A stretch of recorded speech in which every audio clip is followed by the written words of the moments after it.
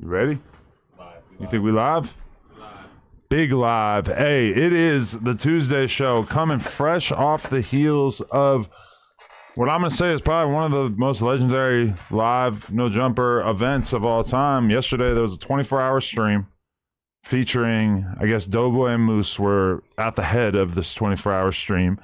Lush ended up showing up and doing 24 uninterrupted hours.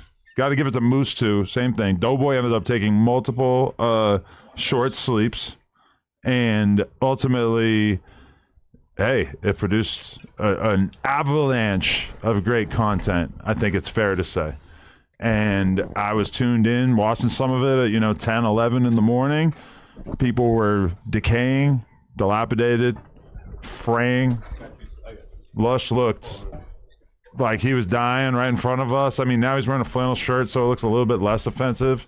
Only when the drugs are gone, I feel. Yeah. I don't get this reference. Oh. That was like a song or I something. feel like dying by Lil Wayne. Yeah. Oh, that okay. I just couldn't even make out the words you were saying. But and now we are back. Granted, it is going to be difficult to compete with the sheer enormity of the content that was produced yesterday, but we're here. And I guess my first question is, Munchie, how you feeling? Man, I'm off the mineral water. You know what I'm saying? Yesterday was 4:20, so at 4:20 o'clock, you know what I'm saying, I fired it up. You feel me? How did you feel after smoking mad blunts, given that you normally do not smoke weed? I was feeling a little relaxed, and, you know what I'm saying? Until the liquor took over, I was feeling relaxed. You feel me? Yeah, no, you gonna hit the blunt today? Nah. You're not gonna make it a recurring thing? Nah, that's an annual thing. You feel me? Okay. I'll see y'all next 420. We had to make sure the cipher was complete with the Roach and Day Day arc, though. We had to blaze at least once. Yeah, for sure. I was watching Munchie just casually, just hitting the blunt, just smoking, just no big deal. It was a whole different guy. I seen Face hitting it. Nah, hell no. Face did a couple lines. Spotty say he don't give a fuck about no 420. Face, I swear I saw him tying off in the corner. Spo 20. Spo 20. It's crazy, man. Spo's mad. Yeah, I came in, man, supported, man. Shout out to No Jumper. That was epic, man. Even when I wasn't here and I was looking at it, though. I think it was a great success. Like, that's the question. What is so good about the idea of doing a 24-hour stream? Like, why does it just is interesting to the fans to just show that as a group that we're down to just go way harder than the average person. I mean, let's be real, like in the comedy world and the political world, a normal podcast is 1 hour. Honestly, this podcast, we, in my opinion, have kind of rewritten the rules of what an average podcast is, just because us doing 4 or 5 hours on a consistent basis is pretty out there. In the sort of I hate to call it this, but the golden age of No Jumper, aka COVID. I mean, a lot of those podcasts where my recollection of them is that we're having a blast. We're having the most fun ever in 2022 on the podcast and stuff, but we still do an hour and a half, maybe 2 hours. Yeah. We just have really been just stretching these things out, but in a fun way, in the sense that most Tuesdays, it's not I'm really just hanging on for dear life trying to get to 4 hours. This is usually talk about one topic, and all of a sudden we're 45 minutes in, and it's well, if we're gonna hit the rest of the stuff that's even in the title, we're gonna have to do some work. Hey, no, shout out Doughboy. He be putting on. You felt like he was the engine? Yeah, for sure. If it wasn't for him, we would, because the thing is, none of us had any intention of going 24 hours. Yeah. Moose Man even was trying to change it to 12. And I was bro, if you guys do 3 p.m. to 3 a.m., I mean, that's pretty good. That's I thought so. Yeah. That's a good pod. I didn't think it was going to make it to 24, though. I ain't going to cap. No, I'll be honest, though, bro. If the numbers had started to dwindle, that's what kept me going. Once, having a couple thousand people watching, If we had dipped below 2,000, I was probably going to be all right, then, you feel me? But hop on my swing and be all right, then, you feel me? But nah, they kept it.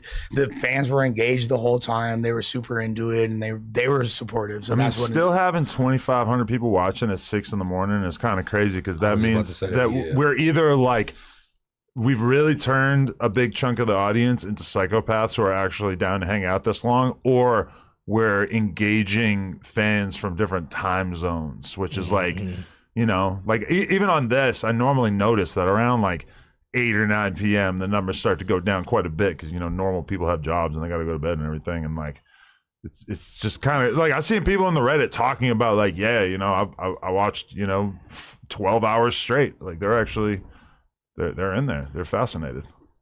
I was like my phone's going off the whole time, like people just commenting about different shit, not beyond like what's online. They're texting me about it and shit. Like, oh yeah, people, yeah, like we'll see, like they're into it. The greatest challenges that will come though is that, well, number one, me, Crib Mac, and Unk are doing 24 hours on Friday. I don't know how that's going. That's crazy. Yeah, there will be more mental health than there was in the prior 24-hour stream for sure, because both of them are liable to have a meltdown. Well, there's a lot of pretty unhinged moments, and there's definitely, but compared to like what Unk possesses, yeah, I don't know. I wonder if he's going to be doing seances when y'all go to sleep. Yeah, Go to sleep. Yeah, sleeping. So ours is going to be Ain't different. nobody going to sleep around Unk. Oh, I'll sleep around him. I might even touch on him. But I feel like it's going to be different for us because our plan is to have it leave the podcast area at some point and go into my office, and we'll stream in there, try to have a little bit of a party type vibe going, and then we will like sleep on mattresses on the ground, and then someone is going to man the computer and basically like engage with the chat and everything, but you'll also be able to like watch us sleep at the same time. Hey, y'all should have Lily Cakes pop up. Lily Cakes. Remember her? Oh yeah, I do actually. The big broad. So I don't want to trigger him that intentionally. You think that'll trigger him? I remember him complaining about her on the podcast a lot. I don't know where they're at now. I think that'd be funny as fuck. That was like 10 X's ago. So it's ultimately a sleepover. It's gonna turn into a sleepover. Yeah, me, Crib Mac, and Unk sleeping on a mattress. Y'all gonna have matching pajamas? I was thinking about that because I don't want to be like normally I sleep in just my underwear, but I don't want my like booty hole to be that exposed.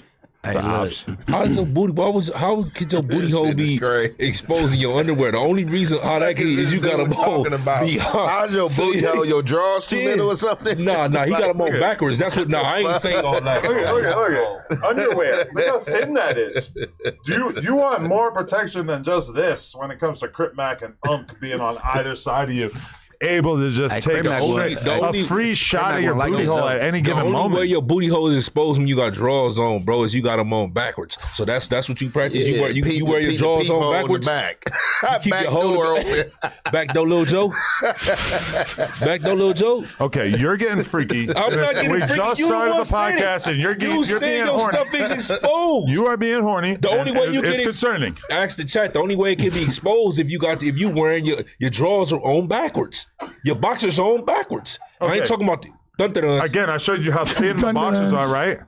You wear thuntaduns. Have you ever seen a Crip Mac boner? That's white people shit. That could tear through my underwear so fast. Do you wear thuntaduns? What is a thuntadun? Briefs. You wear briefs. No, not boxer briefs. I wear boxer briefs. No, I didn't say boxer briefs. I said briefs. Briefs. Yeah, that's literally what you wear them are. bikinis. I don't wear a bikini. The bikini. What's a bikini? The Speedo briefs. I don't. Yeah, I showed you what I wear. I wear these boxer briefs. The bikini. Bikini. They're not like. Cut. And yes, I am. Okay. Bikini cut. Bottom part, bikini, though. But this is important too. I want the people to understand that this is my lucky shirt. Me and my kid have a whole like thing going about this shirt. It's called Big Blue. And she like imagines that at night Big Blue turns into like its own being and like goes off in the world and does things. Me and her are actually talking about making a movie about Big Blue. Fire. And she thinks it is the funniest thing in the world. She's like at school asking her teacher to send me little videos of her talking about Big Blue. So I decided, and this was all to make her laugh because I sent her a video and I said, "It's Big Blue Day 2!" And she actually, it worked. She laughed really hard. So that's why I'm wearing the same shirt again. And it didn't really get dirty because it's not like I really did anything yesterday besides sitting around. Yeah, what's your excuse, Lush? What's your excuse for not wearing blue? So I'm gonna keep it a band. Red, my favorite color, bro. What the heck? Get out. You about to say what the Go. hell? You lied to me, Spody. I can't politic your cripping. If that's how you feel, it is. That's extra out. Shit, it is what it is. Maybe you should have been blood. You would look good being with him. Absolutely not. But red, my you and favorite color, Munchie? though. Arm in arm. No, I'm about arm in arm. No, I mean, pause. Yeah. I don't know about arm in as arm. brothers, like, Yeah, bro. Brothers in arms. you think Spoddyface would look good if he was from Inglewood? Man, Look good is crazy. I don't know look what good that like nigga that, gonna but look like. Fuck you, man. that's some bullshit. Hey, Adam, did you think that Spody was like for real mad earlier, or did you feel like that was content? What, when he got a speeding ticket? No, when he was like, I I felt got like that shit. I really got a ticket though. Oh, speeding tickets is high. That's like the highest ticket No, you but can no, get. I didn't. It wasn't even a speeding ticket. It was me crossing the double line. They out right now on that one too. I had seen they had the whole side of the thing, the emergency thing lined up. Man, I hit the double that's lines. what that was? Yeah, you seen that? I seen that They like out. last night. I was wondering like what Yeah, the they fuck out all right these now. cars is lined Yeah, up. but you know the for? fast track. Yeah. I crossed the double line. You know what I'm saying? A double line. So Oh, I they do say it all the allegedly. time. That's classic. Yeah, but they got me. They talking about you crossed the double line. Da, da, da, da. But you hopped in and out. I said I work for no jumper. Call LM22. Was it a motorcycle cop or a regular cop? No, it was regular. It was regular highway patrol. They CHP? booked me though. I always feel like They booked nobody me. could ever get caught doing that. So I just do it like it's no, a but big deal. some of you gotta watch when you come because they be in the cut. Like when you pass them, like oh god damn it, they right there. Yeah, you know what I'm saying. Then they got them cars that's not even highway patrol no more. Yeah. Like I ain't gonna lie, like a month ago I got pulled over like it was like a regular SUV. Like my boy had did like some dumb shit too. Yeah. And they hopped right behind us and I'm like, and they What threw this the lights is? on. I'm like, what the hell is that? Yeah, they caught me slipping, man. But you know I'm gonna go all the way to trial with it though. Oh, yeah? Yeah, they don't never show up. Oh, for real? Okay. I ain't gonna lie, it's ugly if I get blurbs right now. Why? Just because my L's, my insurance, Hey, my look. registration. Bro, you getting all this money, bro. You ain't go take care of that, Hey, bro. Lush, man, go Being, take care of keeping that, it bro. tall, I'm being honest. Hey, Lush, I don't want you to go to jail for no warrants, bro. Yeah, I Got a don't want place for to. you. This is the same person who was talking about y'all. Was talking about what you call it? Got pulled over, Young Thug. Oh, yeah, what about him? He had no suspended license. Now you talking about the same shit? I didn't say anything bad about him having suspended L's. No, you gotta you- give a fuck with who? Why? I look like a hoe to you? No, y'all was. What the fuck are you talking Like- about? like- I you said that. I didn't never say that. It's crazy. On the Friday show, it was a discussion, Okay. and y'all was talking about Young Thug. Da, da, da, da, da, da, Who's y'all, bro? I think you're confusing me with the Jason Whites. TBH, brother. Yeah, that one. Really, like, I ain't one of these hoes over Man, here. you know y'all look like. Man, you know y'all. You like, look why I care about getting the ticket up? Yeah, duh. Think about the fact that he has yet to sleep. He Yeah. ended the other stream This is normal for him. He was on an a hour and Nah, not a 20 good minutes one, though. ago. Bro, He this- only was off stream for a little over an hour. Man, he off that Jalik, bro. That's Yeah, man. crazy. You off that what? You off that Jalik. Hey, that's the cool part. Like, Shout out to Lush, man. Rich overnight, man. He got 100 pack of them Addies, man. Come on, man. Nah, Pulling straight out his booty. Hey, you could, Straight out his booty is crazy. Straight out the booty hole into my mouth. out the bussy. Queefing out the bussy. Wait, here's the thing. Oh, that's a bar. Straight out. Queefing out the bussy. Took the Adderalls out of my ass, put them in my mouth. Woo. No, something like Hey, that. here's the thing. If you test my piss stream right now, it's finna say, bro ain't did drugs for a fat minute. It's like to the point where I literally have not done Adderall in over a week. Xans I ran out of like several days ago. I did this sober, just weed and drank, dank and drank, good old fashioned healthy lifestyle. Dank and drank. Somehow, how I just don't believe. That's fair, but I'm telling you the truth. I'm such a transparent person that you should believe me because I don't lie to you, bro. And everything I say turned out to be true, including what I just schooled you on a minute ago. Oh, you be schooling him, huh? Well, just saying, You got like, more game than this guy? I didn't say that. He could look. We I feel brothers. you. We school each other. We all put each other up, bro. No, I don't think you're brothers. I mean, brothers in fucking truth. Y'all are not Man, brothers. stop letting this white man, bro. Yeah, I'm not gonna let us. between us. Yeah, exactly. Yeah, Stop this fucking trying to brotherhood. sever black and brown relationships in the community. Black and and brown, what? bro. You feel me? see, what is he, bro? What are you, bro? Exactly, bro. I can't be both. He's a Jew. He beige. I'm beige. I told you. You gay. So, yeah, that might make me more diverse. If I was like Josh. I love that for you. Okay, like what was like the weakest moment of the 24-hour stream from your perspective? Because from my perspective, like when I'm sitting there, like I'm so used to getting on the podcast and just having it be like hot, like intense conversation, couple of hours, no dead time, no messing around, no talking about bullshit, just straight intense potting. And I did do like 3 hours last night as part of the pod from like 8 to 11, but it did kind of stand out to me that at a certain moment I was just like, oh damn, like I don't know what the hell we're supposed to talk about, because obviously like the current events and topics were kind of towards the beginning of the stream, and then by 11 p.m. like what the hell are we really like? When Glamazon got there, we just talked to her for probably 2 hours. Shout out to her. She got good energy though. She cool. Good vibes though. Man, you love them snow bunnies, I mean, man, shout out to her though. and I like that for you too. She didn't like me calling her glam guard. She like Adam Glamazon. Hey, to be fair, none of the young ladies was liking the GERB. They was like, "What is that? What are you talking?" They think it's disrespectful. Everybody I be getting that a lot. Like, hold on, what did he say? What he say? What you say? He said dirt. They didn't know what was going on with that. This might be the greatest Munchie performance since Elvis Munchie entered the chat, to be honest with A you. lot of This fun Munchie clips. is rare Elvis. form. My guy was snapping. Pouring the bong water into his cup was fire. Oh, B-Team, that's crazy. That's I really- legendary Say shit. Nathan for the save. How much? Right. Actually, I want to ask you. Do you see that we held you down and made sure you was Gucci? Do you have that like thought in your head at all? I almost hit the bong, nigga.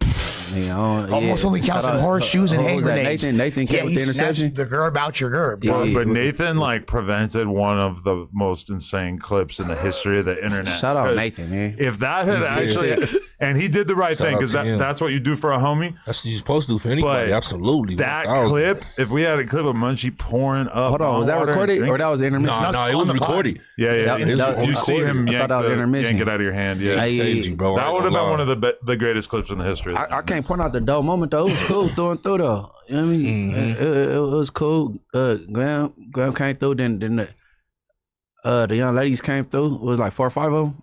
Yeah. That they spit. You know what I'm saying? I missed Compa. I thought I was waiting on Compa so we could get some. He got scared and we shook had some- easy when he heard you was coming. Yeah, bro. we had some unresolved smoke. We was go holler. Food community drama. Yeah, Hey, you know, I'm So full. he was coming as long as Munchie wasn't showing up. He was Is here, what you like saying? so. He popped up at noon, and then Munchie call in, and it's like 2 at this point, and he's like, "Oh, I'm staying till 3," which he didn't do, by the way. He left like 10 minutes after this call, but he was basically like.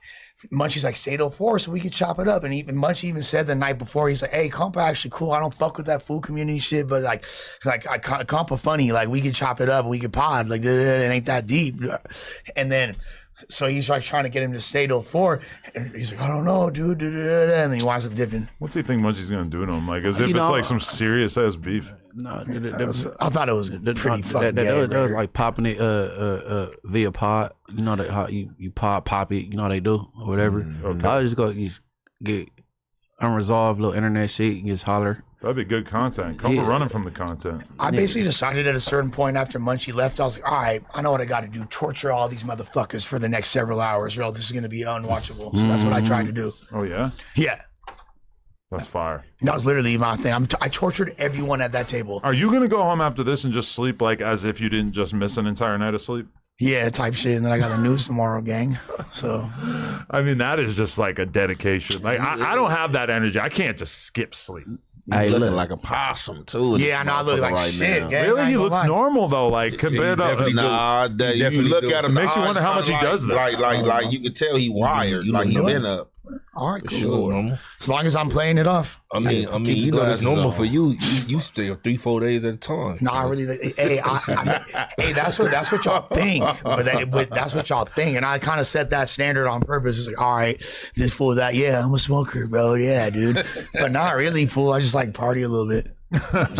Party all the time. Party all the time. Party all the time. Hey, and look, me and Doughboy, we had pitched the idea, man. It's called post plug talk. You feel me? yeah. So like, you feel me? He do plug talk. They want to, and after, you know what I'm saying, she freshen up, catch her breath or whatever, then we holler at her. You What know about I'm saying? no freshening up? Yeah, you What if never she's mentioned still, the freshen up part She's before. still glazed. She's still got 22 strict cum dripping off her I cheek. don't know, man. That's how I.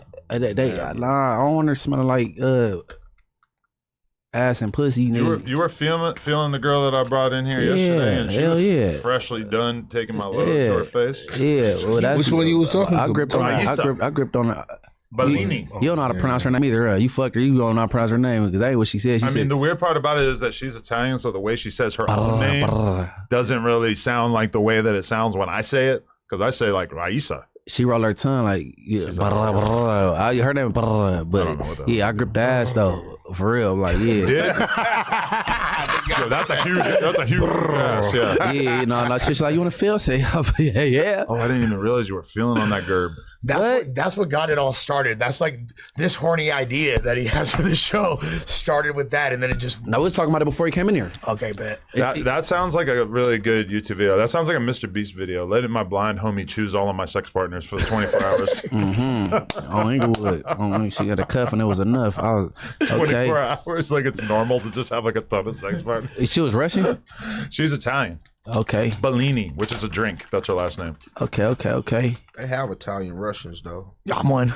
Italian Russian. Oh, you is? Straight up. Let me roll it. You related to Damn Homie? Let me roll it. Yeah, it's my cousin. Yeah, you think he's so funny. He's like, I'm such a good little boy. It's so funny if I suggest that I roll the I'm in blunt. practice. Nobody want to let me roll the Wait, you blunt, rolled bro. the blunt? You don't even want to hit it. Bro, you ain't roll the If you hit it, you hit it, bro. man. No. For sure. You I ain't just even want trying to to try to hit roll it. it. Would you take 10 milligrams of an edible to see if you like it? No. Bad idea, by the way. But then you don't have to smoke. You're gonna find out what THC entering your body feels like. Pause. I smoked weed before. Oh, back in the day? Yeah, like I was a kid, Oh, okay. 12, 13. You have bad memories of it or what? Nah, it just was never for me. I was always athletic, and it got me too high. Like I was cool in there. A lot of athletes are really into weed, believe it or For not. sure. It probably is back then. Man, It was I'm trying just to tell I you, couldn't do Kevin it. Durant, all of them on the court hooping, high as a motherfucker, free. You know, some people see. I never got out of that stage. Like, you know, like it's too much for me. You know what I mean? Yeah. Some people get past like, oh, now I could do. I never enjoyed the high. Like I smoked a couple times. Like, nah, this ain't it. Like That it is was such just a never for distant me. memory to me of like how high I used to get when I first moved to LA. Mhm. Way too high. I'll be going to bed every night, like damn near like freaking out. What's And my then boy name? Eventually, it just got past. He used to have liquor in his locker. Oh, you talking about Meta World Peace. What's his real name? Ron Artez. Artez. Yeah, He used to There's have a a couple bottle of in, them, in his Ron locker. Artez. They used to be smoking cigarettes He's and been on all court cigars faded. and all types. Yeah, And it made sense why he was hopping in the stands. You remember? Wobbling shit. Yeah, he- trying to fight people. I mean, to be fair, they was throwing. They threw some in Detroit. That was Malice in the Palace. No, he was tripping. Yeah, they was throwing No, he stuff. was tweaking though, bro. You rich, bro. If they throw something, you gotta brush that off. No, Man, that's the shit I be talking about. yeah. These type of rules, like Nah, 'cause not I'm rules. rich, hell no. No. As an athlete, bro, you got this morality thing. You just gotta like brush that off, bro. You getting 60 million. Garvey Park playing basketball, don't throw nothing. I'm talking about you. I'm talking about if you a basketball player. Yeah, like And even you in the rich. NBA, a motherfucker They was just throwing niggas- shit of popcorn on them on the on. court and stuff, spitting I- at them. Just a clip that I would Spit recommend. different. I interviewed Yeah. Pac-Man Jones, and he talked about how he drank some weed lean before a game in the NFL. That's crazy. Which is insane because I've done that and had to like stop driving the car that I was it's driving. tripping. Like I had to like make my friend drive me home, and that was honestly like just the idea of doing something as difficult as playing a game in the NFL while you're off weed lean. That's just That's the how you thing. say- I didn't know amazing that. to me. What is weed lean? Just weed. You just take like and lean? it's like the same Like way some you would make syrup. like edibles, but they like put it into syrup. You never drank the weed soda? THC syrup. Like they be having it like in the they even be having it like in little fake medicine bottles and shit. Like the lean come in with the THC on it and shit. Shit low key I got ass. it at my. What he said his performance was like after he drank that at a game. The gist of it seemed like it was very, very bad. Y'all know how like unhinged Pac-Man Jones was, right? Like, remember this fool made it rain like $90,000 in Magic City and like caused a whole riot He there. had the most arrests in the history of active NFL players. Yeah, When fool's Jones was on the Cowboys. wild, I remember bro. Pac-Man. He was down to He fight played for everybody. a couple teams. He made it rain 90,000. Yes, bro. I don't know why he drunk weed. Man. He should have just smoked. That's what I'm saying. That shit kind of ass, to be honest with you. He was trying to go to sleep. But I mean, Before a many of game? us like throughout recently, like when I did the Crib Mac interview with Mooseman the other day, I friggin' ate like a little piece of an edible and I was way too high, and I didn't really see it coming. Edibles are intense. It's like I don't think that I'm not gonna say that THC is not meant to be consumed like that, but it's just so much more of a dose. From my perspective, it's actually way better, way more consistently. Like you can get as high as you want to get, and it just makes smoking blunts seem like smoking blunts is fun. It tastes good, it's fun doing it. But like if you just want to get high, just taking edibles is like so. It's just simple to the point. You don't have to like be breathing in smoke over and over. It's just like You know, when I think about all the shit that I did throughout my life of like going to different countries with weed and then having to find like a weird alley to smoke the weed in so that like Weird alley to smoke it in. well, I mean, sometimes when you're in Europe and shit, you're like scared that like, you know, the cops are going to tweak on you or whatever. Or like, you know, I was smoking weed in Japan. We paying $400 for a I'm fucking scared half to go, ounce. I'm scared to go out the country and do anything out of pocket. Some kid in Japan is driving like 2 hours to somewhere to get you weed. Like it was just like so much shit that when I think about it, I'm like, damn, I could have brought like a little bag of like candies and just done that and been fine. Japan, fucking, you get caught with a half a joint. That's like a 15-year sentence. And, like, that's what everybody says. And granted, this was probably like 2012 or 13 when we were out there. But from my perspective, nobody knew what we smelled like. And as opposed to America, where everybody just smokes cigarettes, like out there, people would be smoking like a bunch of different stuff. They got weird smelling cigars and all kinds of shit. So I would be with the homies smoking blunts in the middle of the city, and cops would be walking by and they would not look twice at us in Japan. I ain't playing with them. Fools And I had a there. similar experience in China where they just didn't know what the fuck you were doing. They jail over there is scary. I ran into somebody that was in the Japan jail. Like he said that shit crucial. Yeah, I ain't trying to They fucking tripping. be imprisoned by samurais talking about Konnichiwa. Fuck out of They here. talking about nobody want to go to prison. Yeah, I'm smooth, player. Nobody want to go to prison in Mexico. I heard the Asian over there. It's so many. They said you all gotta sleep the same way. Like types the hard labor camp. 15 years of that. I'm smooth. That's Hard solid. labor, probably not as bad as it sounds. Yeah, I think all of them Communist country. Nah, I'm just kidding. But yeah. all of them got their different little shit though. You eating rice all day. Also, Now that's racist. How? Most No, of they the do. world They likes really- rice. Oh, but that's the main part of their diet. That's a It's not fact. the main part of their diet. It's They just put one rice part with of their Absolutely everything, is. bro. You say they put in the rice with private prison, everything. in the What private are we talking about? prison, China You or can't Japan? say it. I can say. I'm talking Man, just in the Asian. private- Just Asian. you ain't Asian even noodles gotta- and shit, you noodles ain't and rice with everything. you ain't even got to go that far. Shit, like if you ain't got no money, like and you in a private prison, you ain't got no money to buy commissary. Every That's what day they you feed you eating. beans and rice. Beans and rice. every fucking day. Yeah. The low- tortilla. They feel like that in Mexico too. Yeah, that's a fact. What is we talking about? Even in California, beans and rice. They putting beans with everything. what about what Sheriff Joe was doing in the jail over there at Tent City, and they was giving him You Ohio Nutriloaf. bitch ass. He talking about Ohio bitch Yeah. ass. Yes, Nutriloaf. I ain't gonna lie. When I was working in the kitchen, Nutriloaf, they get that to the motherfuckers that's like underweight in jail. That's supposed to make you gain weight. A lot of motherfuckers like Nutriloaf. But in Arizona, it's That called shit's supposed slop. to be They like, Nutriloaf. like a lot of protein, bro. What about mean- Nutri-Grain bars? Nutriloaf. I think those probably taste amazing. In what's that shit comparison. called? That's like a white snack, man. So in Arizona, they Nutri-Grain bars. they actually give you slop, but then in LA County they put your ass on a mono diet. It's called mono the juke balls. The mono you bring diet. the juke ball. Yeah, but out in Arizona they actually give you slop, Yeah, that too. Like actual It slop. supposedly has less nutritional value than dog food. So Literally. basically, it look like swear to SOS. God, Man. Like bro. that look like SOS. Nah, that worse than that, bro. Like lumps and all this slop. I'm SOS. trying to you get some slop. look it up. If you know someone, if you know an eater. I'm waiting on that class action suit, bro, because that's LP? no that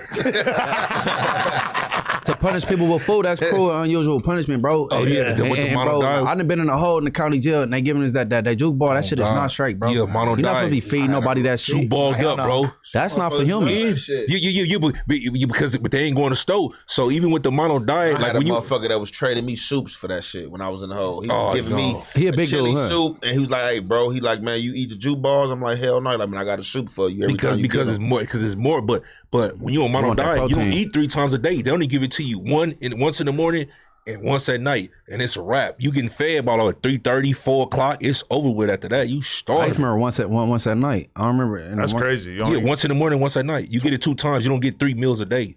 That sucks. Yo, can I ask you one question? Because this is, and I'm gonna bring up like a topic after this. But when you're in prison, is it hard to get good water? Nah, you can buy it off canteen. Most people don't do it though. You have to buy it off canteen. You can't just like there ain't no water fountain or none. Absolutely, I was one of the people that actually bought water. But yeah, they have they in the county jail, LA County jail system. You can buy water, the Deja Blues, and then in prison you can actually buy water. How much water are you getting if you don't buy water? And I mean it's infinite in your cell. You drinking Out the sink. You know the toilet, the toilet and the sink is It's connected. recycled. It's recycled. It's definitely recycled water. Okay, that's not that bad. In Whenever a I bottle- picture being in prison, I just immediately start thinking about being dehydrated. Recycled water is bad though. Nah, but they also Depending on what prison you at. yeah, they though. also have water fountains outside of the cell. Oh, so yeah, you yeah. you could buy a bottle and just fill your stuff up out the cell if you don't want to drink Okay, that. because I'm really not trying to be dehydrated.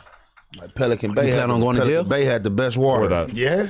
Hell Is that yeah, Northern you Cali, yeah. You could drink they sink water. That shit like surrounded like by the bays in the water. So Yeah, like yeah. That's why they Lefty sink- still looks so good. They sink water tastes like fucking bottled water and it's crazy. cold. Like I used to just put my shit right in the sink.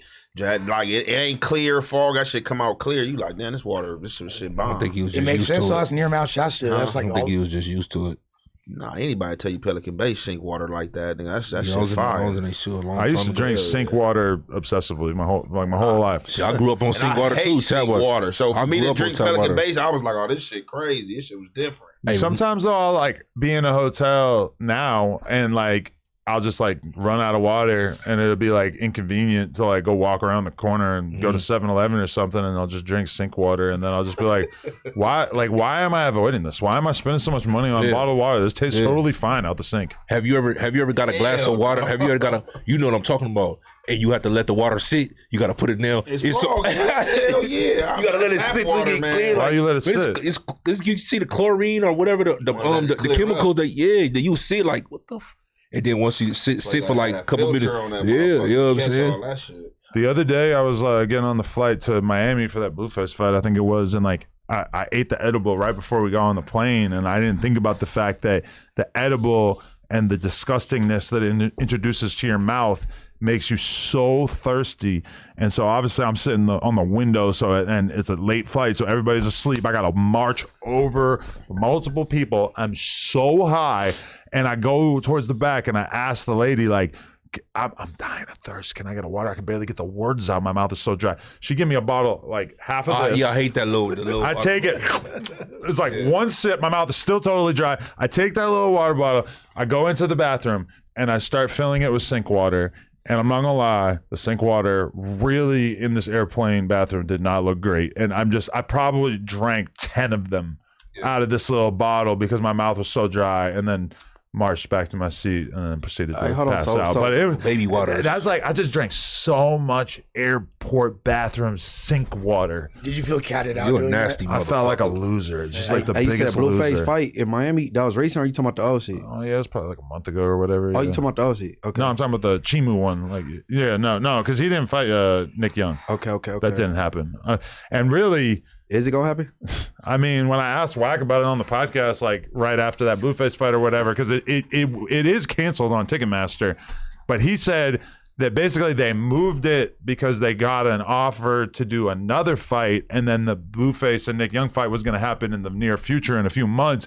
However, that being said, I haven't heard anything about this other nothing but sports fight. Never mind the Blueface fight. So I'm kind of in the dark about if the Blueface and Nick Young fight is even ever going to actually Do happen. you think this fight that Blueface just had, did it devalue him? For sure it's a bad thing for his future fight career, but I don't think it's like so bad. He has a lot of really good excuses, like the fact that the guy was so much bigger and everything. But that being said, yeah, any L is an L for sure. It's like gonna hurt your ability to like be viewed as somebody who's worth getting paid a lot of money, you know? How much is like him being a fighter a part of his strategy though? Like, does he really give a fuck? I mean, my impression from when I talked about fighting with Blueface back when we went to that Burna Boy concert, when we met him or whatever, Blueface basically told me, he's like, bro, when I do a fight, I don't give a fuck. Like, I train, but like, it is what it is. I got paid to show up and fight. And it's like, if I, it is what it is. He's just like, it's like he had never even thought about the fact that it would kind of suck to lose. And now I feel like he might be more careful. Like, we haven't really heard him call out anybody or like talk about any upcoming fights. And then whatever the reason may be, and we all know that Wack would definitely lie to make it look good for Blueface. Now he doesn't have any fights lined up. So I do kind of think maybe the Chibu fight was like an eye opener for him of like, shit, maybe this will actually be bad. Like, maybe I should not take the risk of taking more fights, you know? What's the Chibu do? Like, what's his background? Like, is he a fighter? Like, he a blogger? Like, what's going on? Yeah, he's a like, fighter from Florida, and he's just like friends with Aiden Ross and stuff. I think he's been friends with him for a while, so that's like basically how he kind of came into the picture there. And like Aiden's been pushing him real hard and like really wants him to become like a star on Brand Risk. So he already got fights and shit under his belt. Yeah, he had a bunch of fights before Blueface, so I don't think it's gonna really look bad for Blueface. Then see how people was making it feel. I thought this was just like some guy that was like, you know, a content creator just came out of nowhere. Yeah. If it was something like that, I mean, shit. He's a fighter. No, I agree. It's not devastating by any means. And I mean, I was with Blueface in the club till 4 a.m. the next day, and it's whatever. Like nobody in the club was thinking about the fact that this guy had literally lost a fight the day before. But any L is a L, you know, for like sure. As a fighter, like it's any L is going to make it so that people like, if they had 200K for you before, maybe they got 150 for you now. Maybe they got 100K for you now. For sure, they don't got 400, you know, for sure. Nobody's doubling the bag because you just took a L, you know. But it's not like the next day Clad was like, dude, you're a loser. I don't want you around. You know what I'm saying? It ain't like, that he's big a deal, especially for him, because it's obviously like a pretty small part of his overall image. But the thing is if he kept winning fights over and over, the boxer thing would like become more and more a part of his image, you know. Also, is it possible that he was somewhat like soured by whatever his perception of the business, you know, relationship was, and the way that kind of maybe, but the Nick Young fight was supposed to be a fucking a WAC 100 production. Oh, okay. That was not affiliated with Brand Risk. Nah, nothing to do with Aiden Ross at all, you know. So I don't know. I'm actually interested. The Blueface front, he's been a little bit more quiet than the months preceding that fight, man? I think. When you into like fighting and all that, you gotta have a short-term memory. You know what I'm saying? Because if you lose a fight, you can't. Your spirits get broke. That's you gotta have a short-term memory. You know what I'm saying? You gotta put that behind you. I agree. He definitely been quiet though. I could say they been like post that fight, like he was going crazy, showing up everywhere. You know what I'm saying? This happened, Blueface doing this, slapping you with a tortilla. Like after that, yeah, it's been kind of quiet. Yeah. I mean, I feel like some of the stuff that he does, like going on stream with all these girls and stuff, is like, unless something really crazy happens, people are kind of already used to that. Bro, I showed you guys this in the group chat, and I swear I'm going to get into a topic in a second, but so I'm at a kid's birthday party in friggin' Tarzana on Saturday, and I'm leaving the party. It's about 7 p.m. And as I'm leaving, as I walk into the parking lot, I see one of the moms from the party, and she has driven her whip into a pole, and there's like other people in the parking lot, because I think there was like a bowling alley or some shit like side by side with the venue that I was at for this little kid party. And there's like a bunch of adults from the bowling alley or some shit who are like basically like taking this woman's keys. Her kids are in the backseat of the car freaking out over the fact that they just hit this pole, and people are like taking her keys from her, trying to drive her car, like trying to take her car from her so that she can't drive and stuff like that. And like, I don't want to like overstate it or anything, but the family that invited us to this party, when Lena met them, she was kind of like, oh shit, like this is interesting, because they definitely got like a lot more money than us. Like their house is so big, so nice. They're not famous or anything like that, but they just like are, the guy is in like a very, very profitable business, you know? So like, is he older than you? He's probably about my age, yeah. But it's like a family business. Like his dad basically just like owns this crazy ass chain of businesses, and now he's in charge of it or whatever. And so it's funny that it's like, because I was talking to her afterwards, I called her right away. I'm like, yo, you got to come help your homegirl, because she's so drunk that she can barely speak, and she's fucking just drove into this pole. And when the mom coming back later and was talking to me about it, and she's basically telling me that like, yeah, like my kid goes to school and she just made friends, like her best friend. Like this is the mom to like her best friend. And like, bro, like that's so crazy that you could raise your kids, like you could protect your family environment so much, but your kid's gonna go to school and make a friend, and it's just gonna turn out that the mom is a J-cat, and that you just gotta deal with the consequences. Well, what was she doing like when they were trying to take the keys? Like what was her demeanor and tripping? All that? She was damn near about to fight these fucking random moms. Yeah, like who were trying to stop her. And like at first when I got onto the parking lot, I started filming it because I didn't even realize that this was a mom from the party that we were just at. Right. Which obviously I don't want to be the one like filming this and like putting it out there to the world. Yeah, and the reason why I just thought of it is because we were just talking about Hazel. Hazel was at the party too. Hazel E. Legend. And we were having a good old time. And I did see, Hazel had like a drink maybe, but this month, because it was like an open bar at the party. I didn't have anything to drink, but like, Oh, open bar, I'm hitting the pole damn near. like, the foreign whip crasher. yeah, domestic. Yo, I don't know. I was just taken aback by it because that's just like so not the timing that I would ever in a million years be on at 5 p.m. in the afternoon. Just bapping load. At a Taylor Swift themed 7-year-old's birthday party. Yeah. I don't know. I was just taken aback by that one. And I'm assuming like she's got somewhat relative affluence, or she's got some money, right? The mom, I don't know. I mean, maybe like she's divorced and the husband's super fucking sick of her shit. maybe. You know what I mean? Like, You threw a whole narrative on her up. no, I'm just But I was drunk assuming. Like, ass. if I was her husband. But bro, some of these wives be taking benzos and shit. No, Hey, this what kind of giving car hands. was it? She wrapped around a pole. What kind of car was it? Well, it was like a nice BMW SUV from what I recall. Nothing too super. Yeah, if it was the Cullinan, then we'd really be talking, That'd be White pretty people funny. problems. What, crashing your BMW?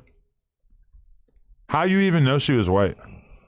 White people problems. So black people don't get drunk and crash their car? I ain't say that. Most definitely. I ain't said that at all. I've seen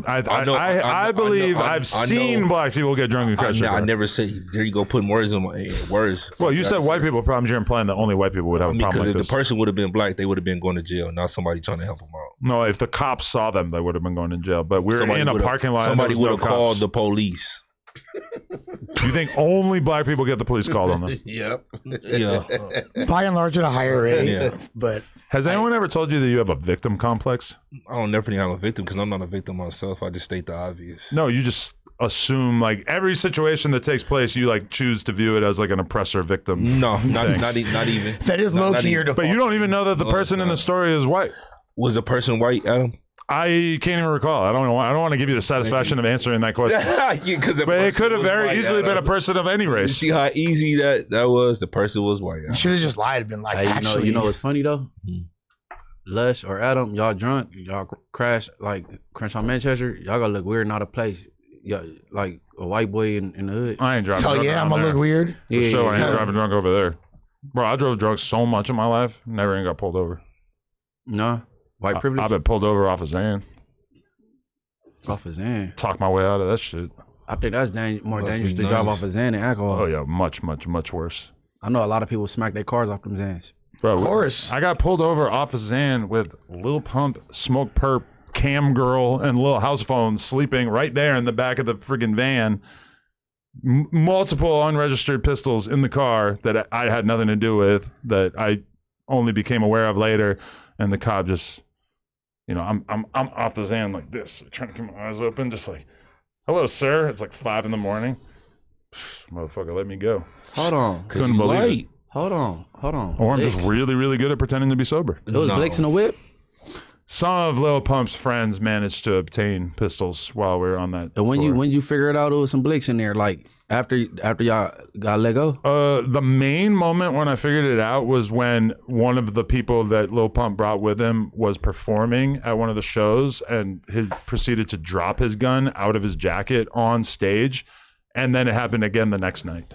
It's like he's just jumping around performing and shit, and his gun just falls out and just bang, just on the ground in front of hundreds of kids. Nobody gets a video, and then the same exact thing happens again the next night. I couldn't believe it. What if y'all would have went to jail? They told y'all to step out, and you found out about the guns, and they said you going to jail. Would you would have snitched? You already I wouldn't even have been able to snitch because I didn't even know about the guns until later. Yeah, that's what I'm saying. They would have told y'all to step out the cars. I might have said it was not mine.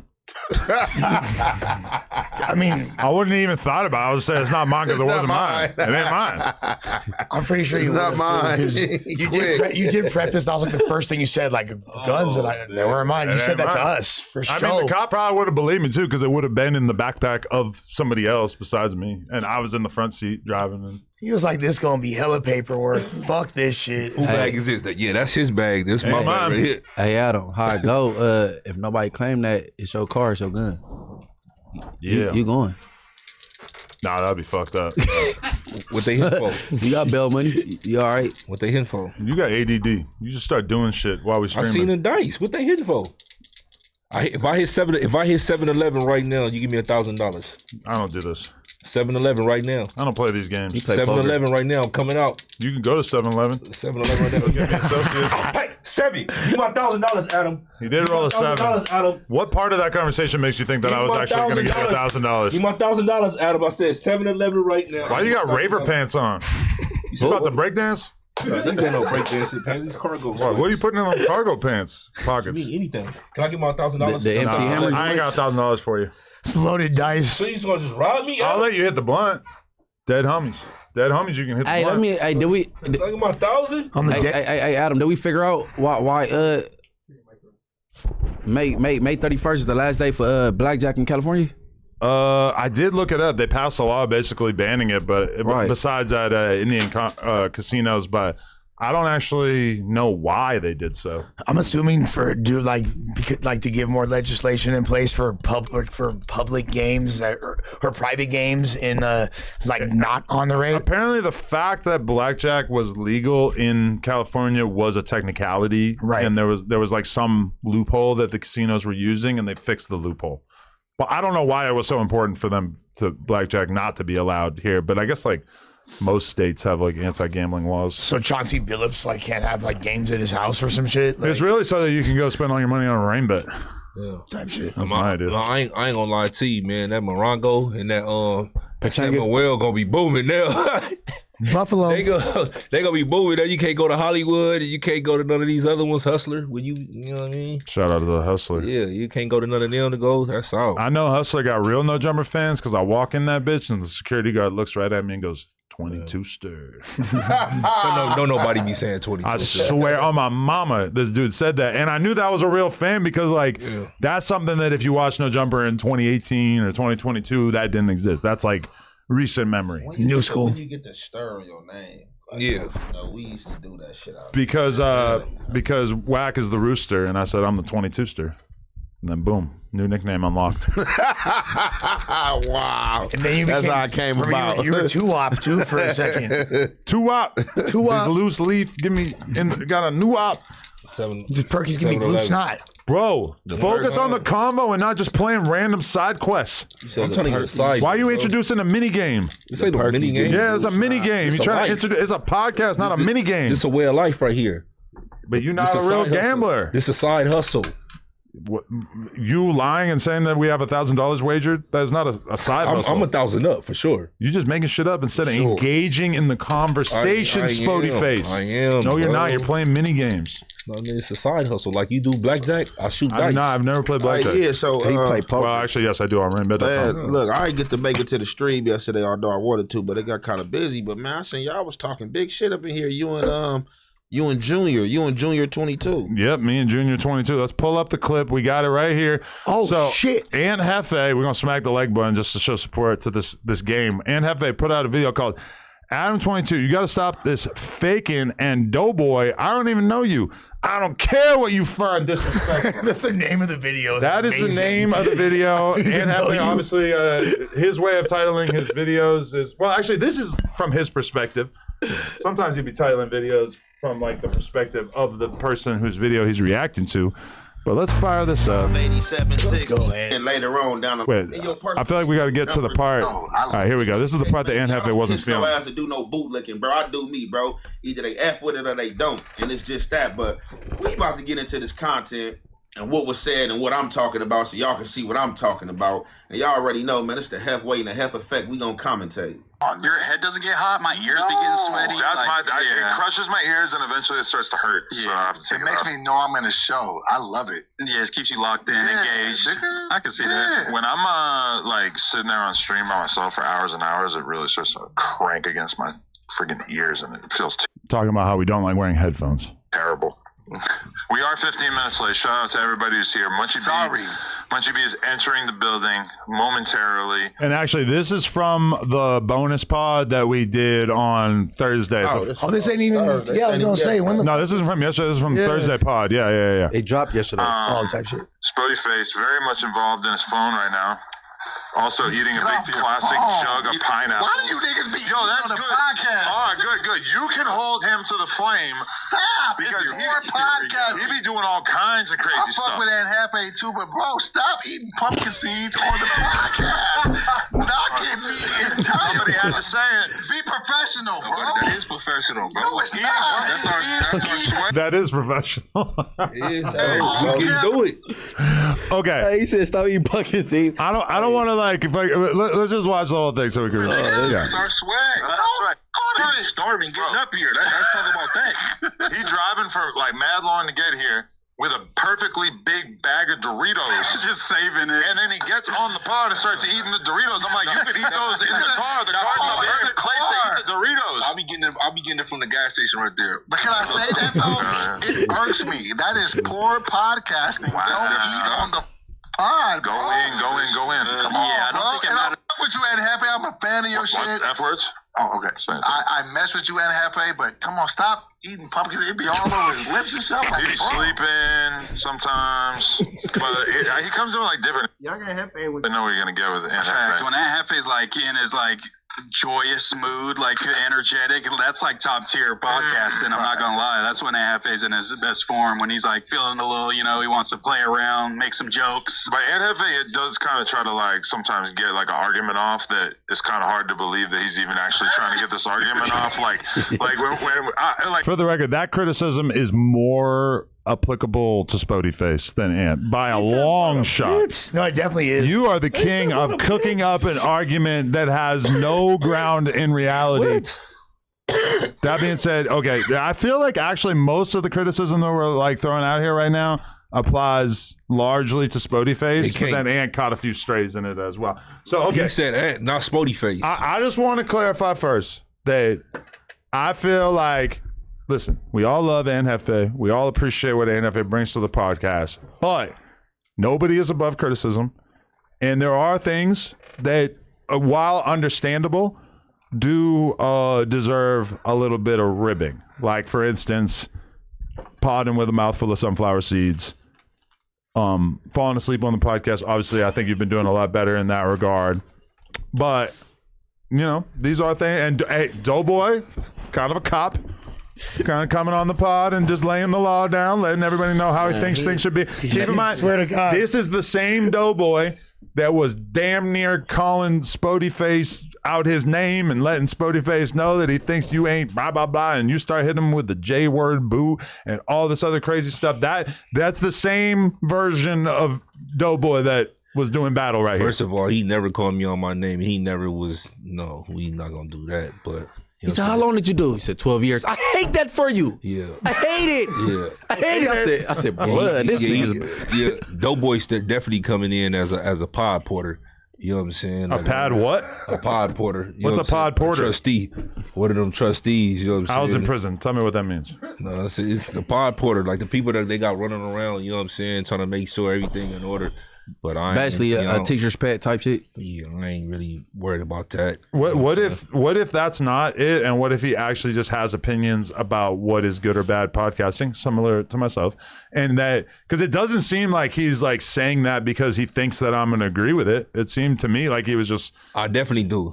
He doesn't even know. I don't think Doughboy watches the podcast enough to know that that's stuff that and also I feel like I have really consistently not talked shit about stuff like the sunflower seeds because I understand it's a really long podcast. Sometimes I'll have a Cliff Bar on deck just so that I can power up part way through. We do give you a little bit of a hard time about the Doritos in particular because you're just chewing into the mic and you come in with the Cool Ranch bag. Not Cool Ranch. Bonus sized Cool Ranch bag. The ops getting Cool Ranch. You be crinkling the bag into the mic. Man, listen. Crinkle. So to be fair, if you think Doughboy don't watch the podcast, tripping. I'm not saying you don't watch it at all. I mean, if you think he don't, you know what I'm saying? He got a whole nother basketball title on him last night. So I think Doughboy, he's observant. He's very observant. You know what I'm saying? He's trying to, He's shooting his shot to be the next in line, I guess. But why are you just invalidating his opinion and making it like it has to just be that he's glazing the 22 stick?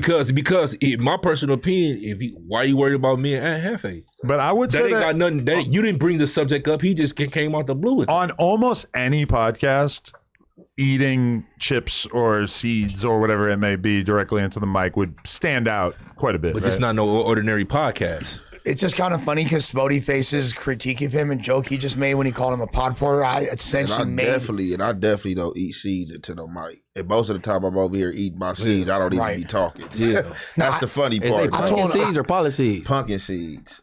But there's definitely been times where I've been sitting here watching you talking to the mic and seeing the seeds sort of creeping from your lip down over your teeth.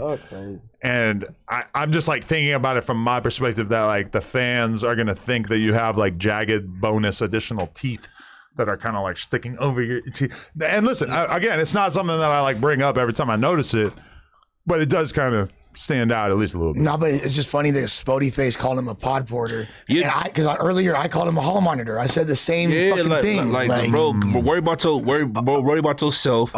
You know what I'm saying? Like, if Adam ain't saying nothing, nigga, worry about yourself, bro. Shout out to Dope Boy. Yeah, but that's all I'm saying. Like, nigga, you worried about somebody else programming what other niggas got going on. Ain't nobody above criticism, but like, I feel like this. Like, if it's something that you dislike or is bothering you, should speak on it. Like, we all up here at this motherfucker eat. It ain't like one person doing something that the next person ain't doing. He acting like a motherfucker up here with a Big Mac special, dipping motherfucking Lush shit happen. Lush has all that shit. days. Like, man, what? I had like a few pieces of sushi earlier. I had some motherfucking wings, whatever. You feel me? You on the sigil cult diet. Okay, but I mean, I don't think that I said anything that I haven't said to your face so that I wouldn't joke around about normally. Like, you know, obviously the sleeping. No, you said something about the sleeping. But I felt like the sleeping was a thing at a point. You ain't said that. Like, the shit that you was saying, I've never heard none of that from you. Like, You said something about the bowls. You said something about the like, bowls. sleeping, that shit is like so last year. Like, the shit you was saying, like you said, like, most of the shit you was saying, y'all be saying to Blueface. Like, I ain't heard none of this shit from you, bro. I mean, the one thing that I said that I guess I could see you being offended by or like feeling away about is that I said with Aunt Jefe, you don't really know where you're going to get. And I just meant that in the sense that like sometimes Aunt Jefe comes on here very, very high energy. And sometimes Aunt Jefe comes on here and might kind of be texting for an hour and a half. And, you know, I was like, and sometimes, you know, your head might kind of drop down and might get a few Z's. Like, and sometimes I don't even catch it, and I like see people pointing out on the Reddit. I'll be like, oh damn, I didn't see that. But I don't even. But this what I'm saying. That's what I'm saying. How y'all telling another motherfucker when he sleep? This We see it on the camera. Like, nigga, no, I had some glasses on. I had my head down like this, looking at my phone. Oh, he sleep again. He's on the pod, sleep again. Like, what the fuck? But even if you're not sleeping, if you seem like you might be sleeping, Tell me I'm asleep. Oh, yeah, no. I accused Munchie of sleeping yesterday, and he wasn't asleep. On, man. No, I wasn't Crazy. asleep. I was listening to old girl. She was saying some shit. I was hearing her out. But you were just tapped in on Glamazon in general. Yeah, I was trying to hear her out. You were feeling her She vibes. thought she was glazing you. My whole thing to Dope Boy is, man, shout out to Dope Boy. I think he dope, man. You know what I'm saying? I think you guys conspired on some content. Yeah, we definitely discussed. That was organic and that was natural. That, you know what I'm saying? But Do you see how distressed Doughboy was about it? For sure, that that was And then, he keep on bringing it. Yo, yeah, I fuck with you. How many times you gonna say it, nigga? If you fuck with a nigga, you ain't got to keep on saying it. Then saying what time and leave it out. I fuck with you though, but you this, but you that. How many times you gonna say it? My nigga heard you the first time. The fuck? Trying to get a point across that bad? My whole thing though is that there's been people on the podcast over the years where it felt like we didn't really get into the meat and potatoes of the conversations that maybe made sense to have with them, because this podcast is a mixture of turned down non-affiliates like myself, as well as real members. Shout out to all the members like Aunt Jefe and Munchie B, etc., who can be kind of intimidating to certain people. And there's people that I can think of in the past where, think about that, like in the past, I've expressed remorse because of the fact that when Big Ski was on the podcast on a consistent basis, that we didn't really have some of the conversations that would have really made sense to have with Big Ski because we were all afraid that he was going to murder us. And I have kind of vowed. You felt that way, Les? Nah. I think you are lying because you were afraid to die. Me? don't speak for Les like that. Fuck? That's a ridiculous. Listen, you weren't there during the Big Ski era. You were in prison. But fuck with Big this Ski. was a dude who seemed like if you said the wrong thing to him, that he might take your life. Bro, he was so nice. He was like the friendly Until he giant. got mad, and then it was weird. Yeah, but I never seen that side of him. Like my whole thing I being seen over it. there because I wasn't there that much when Big Ski was. Okay. Like when I. Oh, I yeah, got- I your didn't- era didn't overlap with him too much? Nah, but he was like when I first was working for No Jumper, he was security. And so he was the one that he was super chill and he would chop it up with me when I went over there. So I was like, oh, okay, Big Ski, hella cool. So no, I didn't think bro was going to possibly kill me. I thought he was protecting me. Okay, I never Security. thought he was going to kill me, but I did think that if I asked him like straight up stuff on camera that it would get awkward. Or even like not to make it about AD because obviously AD was not giving off like some vibe like he was going to hurt anybody or anything, but there were things that you would like kind of call AD off out about on the podcast level, and he would kind of just like be on some gangster shit and like just start talking in circles, and you'd be like, oh, okay, this is awkward. Like maybe I'm just not going to bring this up anymore because he's just like getting mad at me for like saying anything critical like off camera with the pod. Like me and Josh had like a meeting with AD one time about the podcast kind of sucking, and he basically just like ranted to us for like 20 minutes about how the podcast was actually really good, and like it was weird. Well, yeah, I think also beyond AD specifically, but just if when people haven't really been around that shit, I guess it could have a different accent to him. Like, oh, this guy's big and he's from a gang. Maybe he's going like trip if you get mad. So I can understand if you haven't been around that, you know. And But like, go ahead, that's bro. it. That's it. No, for the record, man, look, I'm not trying to scare nobody. I don't want nobody to be scared of me. I'm not trying to be no menacing presence and none of that.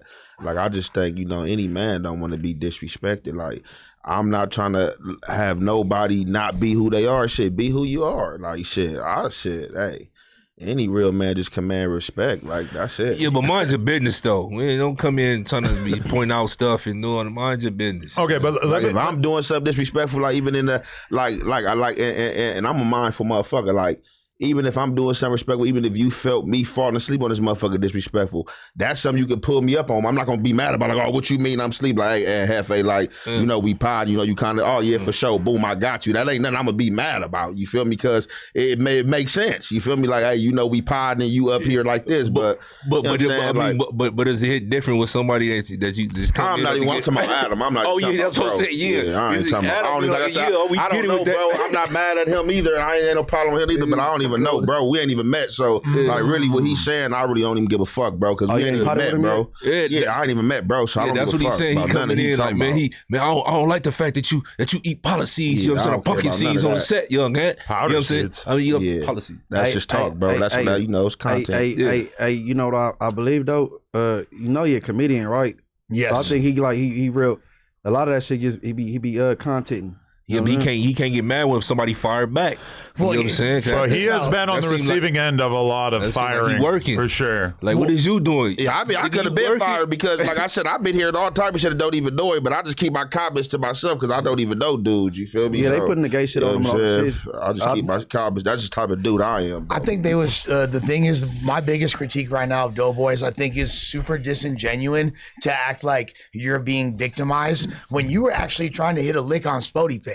You was trying to be a bully. Everything You feel I me? Like, love, what you mean? everything I'm I not love, dumb. bro. He was I know what violating your fucking ass. look No, he wasn't, but tried on to. everything. He did. I got Tried sick. to. So like, what you And I mean by told the him this lick? on the pod earlier. I was like, this is my biggest thing with you right now. Everything I love. Because he saw that in his perception, and like he's like, oh, Spody Face, the chat kind of on his helmet. I might be able to get one up on bro right now. You Because think that was strategic? yes, no, it was very he said calculated. He said Spody Face is already on the receiving end of so much Yes. action in the chat. We got a pod, Spody. I'm Where you at, Doughboy. Spody? We got a I'm pod. going to speak on behalf of the aggrieved chat members who are looking at Spody Face like he's kind of a dick. Yep. All right, so Dang. Hey, you referring to Thursday? New narrative just dropped. I'm referring to when the Thursday, when that it- was Thursday. Yeah, when he came in. and he was trying to get on bro helmet and got smoked in the debate.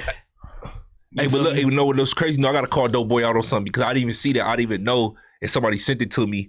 So after the point, we had a conversation. It's like, yeah, before the clip dropped Sunday, the episode, the Thursday, did it drop Sunday, right? Thursday for Yeah, Sunday. the episode, Thursday for Sunday. So we had a conversation after that. He like, oh, bro, you know, so we had a talk. We talk like, bro, I'm podding, but at the end of the day, like, whatever, like, you feel me? So yesterday, I guess he started off the pod with the same shit, like, bro, like, you still on it. Like, you feel me? And then Ricky was like, oh, well, I didn't appreciate that neither. Da da da da. It's like, if that's the case, I could have waited until I got here, you know what I'm saying, and spoke on it. I mean, to speak on it. And then, and when I left yesterday, he brought this stuff up with the girl about the same topic when he said, oh, and they said the same thing that I was saying on the pod with Sus.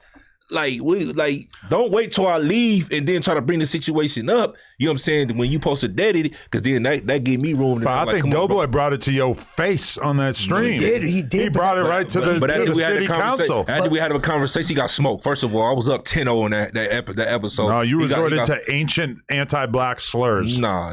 Anyway, it was already over before then. He got you out your body because you started calling them random racial slurs that you probably never said before in your entire life. That's a lie. I never heard of it. I call Ricky the same thing. On stream? Oh yeah, pretty much. I feel Ricky the same thing. If people that are pro-black, that's not like an uncommon word to use in that context. To be honest, like, Ricky got up here. And said, "Oh, you know what, Doughboy? I don't appreciate Spody Face calling you that. Ooh. You don't appreciate Spody Face calling you that, but you could appreciate a person that's non-black calling you an N-word. Make that make sense to me." Did Ricky said he was okay with that? Yeah. He said it again on the same thing on the stream. No, so you can't tell me changing that opinion. He's walking that back now. Every time, just for the record, because I feel like you're conflating two things when you say N-word. Whereas, like, when we talk about non-black people using the N-word, we are 100% of the time talking about Mexicans, whites, etc., using the soft A in the positive, friendly type of way, and not the hard R, which is typically used as a term of hatred. And it's like the J-boo word, EBK J-boo, is obviously like primarily used in first of all, nobody calling that on some homie shit. Hey, what am I? First of all, all right. So first of all, you can't tell me what that word means to another black person. You're not qualified. Well, I think I'm correct. No, you're not correct because you're not qualified. you know black people that just use that as a term of endearment. No, it was definitely not a term of endearment. Then you agree with me. No, what you're trying to say is you're trying to compare that to a non-black person using the word as a term of endearment. What I'm saying, right? But when a Mexican uses the word, they're not using it as a term of hatred. Can we just agree on that? That's not the truth always, and it doesn't matter. Let's say it is 99% of the time. No, it's not. All right, let's say you're right. Let's say Let's say every Hispanic person that we know is using the N-word as a term of endearment. All right, listen. Let's say you're right. Obviously, I'm right. They're obviously wrong. Let's say you're right. No. So my whole thing about it is you got a problem with a black person calling you that, whether it's a term of endearment, but you don't have a problem with a non-black person calling you the N-word. Period. It don't matter if it's with an ER or with an A. But I thought you just said that Ricky is okay with non-black people using that word around him. And that's what I'm saying. So I think he said he wasn't. Now, but all I'm saying is that no, he said it on the stream yesterday. So he's like, "Oh, Spody Face, I don't appreciate you calling." But he was talking about the J-boo word. Correct. Yeah. So my whole thing is how you don't appreciate that when you just sit there and say you will allow your friends to call you the N-word because one is used way as a term worse. Of hatred, and one is not. Way worse. I'm not even gonna argue with no. Way worse. But you just agreed with me. I agree with you. Okay, so when you listen to a rap song from a Mexican rapper and they use the N-word, it's typically not being used with the hard R in a negative manner, right? Obviously, yes. I can't speak to where they coming from. Has anybody ever? Because a lot of these dudes that's using N-words, they not see. People always say, "Oh, just because he said he grew up in man." A lot of that's keep it a band. A lot of these dudes don't like black people. Let's keep it real. I'm from LA, bro. Not the ones I know. Man, that's what you keep saying. You from what you know. You don't know. Clearly, you don't know. Listen, I don't hang out around the fucking Longos. I don't know. I don't hang out with the Mexicans who are so burned out that they hate black people. Yeah, that's obviously really saying that they don't like black people. They use the N-word. That is less than 1% of Mexican people in LA. You said less than 1%. You think less than 1% of Hispanic people have actual racial animosity? We talking about gang. We talking about gang members. We're not talking. No, we're not. Civilians. We're talking about people and like human beings. You just threw in the gang thing, and we were talking about the gang thing. It's not less than. But also, I would say less than 1% of like Mexican gang members have negative opinions towards black people, right? But either way, but you're trying to argue against Ricky by comparing two things that are completely different, which is one is a term of hatred and one is like a friendly term that is used to embrace. And I don't think it come out of nobody word to me. It point whether they want to say that or not. That's like you saying, oh, just because I'm Mexican, I can say it's an term of endearment. It can't be a term of endearment if somebody finds it offensive. So how are you going to tell me if I find it offensive? I don't care what you're using it or what you're attending. It's offensive to me and the people that feel the same about me. So you're saying that if 99% of people that this random Mexican person we're imagining they uses it around, they take it as a term of endearment, just because a small amount of people take it as like a hateful term. You're saying that it is a hateful term. So you said a small amount of black people.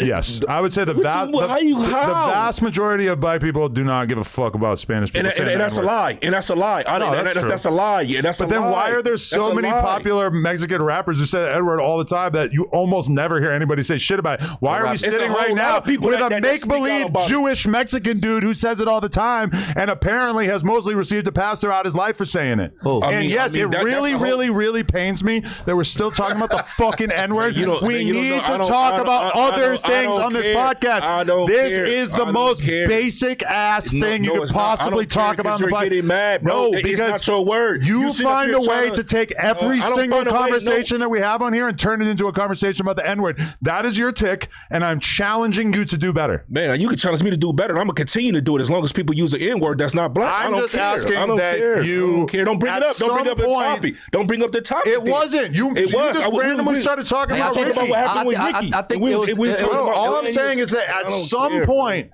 podcasting is not going to be just us talking about the N-word over and over and over every single week. My stand goes. My stand. I must always. I know, but I'm just saying, like, you don't have to just say it over and over, right? No. I think Ricky was just saying he don't feel it fit the J Boo.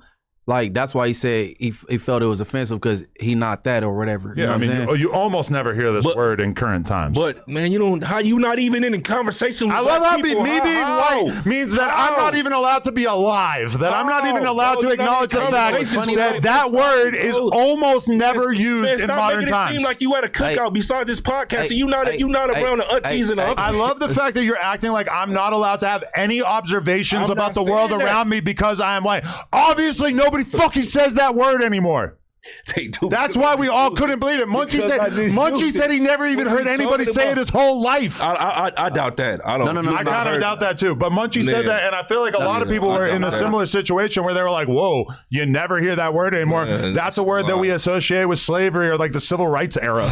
I didn't really know. But no, and that JB word definitely get used when we feel like a person is. I have an idea. Is owning. Everybody else on the podcast is going to stop talking and you could talk about the N-word for the rest of the podcast because clearly this is something where you've just got something you want to get out of your system. It's not even about my system. It's about it came up and I stated the facts. You're just mad because you just make every conversation about the N-word. No, I do not. It came up. It's like some kind of pathological thing that I think you got to get out of your system. No, it's not, bro. I'm not going to never get over it. People are saying there's nothing. We can move on, though, with the topic. I know. Okay. I said what I said, though.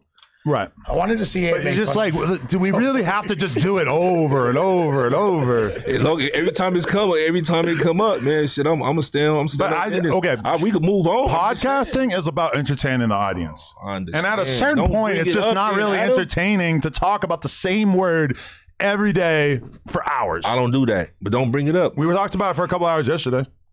It was 24 hours. You had nothing else to talk about. We was trying to keep the people entertaining. 15%. We don't want we giving you the clips. We going viral. But do you notice that is not really a clip anymore because it's just been done to death? I don't know. What's the topic? But you will disagree with every single thing that I like. Okay, can you acknowledge that there have been giant rap songs by Hispanic artists in which they say the N-word over and over and over? And there's been almost no controversy. What giant song that has been 6ix9ine Gummo says the N-word like a zillion times. I saw like the Breakfast Club have a conversation about it. I've seen a few tweets, but for the most part, nobody gives a fuck. Big Pun. People was definitely constant. Cypress Hill. Every Mexican gangster rapper. Be real is black, bro. People was definitely saying something about 6ix9ine saying barely. How he black? Nah, you sound crazy. You were in prison. That was the whole thing. You say because he got Afro Latino roots, perhaps? Because he a blood. I just say if you're a part of our culture, I don't trip. All right. But that's what I said yesterday. You know what I'm saying? But I ain't cool with outside. That's why I said you can't say it. Because you lean more so towards raw side. You feel me? Lean where the fuck you a tag banger. Bro, I lean like the. I want to get like a fire alarm. You leaning like a cholo. I'm gonna get like a fire alarm thing that says like the N word, and like when the conversation breaks out, I'm gonna pull it, and it's gonna. You trying to be funny about it? Nah, that is funny. I mean, it's That's funny, definitely not funny. I don't hear the LA Hispanic rappers say the N word. Oh yeah, you tripping. Which one? Yeah, I mean, listen to maybe the I right ain't tapped ones. into them. Who is it? Jody, all of them. A lot of them do like OGZ being a very good example. Rowdy Rax. being a good Roddy example. Rax, he Young drummer boy. don't need to say it. Does Lefty say it? No, he's the only one that Okay. doesn't. Pretty much, literally, Man, we had to talk about that. Lefty say he don't say it. he don't. Yeah. Hey, in respect to all the Chicanos, man, and the Southern Mexicans, they coming out, you know what I'm saying, going on their people too, man. Shout out to them, because they real ones. They like, man, where has our culture been? What happened? Why everybody trying to be black? Why everybody trying to? It's cool to rap. It's cool to do this. It's cool to appreciate their culture, but we're losing our culture and our heritage and ourselves within that. So shout out to all of them that's coming out. You know what I'm saying, on the internet. But you know I what I'm think saying, we got to speaking take up some as blame well. for that too. We can't be making this shit sound so cool and sensationalizing it like a word, a derogatory word, and then make it sound cool. Put it in songs and hooks, my knee, all that. You know what I'm saying? Then it get to sounding cool to people. But because shouldn't nobody be saying it. You know what I'm saying? But like some of that responsibility fall on us. I thought NIGGA supposed to been like, you know, the cool, you know what I'm saying, the swag way, you know, of, you know, embracing, you know, what the ER had brought on. Never used in like a negative manner for the most so part. For us, you know? NIGGA really can't be negative, but, you know, our people, we find it offensive when other, you know what I'm saying, racists, you know what I'm saying, use it. But like for us with each other, it's not like offensive, you know what I'm saying? Like that was like a way to take away from the ER. Let me ask you a question, Ant. Because I asked Spotty this yesterday, and he said, all right, because you got Hispanics from your hood. Yeah. And if they said the N-word, is you tripping? Nah. And that's also like, if you're a part of our culture, I don't too much trip, though. You know what I'm saying? Like, but I don't even want to hear that from nobody. I don't want to hear from from nobody that's opposing, you know, my people. But like, I don't like if you like a Hispanic, see when I came up, I like the Hispanics that stayed in the hood. I used to be in their house, like eating and shit, like shit, ceviche, all the little shit. They moms used to let me in the house. Like I had a few like friends and shit, like the few Hispanics that was in the hood and shit. So it's like, you know, like we braced like each other, like culture. So it's like if you ain't against it, it's like for the motherfuckers that's opposing you, that you would find that you find it offensive with. But like if you I don't care, like if you with us, whatever ethnicity with it, because you got some motherfuckers like, man, I'm down with y'all, I ain't with that shit. So like if you with us, like, nah, I don't be finding that shit offensive. But I don't want to be niggered all day because I don't use it like that all day. But you know, if it just happened to come out like on some, you know what I'm saying, authentic shit. Before we permanently retire the N-word conversation, I do want to say though that the one thing that is like the most astounding thing in the whole world is being a white Jew joining a Mexican gang and then using that as leverage Get off my dick. to justify saying it. And if I ever meet somebody who fits that description, I will turn up on them. What you gonna do is put me on the damn podcast if you talking about me and I'm fly as fuck. So what does that mean? What I want to know also before we retire the convo, his Spody, how come you let Blanco say it? What was that? Was he around Blanco him? 15. Yeah. What was that? The you know Hispanic who dude that be Blanco is. around Flip's partner. Were you ever around him? I don't even be here. What are you talking about? Because you was talking about we literally not. I thought you was. Cool, that's more so like that's more so Baby Runner and 4 Extras little circle. That the Blanco, the dude. Yeah. What are you talking about? I don't think that's. I thought you knew Blanco. No? Spody, you ain't standing Guess there. you know, I mean, if I did, I don't be. You let a Ukrainian say it? God damn. Yeah, that would be like a contradiction. Blanco, a Ukrainian Southsider. I don't even know what you're talking about, bro. Okay, my bad. You had to show me a picture. I don't You gotta show me a picture. I really don't know what you're talking about, bro. That ain't my crowd. Blanco, one of them numbers. It's a number at the end, right? 15. Yeah. I don't know what He's you're coming talking over about, here soon. All right, let's talk about something a little bit more fun, like two gang members beating each other up in court. Right here, we have a clip of my boy, Fat Jack, going back and forth with the other homie, also the homie. Let's make that perfectly clear. Our man's Poke.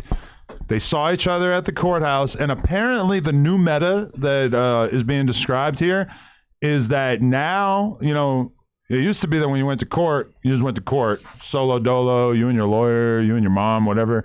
And now you go to court, you got to show up 20 deep in case you see some ops.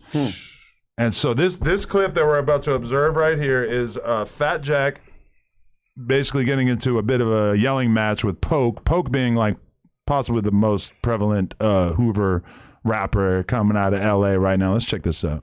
Till next time, gang. Till next time. Till next time. Wait, okay. Who's bigger than him or more well-known? Jap.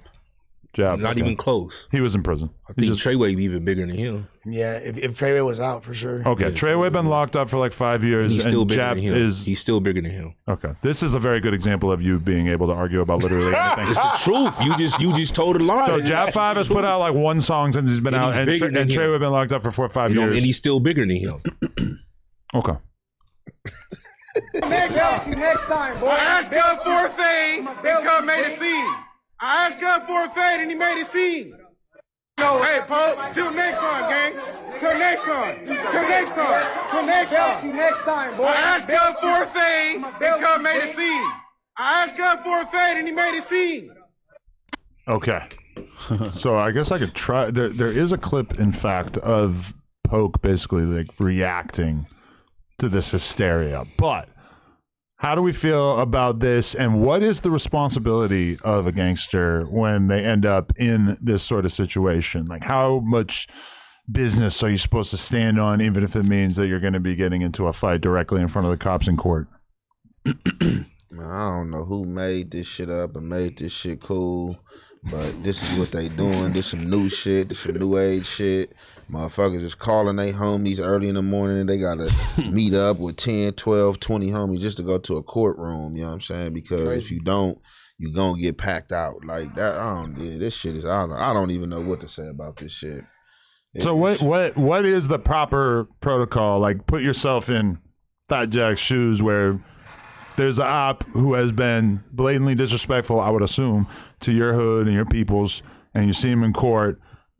Is it such a serious situation that you're supposed to just get off? Just don't say shit? You're saying you have to fight. I'm not a fan of and like police know this in jail. I've never been a fan of doing nothing in front of the police. Like, if we could be gentlemen about it, like if I see you, you know what I'm saying? Like, if I'm close enough, you know what I'm saying? Like, you know, it depends on what the disrespect hitting on. If the disrespect, like, it's past a certain line, then if I'm next to you, I'm getting right off. But if it's just, you know, some little minor discrepancies of disrespect, you know, I'm going to ask you for a fade. What's up? Hey, let's go in the bathroom, or let's go around this corner out the police site and get it in. You feel me? And we was really going to be a head up. It ain't going to be none of the homies jumping in and you getting packed out and none of that weird shit. Like, you going to get this head up and we're going to go about our business. Right. Okay. Yeah, I don't agree with the recording and the altercations and stuff like that. Now, that's something, you know what I'm saying. Shout out to them, but I don't be agreeing with all that. Like, we recording and all that, we gonna just go up, just, you know what I'm saying, just go up. But it's unfortunate that people, you know what I'm saying, fighting cases and we still getting into it with each other. Y'all on bail, a lot of people on bails, y'all on probation, and you know what I'm saying. And, I mean, if it's that serious, I mean, I don't know. This new age stuff, man. I just disagree with it. And then you recording yourself, man. Shout out to the homie, but man, it's like, if you said something to him, I'm assuming it's gonna get violent sooner or later anyway, right? Yeah, you should have just crashed, like, you know what I mean. But I mean, if I'm in court, I be seeing people all the time from different hoods. I don't really be tripping. I don't even bang on nobody. Like, they see me and then you're pushing peace, right? It don't matter. It don't matter what I'm pushing. A lot of people listen. A lot of people don't accept. A lot of people don't accept that. No, listen. I'm dead. Yes. Yeah, listen. I'm glad he said that. But just because a nigga pushing peace don't mean like the other person gotta accept that or they with that. They on that type of time. They on time. That's just what I'm on. I just don't be caring what people. I be on deck, so I don't really care. Like, don't make me do it, bro. I'm not tripping about you. I'm not worried about you. But if you come over here, I'm a light fire to you, bro. Plain and simple. I'm a light fire. Like, you know what I'm saying? But again, like I said, it's like it's sad that, you know, people want to, you already on bail or you already going to court, and then y'all trying to crash out into the. I'm just not with all that. Like I say, back in the day, we used to go around the corner or go in the bathroom. You know what I'm saying? Now it's just, you know, it's just for the internet. But that's what Fat Jack is actually calling out in that clip. He's basically saying that he was trying to just communicate with Poke and tell them that they had to go fight or whatever, and that Poke instead got like super, super loud so that the cops would get involved and separate them. I'm not saying that actually is how that went down, because in the clip that I can't seem to find right now, Poke was definitely like questioning that and saying that was cap. But that's definitely it's the old. What it seemed like to me, my opinion, because I heard both sides. Like I seen the clips and I seen what Poke was saying, so it seemed like that from Poke's point of view, or at least my opinion from what he was saying, is it seemed like that Fat Jack was with a lot of his homies, and Poke was probably was by himself and like a female or somebody else, because he say some shit about throwing a soda and a burrito or some shit. So I think that's probably what it was. He probably did ask him for a fade, but Poke probably didn't want to give it to him. Probably like, shit, nigga, you up here with all these niggas, it ain't about to be no head up fade. You know what I'm saying? So probably went something like that. But and it's gonna be, I don't care because the homie say something, and that's the case. You ain't gotta ask a nigga for the fade. You on that type of time, get cracking though, bro. Like, you know what I'm saying? I'm not with none of that. I think, nigga, y'all in court, y'all should just be going to court, bro. Like, yo, I'm with that. Like, bro, I'm gonna go to jail again, because if you fight up in there more times again, they're gonna, you know what I'm saying? They can revoke your bail. Policemen really letting them getting away in there, going in there and laughing, like telling the inmates, like, hey man, your homies, this just happened with your homies and your homies, this and that. So but even still though, it's like, you know what I'm saying? If y'all on that type of time, you don't be on that type of time. I'm just not for it at all, bro. In this new generation, like, What I don't like, what I don't get is a person to try to make you seem less than a man or take more of your character or like, because you lose a fight. I'd rather a person get in there and lose a fight than a person like, oh man, I'm not fighting. That's how they try to portray it nowadays. Like, oh, because you lost a fight, they make you less than a man, and you got all these dudes out here and they never fought. Yeah. They scared to fight. But that's what you did to me after I lost the fight to Jason. What? You made it like it made me less of a man that I lost the fight. Yeah, because you didn't throw a punch. I was overpowered by a bodybuilder, and I bet money on you. Right, and that's your own dumbass fault, no offense, but yeah, I got overpowered. I chose to fight somebody that was so much more powerful than me that I just couldn't you didn't even know how it was going to go, because I tried you never throw one punch. You never. I tried. I was overpowered. If you fight Mike Tyson, you're not going to get a punch off. Come on, he's just gonna knock your ass out. I guarantee. Well, if he knocked me out, I could at least swing one time. Mike Tyson gonna fold you up, bro. You didn't even swim.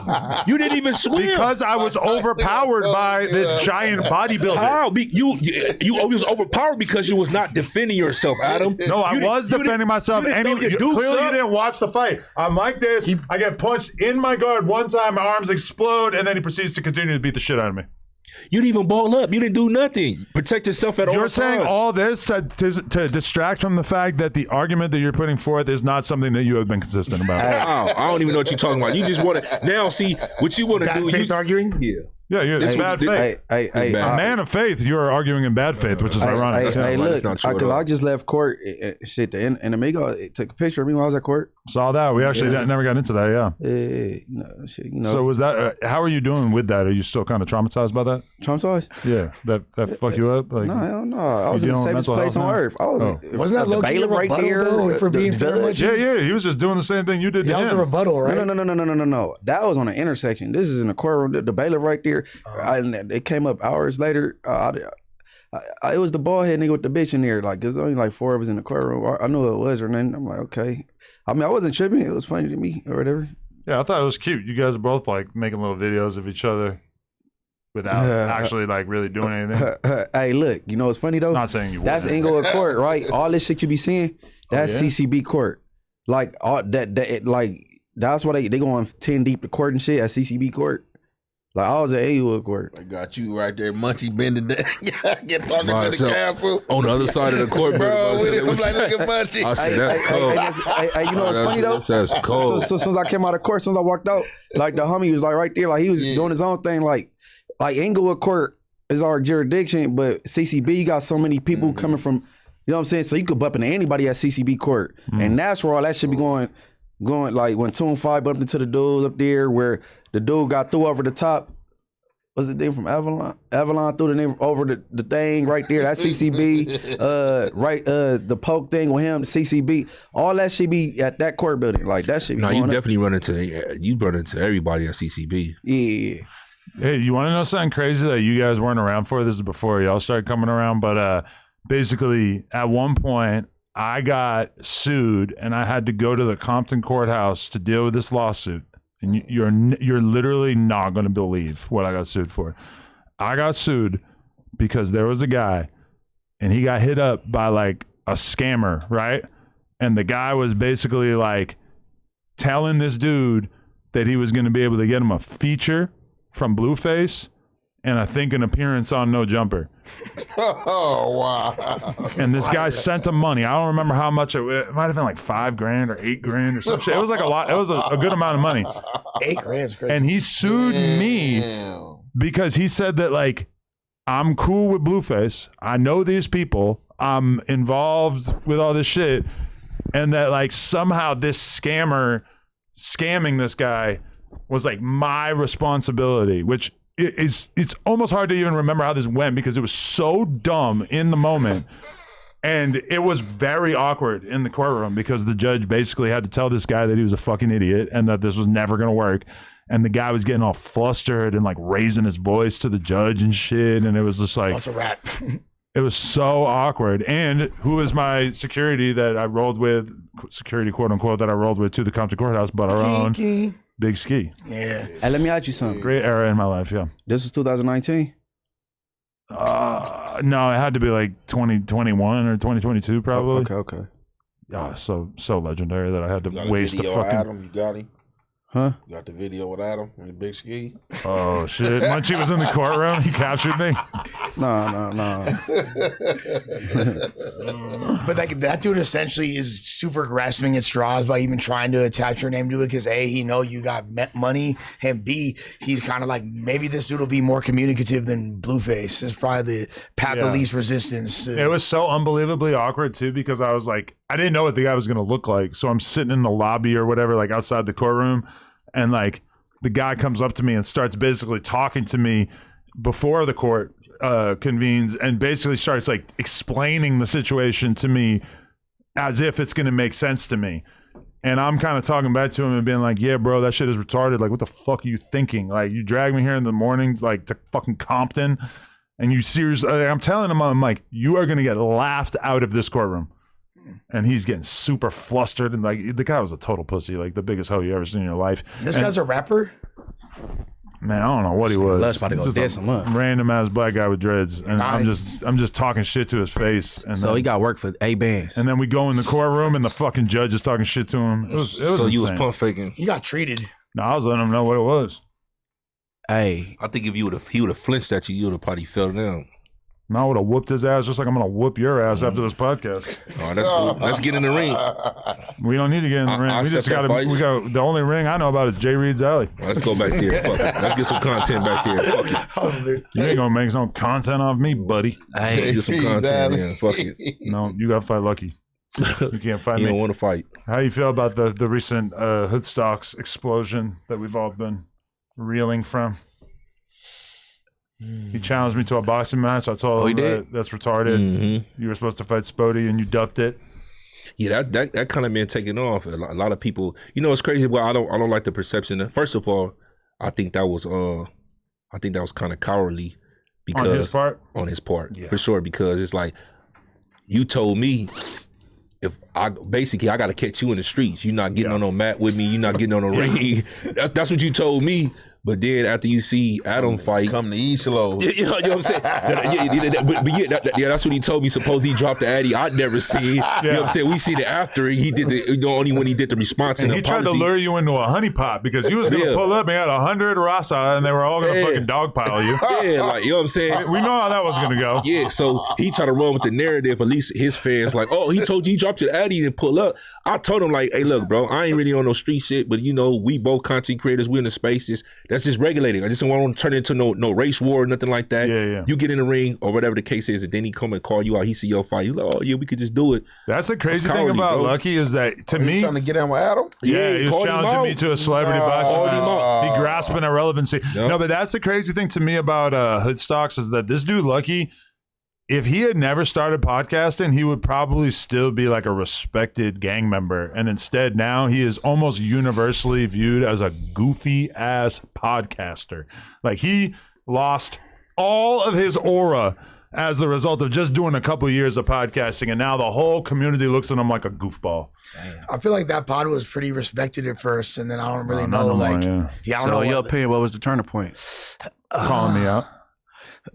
Well, I want to say the turning point, even before that, low key, is him and Lefty getting into it, and that whole interaction. Like that was struck me. What's your intel on that? Did Lefty whoop his ass? I heard that they was this fool Lefty was homies shrooming did. like at the time, and like He was killing it. yeah, he was shrooming and he was drunk. That's that you feel me? podcast Lefty was on. He was tripping. They went and fought in the parking lot. Yeah. He was like, "I'll break." He's like, "Do it right now, fool." That type of stuff. And you got to respect I heard that they there got was down. never a video. I heard they went No, out. they and boo got bopped down. him though. That's it. No. I already got DP.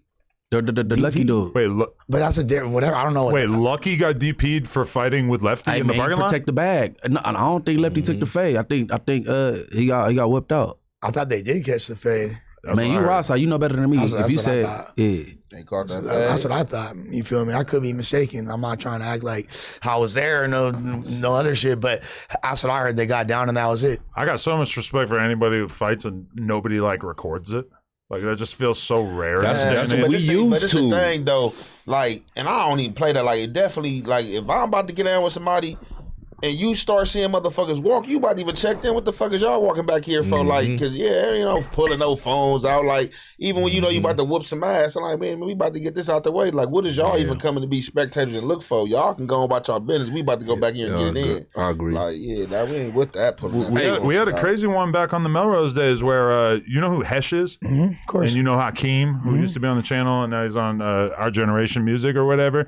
Like Hakeem's on the live stream, we're listening to music. He starts talking shit about Hesh. He says something about Hesh that pisses Hesh off. Hesh shows up from Babylon, the skate shop that was over there, shows up with probably 15 young skaters and whatnot. Ready to slide. They show up. Hakeem goes, like I told him, I'm like, do not fight in the alley behind my store. They go down the street like one block. They fight. And to be fair, Hesh had like 15 dudes with him. And Hakeem had like almost nobody. Maybe one of the homies from the store went with him or whatever. But they fought. Nobody got a video. Allegedly, it was a pretty fair fight. And the video never emerged. And I just always thought that was pretty miraculous. That like this is like 2018 and nobody got a video. They went squabble. I mean, that's how it was. My generation, my era. I don't even respect the other stuff. Yeah, but in the 80s, nobody had a phone in their pocket. Nah, I'm talking. That wasn't on the 80s. No, nothing. I still, the 80s, 49, right? No, I'm not 49. I'm not your age. I'm not your age. I'm not your age. You older than me. I'm just saying, I was like, back in the day, you had to go get the fucking the handy cam and shit. Now I just pull up my phone, like bro. that. I hate that, bro. The first thing people do is try to take out their phone. Like, man, this everything ain't for social media, bro. The 80s. Back in the 80s. My pencil, it's like Earth. I'm trying to read it. ERTM. Yep. Hey, shout out to my boy Gear Locker, man, downtown too. I'm very fascinated by your swag. Oh, why? I'm gonna take a picture so I can cop some of these. Yeah, my boy, man, Gear Locker, man, downtown, man. Shout out to my boy, man. So what kind of pants are these? You say you got raver pants on, huh? Is that what we doing? You should get some of the pants with the straps that go Jenkos. across, like Definitely not getting bondage pants. We call them. Sound crazy. Bondage is crazy. Oh, it's Etnies. Bondage is Oh, crazy. you came with the Etnies swag. That's hard. Skater pants. Man, bondage is crazy. Who naming themselves bondage? No, bondage pants. They're bondage? they're like baggy pants like that or whatever, but then they got these like straps like going across. They're not good for like doing anything physical or utilitarian. No. Yeah, copy some bondage pants, guys. Yeah. Type shit. Gotta rock bondage pants, Hey, man. But shit, I guess you got to get up. Call 10 homies to go to court these days. You know? Yeah. Janky. Because if you Sounds so don't, extra out. you're going to be on camera getting punked out or running. You got to fight the Crips in the case. It's tough to be a rapper these days. Hey, I ain't gonna lie. The situations people be having, I be seeing people in on these internet. I'm like, oh wait. And y'all wonder why Los Angeles. Oh wait. They say Los Angeles got the lowest reported quality of life in over a decade. Oh, for real? Yeah, that's like a. My quality of life's all right. What's wrong with the quality of life? I'm gonna jump out the window here and assume that you're not the LA. typical samples. lowest quality, or just like our cost of living. Bro, I have had a bum. I've had a bum sleeping outside my crib for 2 days straight. Outside of your house. I'm talking about Josh. Swear to God. Outside of your house. Well, it's kind of on the corner, It's but in a yeah, gated community. I do not live in a gated community. Wait, you're not calling the police on the white bum that's sleeping outside the crib? He black. Oh, okay. He's getting progressive. He's getting progressive. I fucks with it. All right. And I'm not in the community. Like I forget what it's called. There's an app. My wife is in this app where the whole like neighborhood be talking about. You talking about Citizens app? You talking about the Citizens app? Probably, yeah. I love Citizens Oh, no. app. She in a whole thing with like the whole neighborhood, and they all been talking about it. And I guess like some people have called the cops already, not us. And the cops are basically like, bro, we can't tell him to leave. He's on the sidewalk. And but bro, like this dude has not left this fucking corner. That's his spot, huh? That's his spot. Like he's gonna become dehydrated or starve to death. No. And it's like whenever I drive away, a couple times I like locked eyes with him and shit. Bro, look deranged. Like he might really just die right there. Like So I wonder if people are feeding him like some of the neighbors. they better not. Man, what you mean? If you feed him, he's never gonna leave. He ain't Man, leaving go get a man regardless. something to eat, I'm bro. waiting for this motherfucker to get hungry. Go get an egg salad sandwich and get the fuck away from my Hey house. man, shout out to you. Keep sleeping right there, man. X mark the spot. If you watching right now, don't go nowhere. That's your block, homie. Should I engage in some psychological warfare? Should I go out there in the middle of the night while he's sleeping and dump a bucket of steaming hot water on him? Why would you do that? Scald his ass. That's a charge. Not if they don't You catch going me. down. No. If Sounds you like hop an up and assault whoop your charge. motherfucking I'm a ass. rock a shiesty. Hey, last night, They're gonna think it was Vaughn off 1700. this fool Munchie. Crimes against black people. This fool Munchie said that I was Anyone police. can get it.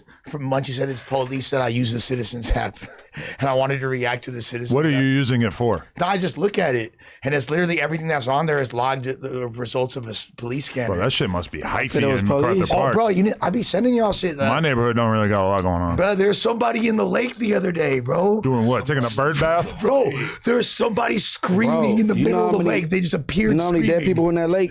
Hella dead people in that lake. Hella dead people. That's crazy. They got The Edgars are here? It's just you? Yeah. Oh, shit. They're a whole ass sea monster there. Yeah, That's that's a sea monster. Sea monster. That's what they call me.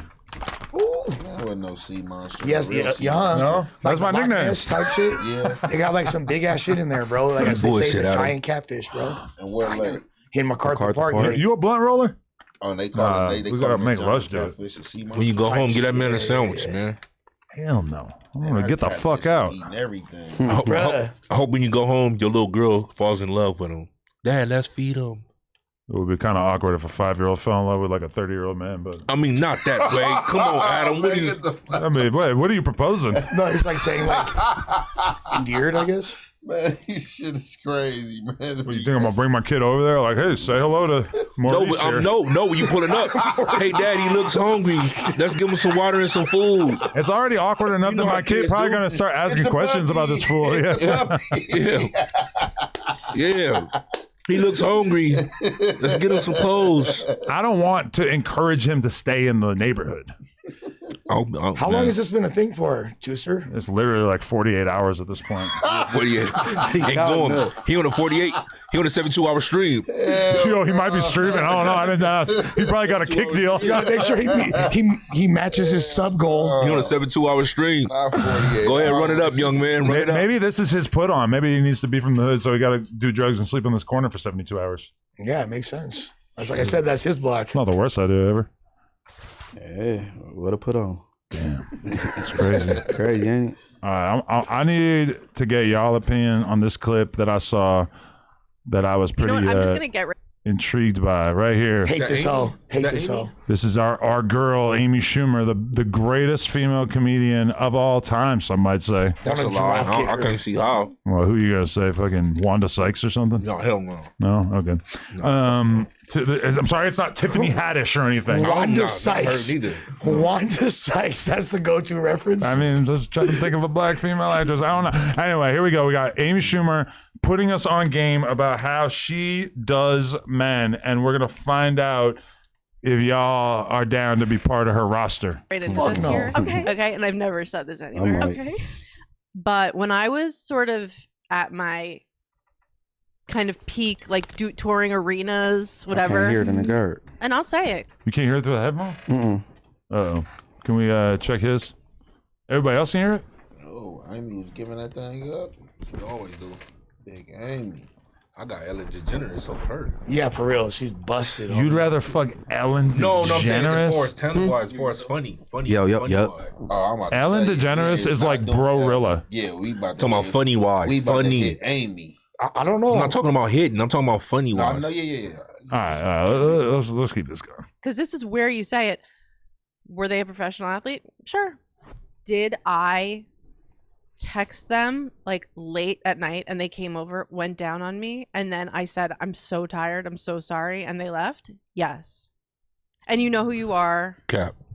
Not the look into the camera. And that's happened a couple times and I'm not proud of it. And I think like, you know, and keep the ambulance is good for this moment because this is like when I actually get canceled. No, but it's all about, you know, you want to be a giving lover and whatever. But at this moment, it was like, you know, some people like will blow a guy and that's the end of the night. So I kind of, you know, did it my way, to quote Frank Sinatra. First of all, hold on. So this is why we can't let women get money and fame. Because they start trying to pull fucking bum ass moves like this. You are not going to invite me over to your crib, have me eat your pussy, and then just leave it at that, unless this is a pre-discussed thing. Otherwise, I am going to sue you. I can't fight you. I might have to go in the bathroom and jerk off, but I will sue you, Amy Schumer, if you get me to eat your rank ass, loose, hanging ass pussy. That's what I'm saying. And then you don't let me at least get my rocks off. Like, how could you possibly think that that's acceptable? What are you talking about? At least let me use your pussy to fuck for a little bit after. Or give me some head. I just got this shit all wet for no reason. I think this cap, she talking about professional athletes, man. She not even hot like that. This is when she was touring arenas. She might have been making, I don't know, $20-30 million a year or some shit at that point. You're not saying that you would be down to go over and eat some pussy of a woman who was making that kind of change? Listen, if this was a paid opportunity, it would make more sense to me. She said she was talking about professional athletes. She had professional athletes on her roster. At that moment, she was that lit, right? She also, in her comedy skit, like in one of her like most popular comedy routines, she talks about how rank her pussy is, in fact. And she even said, this is a damn near verbatim direct quote, at best, my pussy is like being in a barn. It's like, you know, there's an animal there, but you feel me? It's not like the middle of the hog pit, but you still can tell there's animals in there. That's what she said about her anatomy at best. Imagine her on a stank day. Yuck. I don't say it like for me. That y'all think she hot? No. That should have just pissed me off. Like you bet, like you come over here try to play this move, try to play this game, set this move, have a motherfucker eat some pussy, then tomorrow, you tired of going. Like, no, you gotta pre-have that. Like, you better be gamed up. Like, that's like some dude shit to me. Like how she try to say, you know, dudes, they can just get ahead and send you on your way. Like, you gotta just ask and see if that's gonna happen. Like, you trying to pull a move like that? That's crazy. Yeah, I mean, okay, but to be fair, she does have a point, because this is the kind of thing that guys do relatively frequently. Like you're comfortable having a bop come over the crib and just slurp you up, right? For sure, but this the thing. I'm comfortable. Like shit, I don't know. I'm different. I'm gonna let a motherfucker know what I want. I just want some head. Like I don't feel shy just asking about for some head or trying to trick you. I'm not gonna just get some head and be like, oh yeah, I'm tired or I can't fuck right now. Like if you gonna act like that's just it. Like yeah, shit, nigga just wanted some head. So like I don't feel like fucking right now. Like you know what I'm saying? Shit, I just wanted my dick sucked. Like shit. So I think the two is different because with a dude, it's like when you getting head, a dude ain't getting head and promise like, oh, I promise you, if you give me some top right now, I'm F you down. That is so not sexy to have a conversation about. Listen, negotiation. I'm gonna eat you out, but then you gotta give me some head after, okay? Pinky swear. All right, cool. No, that's gross, and it takes away from the overall feng shui of the whole experience. No negotiation. No. So look. So what I was saying is, in my personal opinion, if a dude is giving a girl, if you starting off and you giving a girl, you know what I'm saying, you going down there, you automatically think in your mind, I'm trying to fuck. For sure. I'm trying to get some pussy. Off the back, we all as men, where you should be like, if I'm doing this, I'm getting some head or I'm getting something in return. Yeah, what's happening when you're eating the pussy? Yeah. You're getting a fucking rock hard boner to the point where if I fuck you after I've done eating you out, I might not last too long because I've been getting a crazy hard boner this whole time when I'm eating your pussy. Yeah, I only need 30 seconds. If you want me to come as fast as I can, the whole shebang will be done in 90 seconds. Yeah, so the moral of the story, men are eating the pussy to get something in exchange. A woman is not like, I'm going to suck his dick because I want him to fuck me. Yeah, because girls are always talking about how much they love sucking dick. All the time I interview girls and they say, I'm a pleaser. I just like to make my guy feel good. I don't even really care about coming. Never would you ever hear a guy say that. I just like to eat pussy. Don't even worry about my dick. Yeah, I'm just saying. No, I never heard that. Play up, don't trick a motherfuckers. You got bitches out there. You got bitches out there that got it like that. You feel me? Like, you know what I'm saying? That can just get a nigga. Nigga might just be so aroused with them. You know what I'm saying? Like, man, like, I'm gonna eat this motherfucker hopefully to get it on a later date. But you trying to do some like sneak shit, like that's gonna piss a motherfucker off. Why a professional athlete trying to eat her out? Who are we blaming for this? Could you see like Kevin Durant just pulling up to Amy Schumer's? Yes, Kobe. Eat some pussy and leave. Imagine hopping back in the G-Wagon and you got Amy Schumer's yuck all over your face. That's why I yell cap, bro. I think that's cap. It is cap. She looked at the camera and said, you know who you are. Like, how tired are you? Like, I performed in an arena tonight. I can't even let you put your dick in and out of my vagina for fucking a minute and a half. Who was it? The third line right defenseman for the Edmonton Oilers hockey team? Like, that's who ate you out? Like, who? Like, that's a good point. Maybe ChatGPT knows who was banging her. What professional athletes have been linked to? She ain't even been spotted with nobody. That's what I'm saying. No paparazzi. No hair. That's cap. Maybe she just smooth. Scottie Pippen. That she go back on y'all. Oh, look. She dated Dolph Ziggler. Who was that? It's a professional WWE wrestler. What's his name? Dolph Ziggler. Oh, Dolph. I don't know. I never heard of him, but he was Dolph and he was diving. Per se. Shit. At least one is a MLB player, like a baseball pro, because on the same podcast that I think we're watching, she, I guess, bragged about that. But she said she did not have sex with Noah Syndergaard, who's a pitcher from the Mets.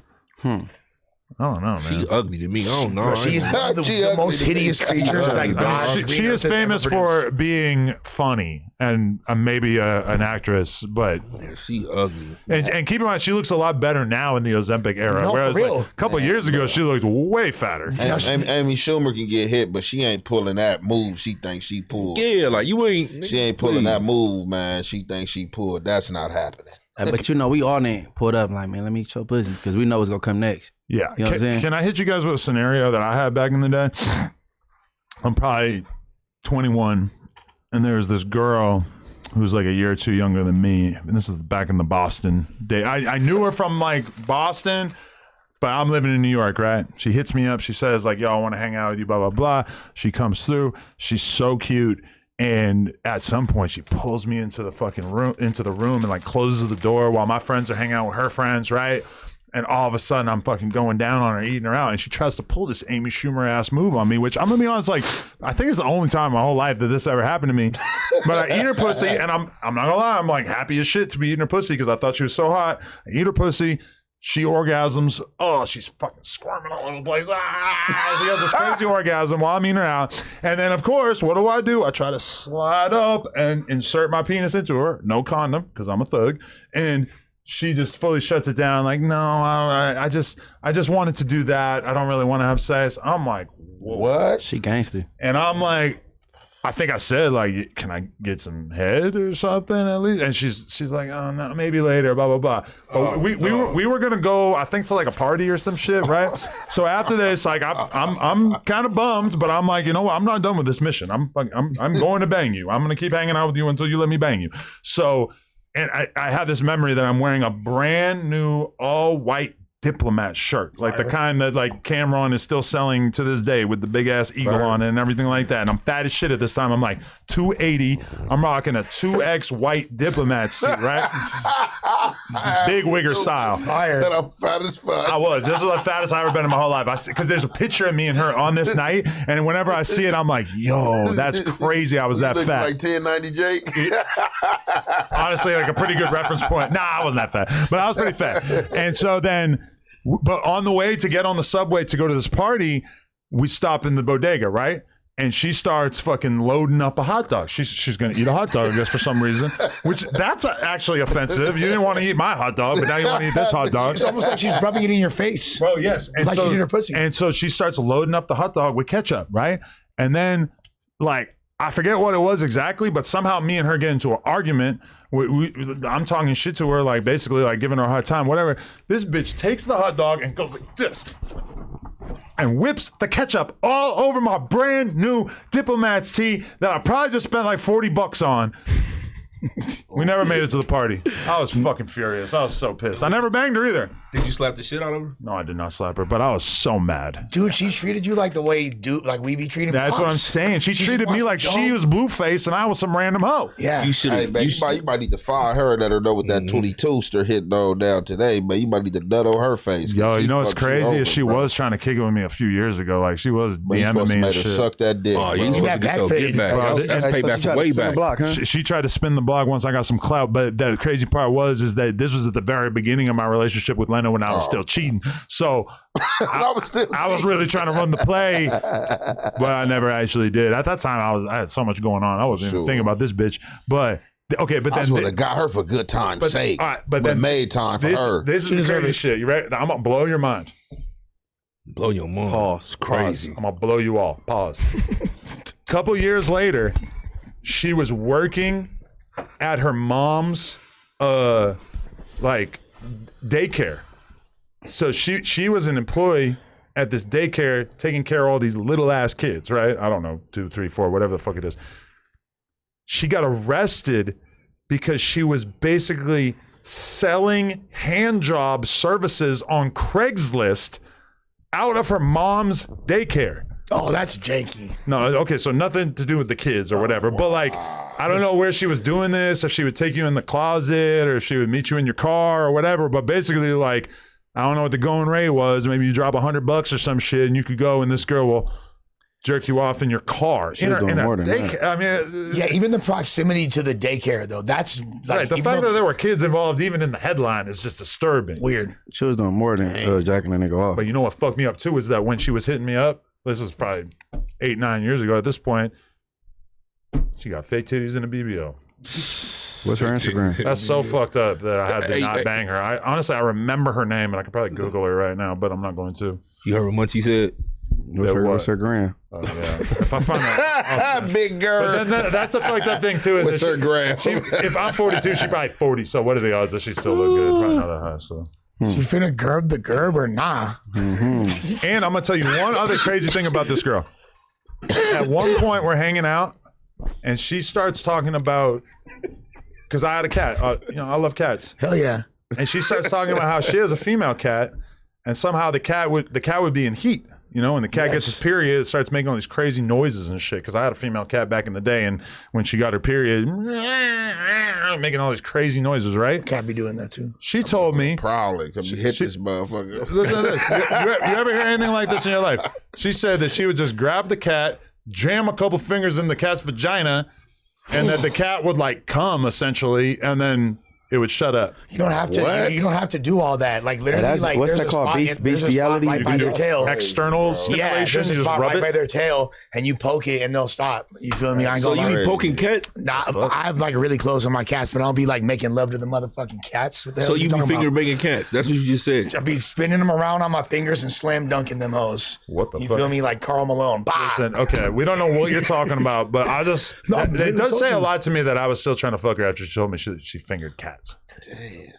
I'm surprised that she told you no. You didn't hit it with. Man, let me just put the tip in. Smutty Face, why did you? I probably did say some shit like that. Smutty Face, I'm just curious. I saw your reaction to Adam saying he liked cats. Like, why are you like giving a disgusted look and shaking your head at that? Crib my like cats. What's wrong with liking cats, bro? I never gave a. Did I? Mm-hmm. That was disgusting. Because he always that's his whole personality. He was like, face. what? That's gay. You just said something. That's gay. Or that's racist. Hey, he likes animals. That's fucking. Oh, you like cats? You gay and racist. No, they white people do like their cats. They double today, white people like cats. Not me. I like dogs. I like pit bulls. I like Rottweilers. You like cats? You gay. You white. Fuck out. Adam, go. Get out of here. They owe me today, y'all. Yeah. They owe me today, man. I feel like they are on you, like the chat, but then they also fuck with you. No, fools love Spuddy. I'm talking about y'all. I ain't really. Yeah, we talking on you about for the sure. chat. We on you. Nah, y'all on me. Yeah, Chat gonna do what it do. So she jabbing fingers in the cat. Lusty is too. No, you ain't gotta do it. At least get a. No, that's what you said. At least get a carrot or something like. The fuck is you? A carrot for a cat? I mean, a cat? All you gotta do is poke. That's the top of not your about- tail, I'm gang. not putting my That's fingers in no heinous. cat coochie. I would rather fingers use a ain't going in no carrot cat if it was. coochie. But My finger ain't going in there. Easy. Well, so what would you actually, do? cat? you know what though? You have a good point. Let's ask Chad. Is this get rid of acceptable? the Because cat. I never considered I've maybe never had a it's cat. legitimate. A carrot Maybe it for a is cat? legitimate. I'll get rid of it. If Get rid of it. for A sure. carrot for a cat? if my cat is Fucking Is the tip of the carrot cut off already, or you got the big one still? Nah, the big one. Right up in there, but shit, go ahead and get your shit off and crazy. shut up. That's crazy. so for the record, my prompt on ChatGPT: if my cat is menstruating and moaning loudly, is it okay to put my finger in its vagina to shut her up? I'm gonna assume that it's gonna say no. It's got no. Do not do that. What I explained is how you do it. What you're describing is almost certainly not menstruation. Female cats do not menstruate like humans. If she's making loud moaning or yowling sounds, she's most likely in heat. That's what I meant. Especially if she's not spayed. Loud vocalizing, rubbing on things, rolling around, and raising her hindquarters are classic signs. Okay, that was what I was describing. Being in heat is not having your Being period, though. heat- It's, yeah, okay. it's the period where you're fertile. The cat's able to get pregnant. Putting your finger in her vagina is not safe and can hurt her, causing injury, introducing bacteria, or making her more stressed. I would have washed my hands if I were to do it, but instead, keep her indoors and away from male cats. Give her a quiet room away from the windows and doors, and give her some gentle petting. Use playtime. A warm towel can help some cats relax. Okay, these all sound much more holistic than just finger banging the cat. I think ChatGPT white. I think our girl a freak. You're not gonna last long on here. Okay. Everything is racist. Everything is gay. Did you know a long time ago? A long time ago, there was a podcaster on this platform who was essentially. It's a long story, but he was essentially moved because it was said that he only had 4 jokes, and he just kept repeating the same 4 jokes over and over. Hey, you know why I said that? When they said give her a quiet room, I said y'all got extra rooms to give a cat. You got extra rooms to get a cat. That's crazy. That's you love that cat. You can give it a little mini room. You love that cat. Yeah. Cats, That motherfucker be in the alley. Yeah, you got a whole room to get this for the cat. Yeah. They're way cleaner than dogs. They take care of themselves. So they take care of themselves? Yeah. What you mean, like hygiene wise, right? Hygiene wise. You know what's crazy though? Just watching TV, cartoons all my life, I thought cats are supposed to drink milk, but it make them constipated. Facts. But you know what I ain't never had also in my apartment once, not a single time, and I lived in downtown, block away from the park, and never had a motherfucking single vermin, rat, anything, because they can't even come near. I got 2 killing machines. Cats just ain't loyal. Like if you die, right? Oh yeah. And you know you just happen to be in a house and nobody don't know you there for a couple of days, and the cat don't got no food. You cat food. A dog, that motherfucker gonna sit there, cry, howl, like, man, my boy gone. Cat, you about to yum, yum, yum, yum. Your ass about to become cat food. They smarter. They not smarter. They don't supposed to eat you. To eat you, nigga. You just took care of this motherfucker, fed this motherfucker. Nigga, the dog understand that. Actually, I think the dog is smarter. Nigga, like, man, my boy gone, man. I gotta sit it out with him. But I gotta die. There's The so cat finna few. survive, though. There's so few reasons to have a cat or a dog, but then all of a sudden your cat or dog like brings you a dead mouse, and you're like, oh, okay. you've actually earned your keep for the night. That's what I'm saying. Like it's rare in my building that ain't no like to not have any type of vermin or roaches or nothing like that. They get raised off the set anytime they pop up. Your cat catching roaches. They ain't even good. They don't appear. They don't even Go to the spawn. doctor in a You got minute. roaches. No, I never had no roach. Not a Stop single- lying. I'm the only roach in this. No, you definitely got roaches. I'm the only roach. You live downtown. If you ain't standing in the high rise, you got roaches. First of all, I'm on the second floor, but No, they ain't high enough. it's not high enough. But them motherfuckers ain't there. That's the cold part. He said I'm on the second floor like roaches can't come to the second floor. No, that's low. That's why I was like, that's a low floor. If your cat eating roaches, bro, you gotta go to the doctor soon. Hey, one of my girls, homegirls that live in the building. You gotta go to the doctor soon. Listen, bro, one of my girls, homegirls that live in the building, she got a son, and the son got a pet chameleon, and like the pet chameleon, They eat roaches. bro, they Eat roaches. They let that fool like roam around, and that fool's eating roaches and shit. But then like the MacArthur Park roach gerbs got bro sick, and he died. R.I.P. Yeah, I felt bad. Wait, you're not talking about human, are you? No. Sorry, I checked out for a second right in the text. I'm like, I just want to make sure it wasn't a human. Now. Chameleon. Hey, look, man, nigga was eating them fit roaches. Nigga took that nigga down. He OD'd. He's like Jimi Hendrix. That nigga take that fit roach, took him Bro, down. any type of rodent or any type of insect or this bug downtown, it's just disgusting, bro. man, I don't that's like So touching. many fucking rats downtown. Bruh. They big, bro. Hey, the rats in downtown LA, I ain't gonna lie. They're mutating and they're gaining like their whole vibe changes block to block, and I think they're starting to like They vibe is changing. like I think they're not tripping on He like, said they vibe is changing. I think they're ready to fucking start yoking up on us. Yeah, they definitely not scared of humans no more. They Yeah, definitely that's not what I'm scared. saying, They bro. adapted to the human motion and like going around them and all that. They just continue doing them. You never seen like this? You go by a dumpster or something like that, they not running to do nothing. They getting cracking. No, exactly. They're like the squirrels at the Van Nuys courthouse. They're just not gonna move. You know, how you stop and just Hell walk. no, Or they down there. They doing their thing. All right, so this was my thing. I've been thinking about this like my whole life. What would happen if you could magically kill all the rats in LA? So it sounds satisfying on paper, but wiping out every rat in LA would backfire in ways people don't expect. First, you would get a short-term win, fewer gnawed wires, less food contamination, and likely a drop in diseases linked to rodents like whatever. So initially, it would be cleaner and safer in some ways, but then you have broken part of the food chain. Rats are a major food source for urban predators like hawks, owls, coyotes, and even some snakes.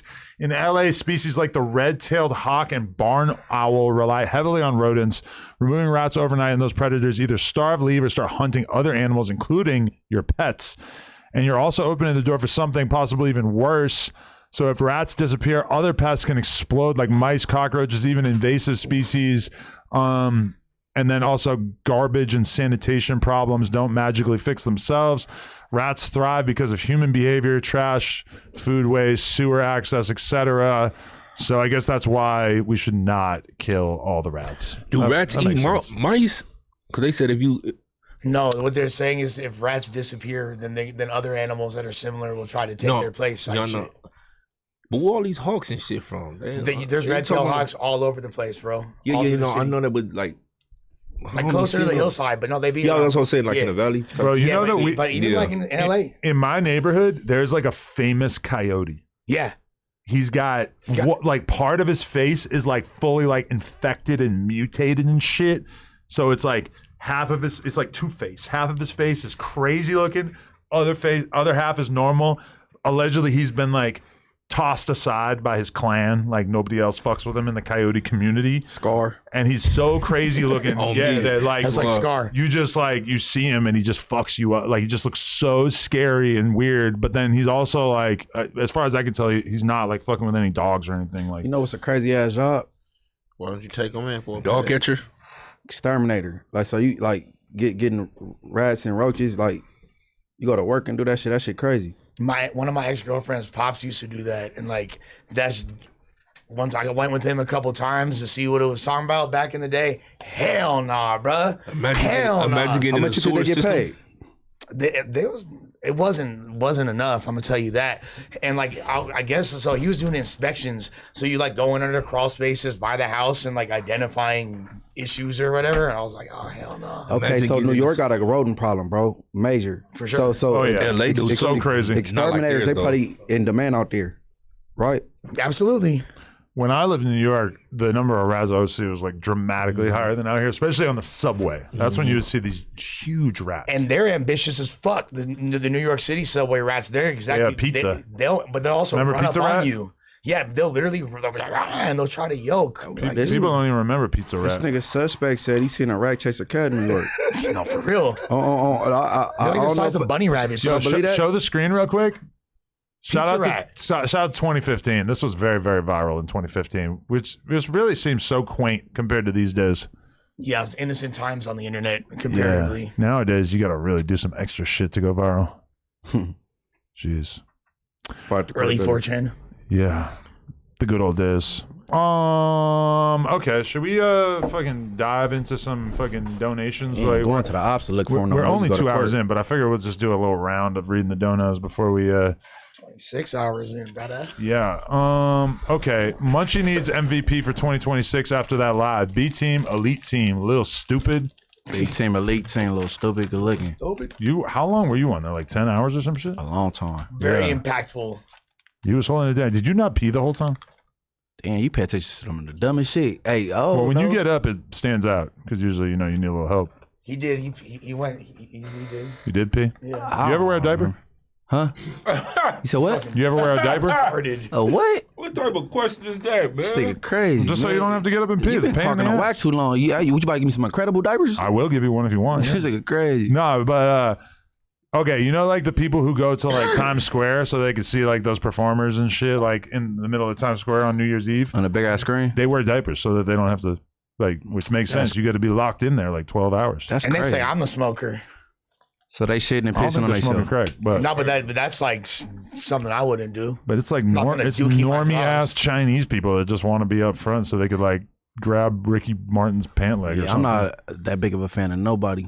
Yeah, I wouldn't do that. I'm either. out of here. Benji Ocho said 48-hour stream right now. Let's go, cuh. At Dragonite Crypt. Free Brig Baby. Free Almighty Suspect. Free Your Mind.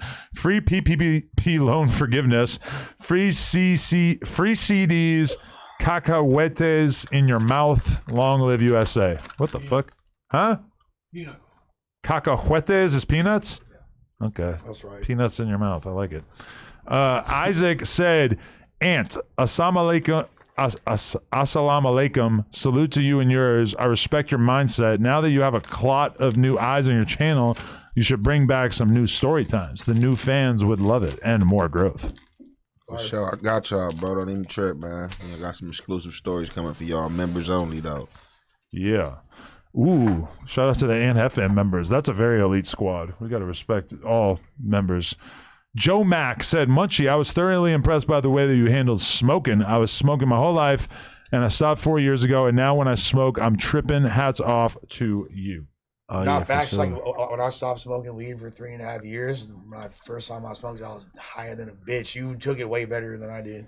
Yeah, that was impressive for sure. I've been smoking like my whole life, and sometimes I'll still smoke a blunt on here and be like hella high. Okay. For anybody who's trying to watch the 420 stream right now, it is processing, so it's gonna be back available momentarily. It might be available right now. Let me check again. I heard that It still says processing because it's so long. it could take up to damn near half the time of the actual stream. So if it's like a what? 24-hour stream, it could potentially be 10 to 12 hours type shit. It's so crazy looking at all the podcasts being 2 to 4 hours, and then that one's 24 hours. It's outrageous, but That was dope. it's in the works. So it'll be up hopefully by the end of the night or maybe tomorrow. I don't know. Isaac also said, you know a person's worth by the impact that they leave when they go, and Lush will be missed like crazy. Tighten up a bit. Keep doing your thing. I make beats. OC Marcy Alchemist style. What's your email? You will resonate with the sound. Lush ONEWEST, brother. Shoot it. That's good. Appreciate you. What? How do you feel about him saying that you will be missed like crazy She's like one day? wishing death upon me, essentially. No, I'm just playing. No, he's just saying that you're probably gonna Yeah. die soon. They saying, Fair assessment, they say but you, nah. I'm not wishing it upon you. It's just- No. He's chill. you bro. got it, my boy. Even just skipping a night of sleep when you're fucking 47 or whatever is pretty wild. I didn't realize I got 3 years older overnight. That's crazy. It was a long ass day though. I'm just rounding up a little bit. Okay. Shadow Moses said, on Englewood, Spody being a pro-black activist but only victimizing his people is genuinely hilarious. Find some new material. We getting bored of the same tricks, little bro. Shout out to the MVP Munchie B. I told you. Nobody said that because you pointed that out. That's it. No, it's just pretty obvious. No, but it's not pretty obvious. So how many hours a week do you want to talk about the N-word on the podcast? Don't bring it up. We didn't. You did. I probably did this time. I'm just saying, you know, it's at a certain point, it's kind of like, damn, we got to litigate this motherfucking shit again. Okay, so this guy, Peanut Man, said, you just not paying Ant enough. He energetic and has plenty to say as soon as he gets home. Pay him more, he will eat less. Pay him more, he'll eat less. Hey, this shit be crazy. They don't even eat. I don't even eat a lot, and when I do eat, I eat good. Yeah. Eat like a meal a day. Everything else, I just do. Oh, you want OMAD? No, I just eat. I don't be having no appetite till like really the afternoon. I just eat like a meal. Really, I be snacking on shit. Like I got a problem with snacking. Like if I cut snacking out and just was like one meal, like that shit is, man. Yeah, I'd be smacking. We need some sour mangoes for gang them, to be honest. Yeah. Tamburger came through, took them all. I gotta find some of those for sure. Fire. All right, QN Hannah said Doe was on Spody for real. He even asked him to a boxing match. I think he thought he had one with Spody. Doe got main character syndrome and pick me vibes. Pick me is crazy to say about a dude. I say it all the time. Funny. But usually it's like more like dudes that say shit that like makes girls like them more. Oh yeah. Like side busting activity. Even though Benson Doe, Boone. like he 300 some pounds, I'm open to a boxing match with him. If you ever put on something, I accept that challenge. Because you think you would win? He's 300 something pounds. I don't think Doe trying to do that. That don't. What does that mean? I don't believe I can beat up everybody. I'm just willing to get in there. However, I don't underestimate nobody. So it could not go my way. Doe might have squabbles. Yeah, he's 300 some pounds. Shit, the power is power. All that blubber could be protecting his internal organs. For sure, he's preserving him. That doesn't change the fact that he's 300 something pounds. And you're what, 195? Nah, hell no. Like last time I weighed myself, I was 232. I ain't weighed so I'm like 220 something now. You're pretty lean. I'm like 220 something. Pause. Adam, how do you Was that game? pausing around this thing? Extra game. No, you just be able to shit lean. See, you make it gay when you talk about pause. Lean. Shit, man, you Best lean, part man. ever. You didn't need no pause right You there. got a lean build. LEAING. Sometimes you gotta pause. Gene Gotti said, I am black and the N-word subject is trash as fuck. The word has been co-opted. Quit crying about it. You a jigger. Woo. Joe, you really genuinely refuse to deal with any of the opinions from the fans because that's what's going to make them turn on you. For sure. They want to be heard and they want to be taken seriously. Yeah, that's why you read the text. That's why you tell them to eat a dick, though. That's like that's not very nice. Lush doesn't do that. Lush glazes his fans. I don't know. No, I used to be abusive. I realized that that's not the way to be. You got to, because the chat's undefeated, TBH. The biggest streamers and content creators, I feel like, are very respectful of their fans on average. Yeah, because at the end of the day, like, they're the ones keeping you in business. I would look definitely respectful. Straight up, it's like the I back said, and forth we got going on. I would have dipset it way earlier, but like the viewers were kept, like the viewership was high the whole time and never dipped below like 2.1 or 2.2 the whole time. I was like, all right. Yeah, and they were being super supportive. It was averaging around like 3,800. Yeah, exactly. It maxed out way harder. I was like, yeah. Nah, yeah, we had good energy in the room, man. Fucking, it was an epic stream. Peanut Butter says Spody, Ricky, and Doughboy will go down in the books as the worst hires in No Jumper history. And before you say it, you suck a dick, a pro black one. He just cracked himself up. He told you. Before you say it, Before you fucking say funny, it, dude. you I'm suck sorry. a dick. He knew it was coming. Spody, Ricky, and Doughboy are the worst hires in No Jumper history. I'm trying to think. Okay, we're talking on camera. I'm not even on That's that conversation. That's I'm not definitely- even in the conversation. I'm not even in the I'm not even in the conversation. We're not gonna do Take me that. out of that shit. We not gonna do that. No jumper content. I can think of people way worse than Spody. Yeah. You said worse. Like I'm not even. I mean, I'm not even in a conversation. You have aspects to your potting that need work, but for the most part, I think you're a cool podcaster. There's a lot of former no jumper. Yeah, we ain't you do that. can't tell me Spody is worse than Smack. I mean, This is Smack. He's like literally gargling on cum the whole pod. There's no reality that exists. What the fuck? There's no reality that exists where Blueface is a worse podcaster than Urinal, dog. Oh yeah. Well, Dead guys. But he was kind of beloved at one point. I'm just saying, there's no reality that exists where he's His worse. podding sucked. People just liked him. Yeah, he was just like a nice kid. Yeah. But he sucked. Yeah, he sucked. No star power, B. I'm thinking of a female actually, almost every female co-host from the early days was. Oh no, yeah, that one show was Bunk Skunk. There's just a what? What was the name of that show, bro? The Glasses Pod. The Mad Lately. Oh, Mad yeah, Lately. Glasses Pod. It might be. Remember Gabe? Yeah, what was bro again? He had a lot of nerve. He had a lot of nerve. I mean, I don't know what happened to him, man, but like, just him even being on a podcast was like, yo, like, that's crazy. Somebody believed in you. Damn. No shots, but Rosecrans Vic, like, he gave him a shot, and it was, yeah, it was ugly. Vic wound up doing cool. You feel me? Yeah. Fucking ninja kicks aside. Maybe we should. Do you think that we should have tried to like find a way that the Vic thing could have kept working at that time? I think Vic's talented. Like, he's good at media. Can't say if we had kept him around, he might have been able to figure it out. But it was just kind of like, damn, Mad Lately canceled, and that was just y'all let that shit fly for a good 40 episodes. I swear to God, I know, it's insane when you think about it. Yeah, I think they had a Draco episode. OG Suicide. No, I'm not going to made everybody cry. No, OG pretty good. Suicide started off fire, to be honest with you. I fucked with him heavy at first. I mean, despite his accomplishments in other fields, I would say Duno is one of the worst podcasters in No Jumper history. Nah, I ain't going to put that on, bro. I think he was. I think a lot of people forget how bad he was at pod. Okay, you're saying specifically at potting, but I feel like he brought something to the channel for sure. And yeah, he was like popular as a TikToker and shit like that. But as far as podcasting, every time I tried to watch episode that he was on, I was like, damn, this dude is fucking slow, bro. I mean, I'm not saying that out of hatred or anything. Like, he's a cool dude, but like, as a podcaster, nah. He do stand up, don't he? So where's Raider in this conversation? Oh, he's one of the worst. Yeah, I'll throw him in there. Yeah, I think Raider's a tier above that if we're being genuine. I mean, but it's hard to like manage JCat energy, and he was coming in here just being fried as fuck. Somehow we seem to work. So y'all was talking about Duno before Raider.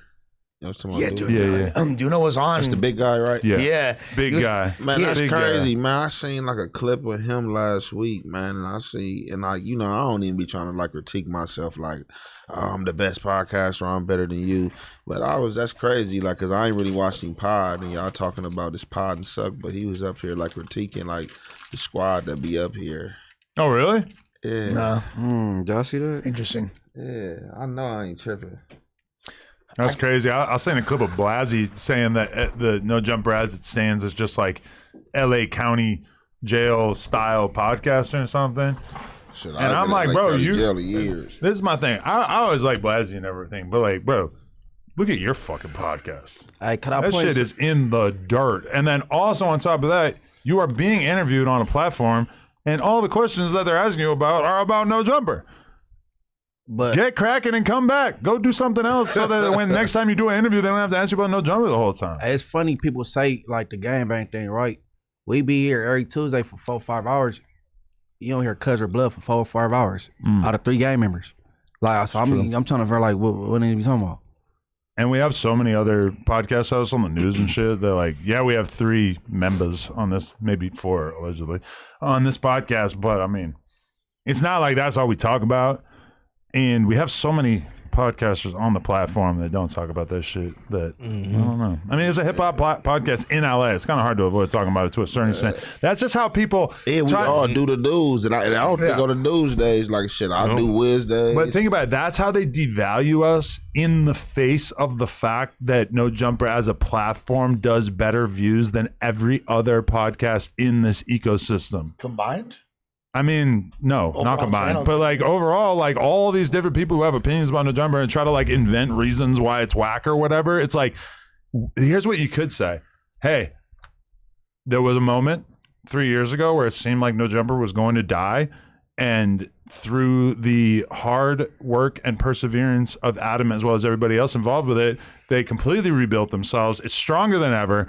And it's impossible for you to say like, oh, like No Jumper was really, really great in 2021. And now in 2026, it's like way different and bad. It's like, no, motherfucker, we were doing the same shit back then.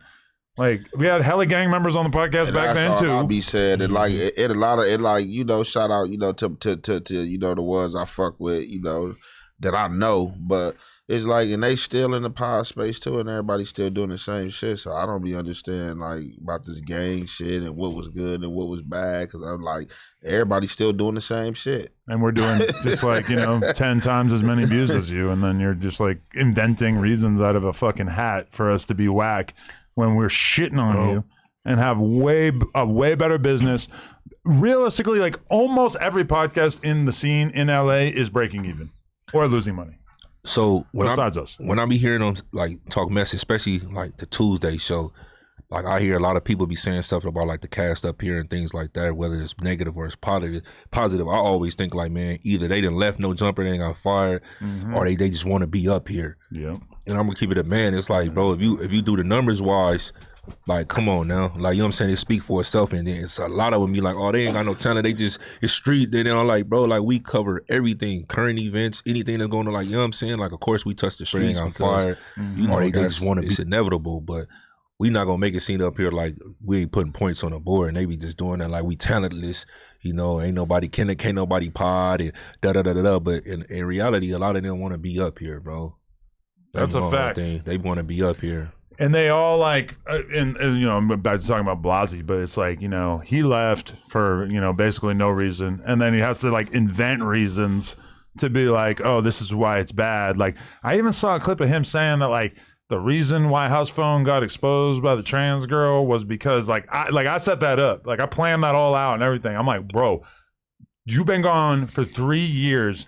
You're doing interviews and you're just like inventing conspiracy theories that literally nobody in their fucking right mind would actually believe. Like Michael literally told them straight up, hey, I fucked up the edit. I left your name in whatever. And still it's like, oh, I think it was intentional. I think it was that the plan was to get House Phone out the paint. Do Phone don't be saying that though, that he think that, do he? I don't know what the fuck he be saying. I'm just talking about Blasey. I ran into that fool, or I seen House Phone like a week ago. You did a song with him, I heard. Yeah. You trying to get on the Lush Uno wave? No, you doing his shit. It's like, but you said that in the group chat though that he want to get the Lush clout. Nah. You did a song with who? House Phone? We both got put on the same record, and then like I left the studio, and this fool apparently almost got down with the fool that like put us on the song. Pause. They almost fought. Oh, fought. Yeah. Who? House Phone? Yeah. What? The dude was being super drunk though. The homie Sig, he was like super. I guess he was faded. I wasn't there, but so. And I wanted to point out one more thing too that you pointed out a little earlier though too. When we come up here and we pod, it's spinning the block. It's like 5 hours, bro. Mm-hmm. That's hard to keep a crowd. You know what I'm saying? Not even a crowd. You know what I'm saying? To chat, entertain people like that. I don't think people give us enough credit for that. True. 4 or 5 hours for us to sit here and just continuous talking, you know what I'm saying, keep the laughter and the jokes. And, I know the chat, they love us, you know what I'm saying, some more than others, you know what I'm saying. We all got our own fans and rightfully so up in there. But for 4 or 5 hours, a lot of these dudes just doing interviews. But it's weird because it's like we are 2.5 hours in right now and we still have a big ass list of so many fucking topics that we could get into if we wanted to. Like to me, I don't know. It's just like hella easy for us as a group to talk for that long. 5 people in general, it's like, everybody gonna have their say. A lot of different little paths to go down. Like even right now, we probably ain't talked about a topic in like 45 minutes. Nah, it should be flowing. It's the chemistry guard. Big flowing. I really want to talk about Munchie last night, to be honest. Let's get into that in a second. Let me just fire out the rest of these. Dragonite Crip says, shout out to the No Jumper crew for holding it down for 24 hours. Shout out to everyone who pulled up except Bo. All we needed was the alter ego Ant. It's not 420 without the Jefe juice and cookies. That is a good point. Ant probably the biggest smoker in the office. Been smoking some real strong Girl Scout cookies recently. And he didn't pull up to the 420 stream, but I guess it got busy. I was trying to come through, man. Got overwhelmed, and I didn't even get to celebrate 420 how I usually celebrate 420. For real. Like, how do you usually daddy celebrate? duty shit, shit. Yeah, you didn't get to get high as hell? Not around the kids. Can't smoke around the kids. Like, you know what I'm saying? Gotta painful. go into the kids, out the house or in the room, you know what I'm saying? Locked away, and I'm in my little quarters. But yeah, I got caught up helping out with them. Shit, I didn't get to do nothing. I didn't get to smoke like that. That's what the edibles are good for, so you can just get high as fuck around your kids and pass Somebody out. gave me some edibles. I threw them shits, though. They gave me like some brownie edibles. I ended up throwing them. Why? Bring them here. I didn't want to eat them. All right. The Real Story Vault TV said, this DJ, hey Lush, you still tapped in with the battle rap scene? If so, would you ever try to line up interviews with Easy the Block Captain, Hitman Holla, or Shoney the Rapper on No Jumper? I'm down for those. Let's do all that. Yeah, I'm down for all three of them. Shooting my people, Hitman my people, Easy is my people. So Easy used to go crazy. I got to talk to Easy the Block Captain and ask him what happened with Papoose. Man, crazy. Man, there's He did so not- much he said he shit to didn't chop get- it up with Easy about. Say he didn't get knocked out. He did. Papoose said he did? Yeah, He said he didn't, The right? homie was there when it happened. Like the homie was there. The homie was there when it happened. For the record, if we interviewed him, we would talk about a wide variety of subjects. That would probably just be one little chunk of the conversation. Man, we want to hear all the Remy lore. There's hella shit. Or just rapping, battle rapping. Yeah, Remy. But I mean, the Remy lore is for sure. I know, but he's not gonna want to do the interview if you're like, oh, let's talk about your ex-girlfriend the whole time. Yeah, no, for sure. But like, he already knows what's on. He's not dumb, bro. He's not dumb. Nah, facts. I just like, a lot of times people think like, oh, I'm gonna go on No Jumper and there's gonna be asking about some bullshit the whole time. It's like, nah, bro, we're gonna talk to you about all kinds of things. We have any loose leaves out there or over there? The Shady Pimp said this show and the news is better than the weak ass wax show. Okay, thank you, appreciate that. Agreed. Pittsburgh North Side said, shout out to the whole cast. I watch all of y'all independent content too. Adam, have you ever thought about incorporating the fans in the live podcast, like having call-ins on topics to get fan takes? Wow, that's funny you say that, because on Friday when I do my 24-hour stream with Crib Mac and 607 Unk, we are actually planning on doing a segment of the pod in which we fire up a dun-dun-dun-dun Twitter space, which is basically analogous to a clubhouse room, and everybody who's in that room is going to get at least somewhat of a chance to talk to me, Crip Mag, and Unk. So that is going to be part of the Friday stream. If you don't have a Twitter account, make one and follow No Jumper and Adam22, because that's all you're going to need to lock in with us, because I've wanted to do that kind of content for a while, so it's gonna be fun to actually try it. Is it just gonna be you three guys, or is it gonna be special guests included? I'm hoping women is gonna be the main other thing. I know we have a taco truck coming at some point, but I'm looking forward to women coming through. We can fuck their coochies and assholes. Dude, Six booty bitches. Stitches. No? You're not into coochies and assholes? I never said Busting that. open. Bust them open. You gotta bust them open. That's the number one rule. Okay, and then Reezy said, shout out to Day Day and Roach holding it down since yesterday. Who's Day Day? What you mean? I'm Day Day. He Day Day. I'm Roach. You're Day Day?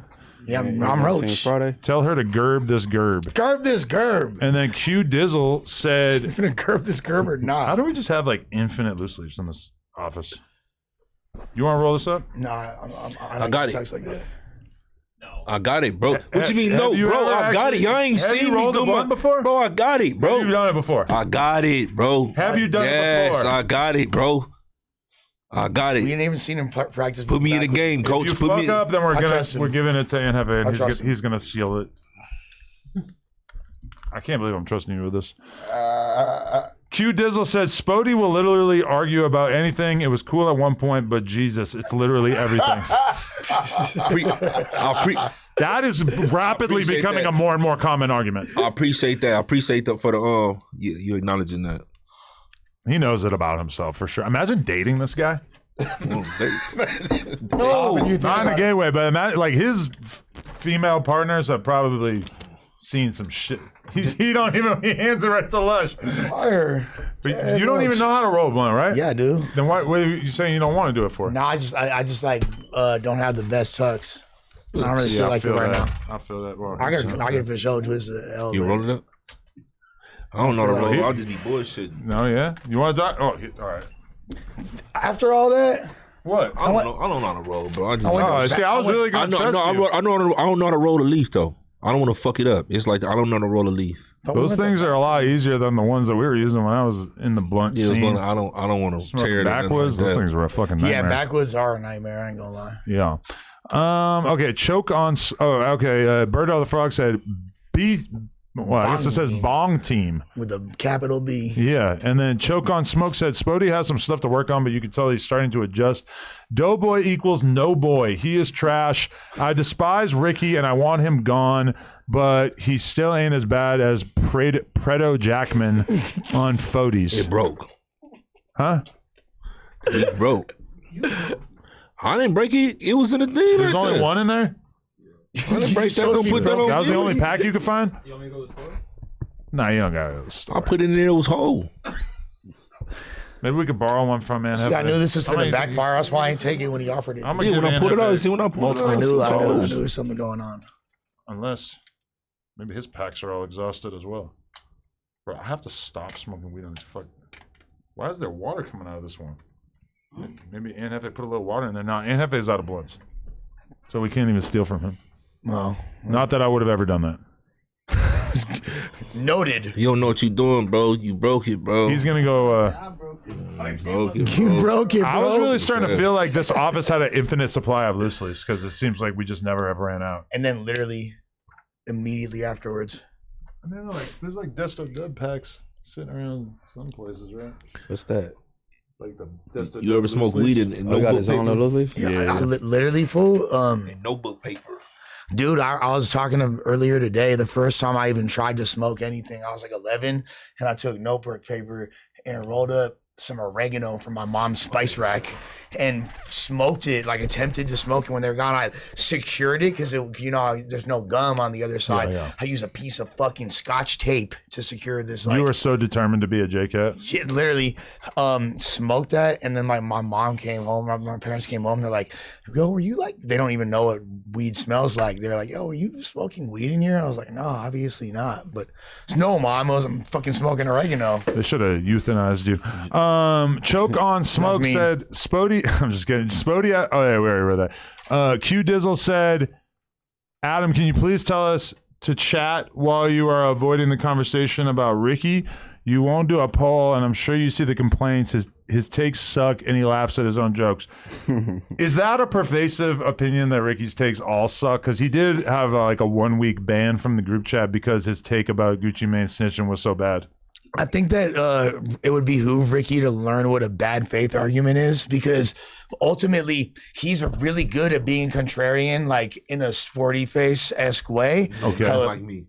Well, in certain degrees, I feel like you're not afraid to take a contrarian stance, obviously, and he's not either. But I feel like I could agree with that. You're right about that. yeah, I feel like Ricky though, he's like doesn't understand that if you really don't believe in what you say, even though you're intelligent enough to illustrate a point, doesn't mean that you should just for the sake of conversation. But I don't think Ricky is anywhere close to like trash. I think Ricky's dope. I think Ricky is honestly like a pretty pleasant communicator and podcaster, you know? I think he's got that sort of like normal guy, reasonable conversationalist vibe going about him, but then like sometimes he'll just like find his way into a bad take and just not be able to give it up. And that is kind of weird, but I don't know. It's like I feel like it's possible for him to slay that dragon and defeat that, but it's gonna take like intentionality and real work. Cause like even Mooseman was saying that like after he got kicked out of the group chat for that Gucci Mane take, that like he just kind of kept rolling with it and like wouldn't acknowledge that it was crazy. Can we acknowledge that kicking him off a group chat is kind of harsh? He's back. He's back now. But just in general for that. Really? I am cautious about people whose opinions are so bad that they derail the entire group chat. And I'm traumatized by the fact that T-Rail was in the group chat a long time and would just like every day, or not every day, but like many days, he would just like waste a lot of my time and energy by like getting me to argue with him because he would just have like the worst takes on everything. And like, I think even his fans would probably acknowledge that like, I still see clips sometimes of T-Rail trying to argue a point where it's like, wow, like, the fuck are you talking about? Like, just admit you're wrong. Like, but also TRL, I feel like the main, a lot of times what's different between him and Ricky is that like TRL was low key getting at you in most of his shit. Like it's not like that. and then he'd be like, oh, I'm trolling afterwards, which granted, yeah, sort of, but like not like that intentionally. Ricky doesn't feel like he's ever trolling. He's just like taking on weird positions. Yeah, he is, but there is an overlap of trolling, but it's still not done like getting at you like, Adam, you need to be doing this better, or Adam, this or that. Like that'll really piss me off. Rel was kind of on your helmet a lot. That's what I think. Rel. That was part of it. That's his new name. Rel. But this fool, I could guess what Ricky take was. I wasn't in the group chat for that, but I could guess what it was. Yeah, I remember it. Everything that was coming out of his fingers was insane. But I'm sorry. If your opinion is that the most legendary gangster rapper, and I know obviously there's competition for that, but like one of the most legendary gangster rappers of all time should be able to just talk to the police and that nobody should care, you have officially communicated a viewpoint that is too stupid for us to contend with it. It does that attitude does not belong on the podcast. It's just too stupid. Like, you just can't think that. You can't be tasked with having conversations in front of the world, and that's what you come up with. It's just too stupid. It's too dumb. It would be like if Rod Wave raped someone and there was a video and we were like, listen, he makes great music. You can't have anything bad to say about Rod Wave. You know, like, and obviously I don't believe that Rod Wave would do that, but I'm just saying that, like, if that was your opinion, you would officially be too dumb to be on this podcast. You can't, there has to be a standard for takes that are too stupid. Got to be this all to ride this ride, essentially. If your attitude is like, listen, no, I don't know. I'm not even just like come up with like more examples. But there are arguments, there are opinions that are too dumb to be in the group chat or on the podcast. And the group chat is where we formulate what we're going to talk about on the podcast. Yeah, I don't think nobody think that I was cool that Gucci did what he did after. But that's the point. No, you had no. I mean, his co-host. I mean, what serious person is taking on the opinion that, like, listen, Gucci didn't do anything wrong that should take away from his image in any way? We talked about that. They said the civilian stuff, and then they said no. He know what he did. He said the you're right. Because after he got kicked out of the group chat for that, then Doughboy started basically repeating the same exact argument in the group chat. That's what I was arguing about him on the show. That was stressful. He's a businessman. Yeah, that was stressful. I'm like, what are you talking? Yeah, Joel is honestly one of the kindest souls that's I've a fact encountered in a long fucking time. And I do thank you. That is a fact. And I do agree that, like, obviously what Pooh Shiesty did was dumb as fuck, right? Like, it was as far as judging criminals, that was dumb. But that doesn't really change the fact that you can't just be like this person who's been rapping about and tweeting about how snitching is wrong for all these years, and then you do it, and everybody's just going to be like, oh, well, whatever he wants to do. Beyond that, he did the exact same thing to fucking Big Cat Records back in the day. He literally got out of his deal the same way. Gucci ran up on Big Cat with the blick and forced him to write a contract right there. And is that a document? I don't know. Yeah, bro, look it up. What? Really? Look that shit up. You just snitched. Last one is heavy. That was a motherfucker. Okay, how are you guys feeling about Moose Man as a fucking podcaster? Though I'm a fan of Moose Man. I feel like after yesterday, like, I saw more Moose positivity from people who were like, you know what? He did a 24-hour podcast and did a pretty good job. Held it down. Switched outfits 3 times. Switched outfits a couple times. Yeah. Well, he started out in like a leather fit.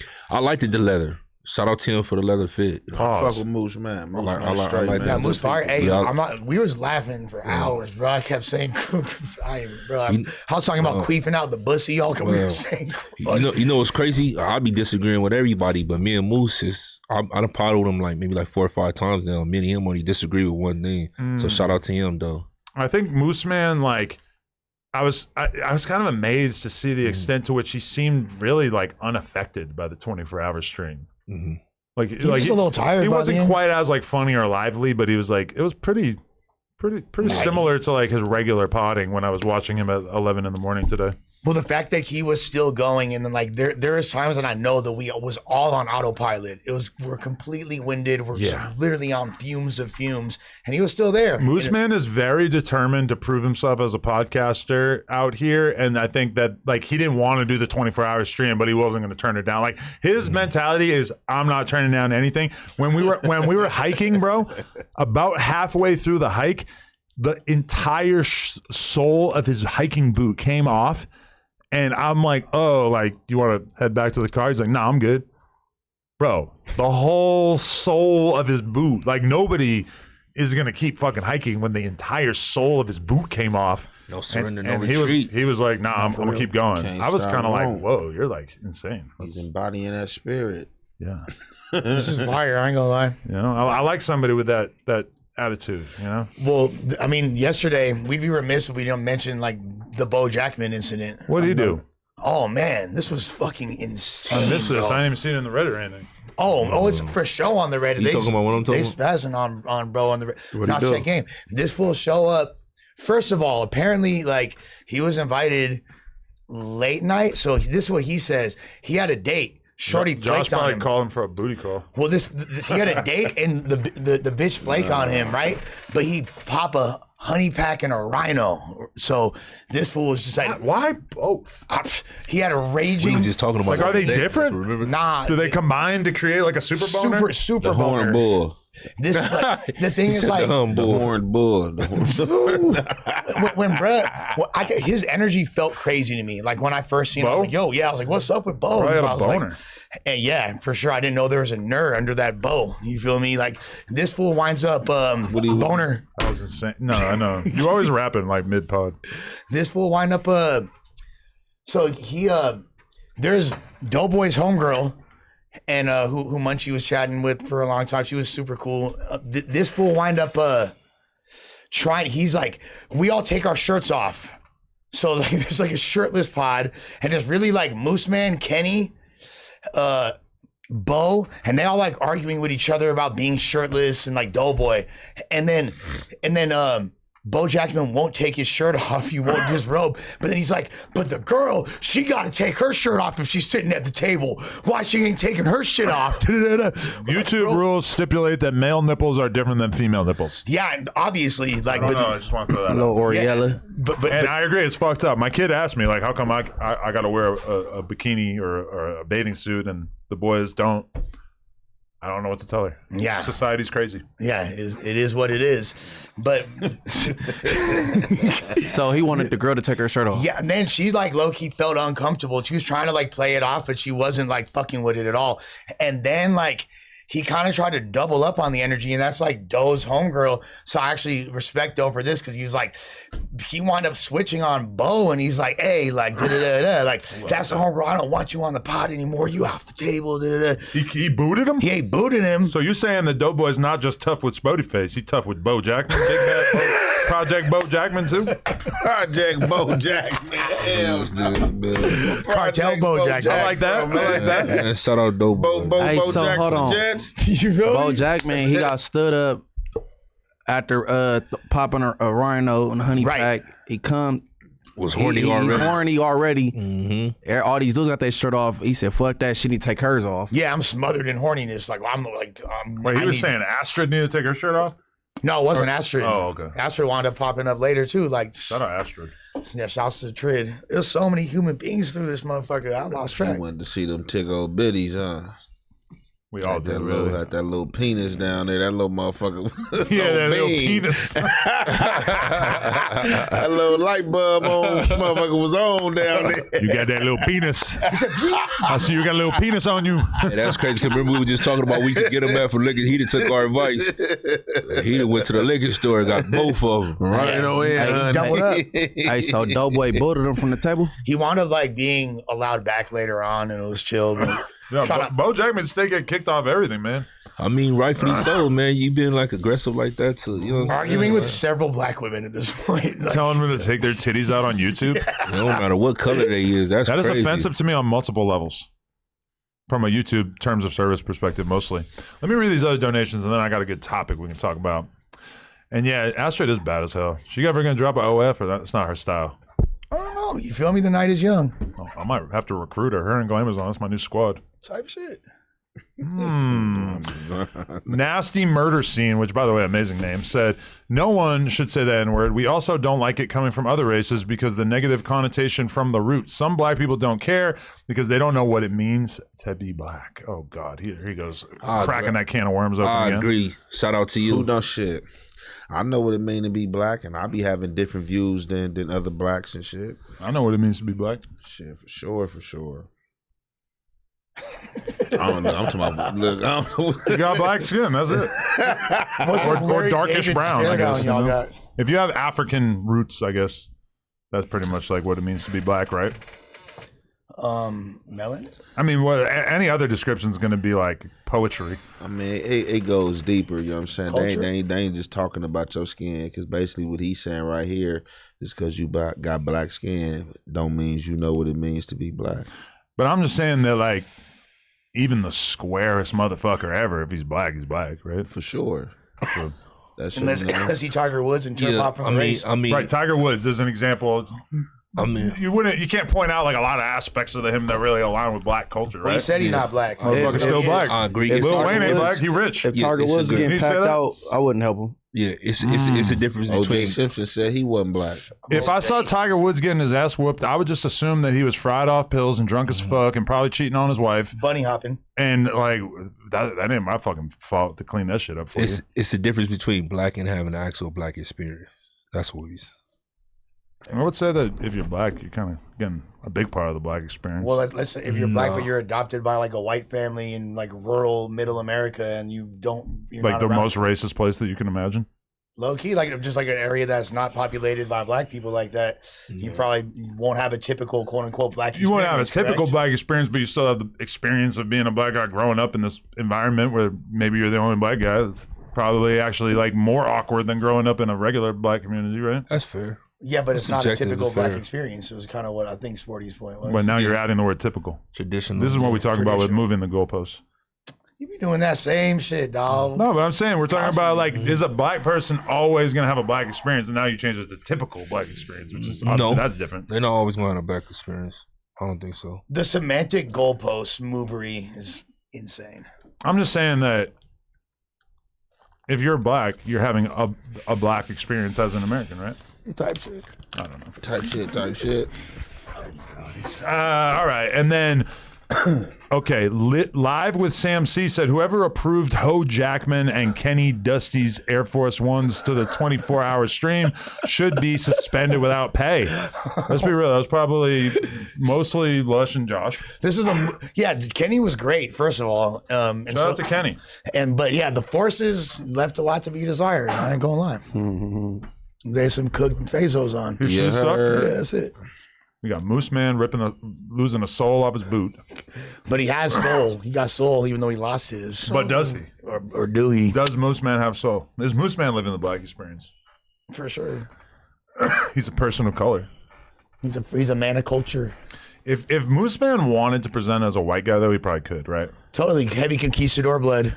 I'm just saying, like, heavy conquistador. He could disguise himself as a white dude. Yeah, so I'm saying you look more like of the Spaniard. Yeah, exactly. You just pronounce like certain words with and then If he just like maybe used a little bit of like foundation that was like a few shades lighter, that would help too. I don't even think he's about as white as he needs to be. He's whiter than you. Complexion. Yeah. Rose the cheeks a little bit. So you don't buy the whole people of color thing? Like, do you feel like any like unity with like Mexican people as like people of color? Do you feel like people of color describes you? A person of color? No. You don't buy into that? No. I am black. No. I was just checking. Interesting question. It definitely don't describe me. It's definitely who I am, part of who I am, but it doesn't describe me though. I remember 2017, I'm with Lena on Melrose, and some random kids come up to Lena, teenagers probably, and they're like, we just want to tell you that it means so much to us just seeing you as a person of color, just like blowing up and like doing your thing out here. She's Armenian.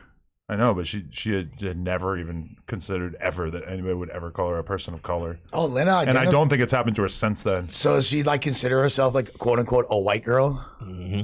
Clearly. I don't know. Clearly. For sure, she considers herself Armenian, but also for sure she understands that to a lot of people, she's a white girl. Even though, like, if you were to hang out with her family, it would be pretty tough to consider. Like, if you look at my family and look at her family, like, the vibe is so different between the Armenian side and the white people side. But they're also like a super unique small culture, like in this place that's literally like in between the Middle East and Europe, and you know what I'm saying? So it's like only unique to itself, and then the highest concentration of them outside of there is in fucking Glendale. She doesn't like expect people to get her culture, because even though a lot of people in LA understand Armenian people to some extent, you know. Hell yeah, we grew up with them. But like in much of the rest of America, it's kind of just. Shouts to the op base. Yeah, I my Armenian boy took me out for Armenian food at what's it called, carousels. Fire. Carousel, We yeah. gotta pull up on our boy, man. Man, so I'll just be Armenian, man. Shout out to Big Scrap, man. He had the whole Armenian, man. platter Cleese delivered to 93. Bodie, fam. Yup. Fire. That thing Big Scrap is chilling. crazy. Big Scrap, man. Big dog. Armenian partner, man. Big dog. Oh, Good Big people. dog out here. Hell yeah. Great Good people. people. you know what I compare it to? When Lena's family is together, it's like a party. Everyone is talking. They're playing music. It's just like a big fiesta. There's probably a word for it in Armenian. When my family is together, it's like they're recording a podcast without mics or cameras. It's one conversation. It's like One people mic. trying to like say something smart, say something funny. It's like it's much more cohesive. And when I'm around her family, I feel kind of overwhelmed. Everyone's talking. There's a million conversations going on. Like a lot of the guys in her family, I'll be having a conversation with them, and like they'll just be telling me about themselves, and then like Be roughing you up like, come on, Adam. oh yeah. You gotta go fishing with me. You gotta come to the car dealership. Like you gotta. My buddy has. You like smoking weed? My buddy's got the best weed in the whole world. Yeah, for sure. It's so different than the way my family communicates. Yeah, Probably no, do. Armenians, they hospitable. They're hospitable. Yeah, they Yeah. chill. I fucks with Armenians. If they like you, if they mess with you, you win. If they for don't, sure. it's ugly for you. Definitely. I haven't really seen like the dark side of. What? I haven't seen any of the criminality. Oh, okay. Not that. I was in the Fuck, county. they- I was in the dorm with like 6 of I them. get He that. said, "What the fuck over there too?" That's what the dark side. I'm talking about, like, you know, like you hear about Armenian gangsters and shit like that. Besides Jefe, They I don't know a activists, lot bro. about The that. Armenians are like some of the most mobbed out people in the world. Like that's why they're saying to you, "Yo, my homie got the best weed." They not lying. but I'm just saying, I've never heard any of the Armenians that I'm around in this sense. I've never heard them ever say anything about Armenian gangs, crime rings, whatever. I read about it in the fucking news. Yeah, but they're not gonna say that. You know, they got that stigma. That they're just not criminals. perspective. It's probably that family, just like a chill family, but like Omerta. No, they don't. I don't know. Maybe I should ask them. No, they don't. I should ask her family. Yo, so like, if I smoke somebody at this family party, y'all gonna tell me? They gonna whoop your ass. What the fuck you talking to, fool? They'll be hella They confused. gonna switch that. They'll be like, what? Hey, Adam? He got a wire. You got a wire. You got a wire. Check him real. for a wire. Yeah. Honestly, though, they're so nice. They never give me any. There's never been any kind of a vibe from being a white guy, or even being like, you know, a guy who fucking does porn with their sweet little girl. they probably like. I With mean, their sweet little girl. they knew what time it was though, because like she low key was doing it high key right Man, before you, right? Or hey. did y'all start together? So is it From your their fault? perspective, it's like she meets me, and all of a sudden she's doing OnlyFans. Hell no. Because she started doing it like right after she met me. Okay. Do you think they like align more like with the whites or like the people of color? Because you know that's like a thing over there too. The like, big conversation with the Armenians is like who's like a real Armenian and who's whitewashed. Yeah, Because Exactly. it's pretty easy for them to kind of just act like a white person, right? that's a fact. But then there's levels to it, because like some of the Armenian people you meet, they fully embrace their fucking accent. Mm-hmm. They got the Armenian stickers on their car. They love it. It's all it's their whole thing. And then some pretty much just act like a white person, you know. But I mean, It's being different. where they at, like you said they stay between the Middle Eastern and Europe. Yeah, well, that's where Like the they country's located. Persians, right? They consider Persian. No, they're right? right next to there. I wonder if I'll be in. near there. Kim Oh, no, you can't Kardashian Persian, consider though. herself Persian. No, so Persians or Iranians? Yeah. Kim Kardashian, why she consider Persian- I never heard her Persian- say that. But I Persian want to used see to her have- say they used to have Armenian. all that over there though. Yeah. If I go to Armenia with her, you think that I'm in danger? Might could be.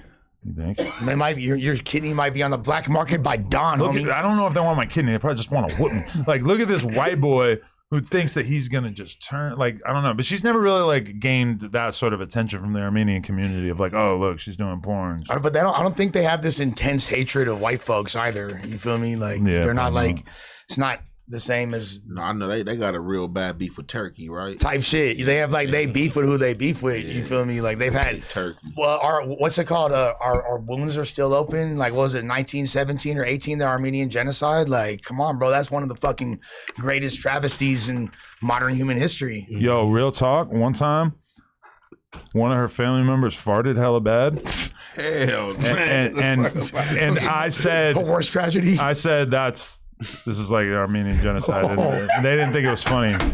That did not land. No. Man, That they did would've not packed land. your ass like you I was about- lucky that I was only around a couple of them That's because like I totally like in that moment just like felt the vibe shift a little bit, and then No laughter. but it was over hella quick. I hope they didn't like talk about it. That's like you trying to make a Holocaust joke around the Jews, man. See, I'll do that too for sure. Yeah, I've done that. I was saying I've crazy. done that for sure. Once I got delirious on stream, I was saying crazy shit today. No, Josh. there was a German dude that we used to go on BMX trips with, and fucking eventually people would get drunk enough that they'd be start making all kinds of Nazi jokes to him, and he'd be so awkward, just oh no.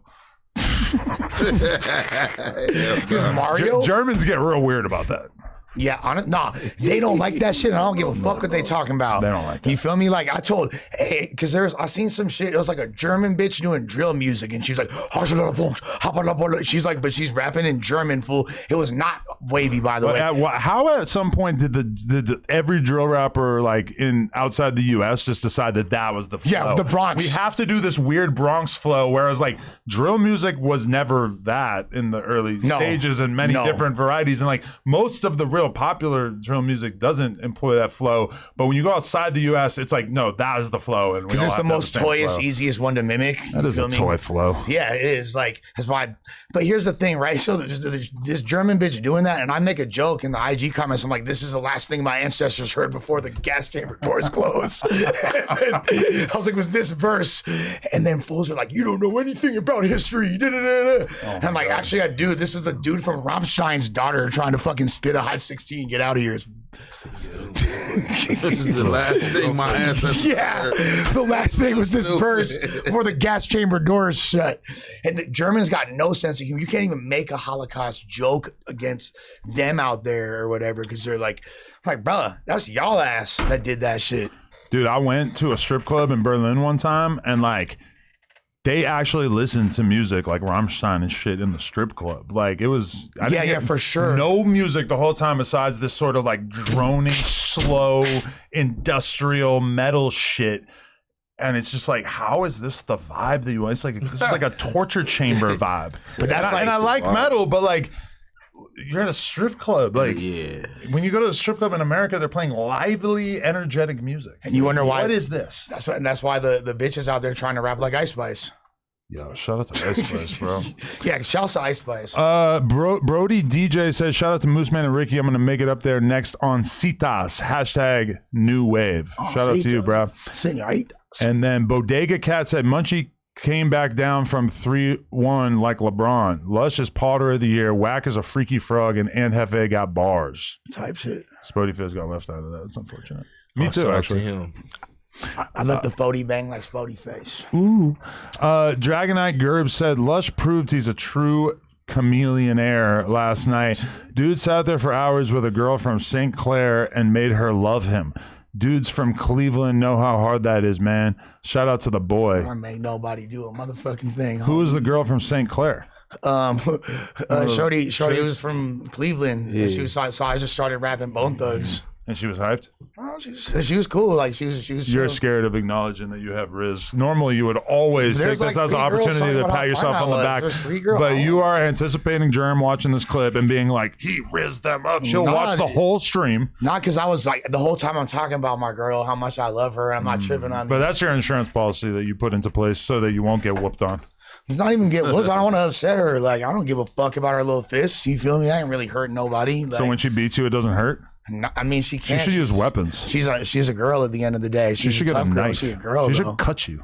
She almost, anyway. Yo, Nah, she if would never do that. Bro, the illest shit would be if your girl gave you $150 and you had to just wear that shit and tell people your girl gave it to you. Jay Electronica style. He got $150? He didn't get $150, but Erica showed it stabbing with a kitchen knife. Does he have a scar? Hell yeah, she stabbed him with a kitchen knife, and he had to go to the hospital. And he posted about it on Instagram, and she laughed in the comments. Whoa, I listened to a podcast with Erica Badu recently, and I wasn't even thinking about her as an abuser. That's crazy.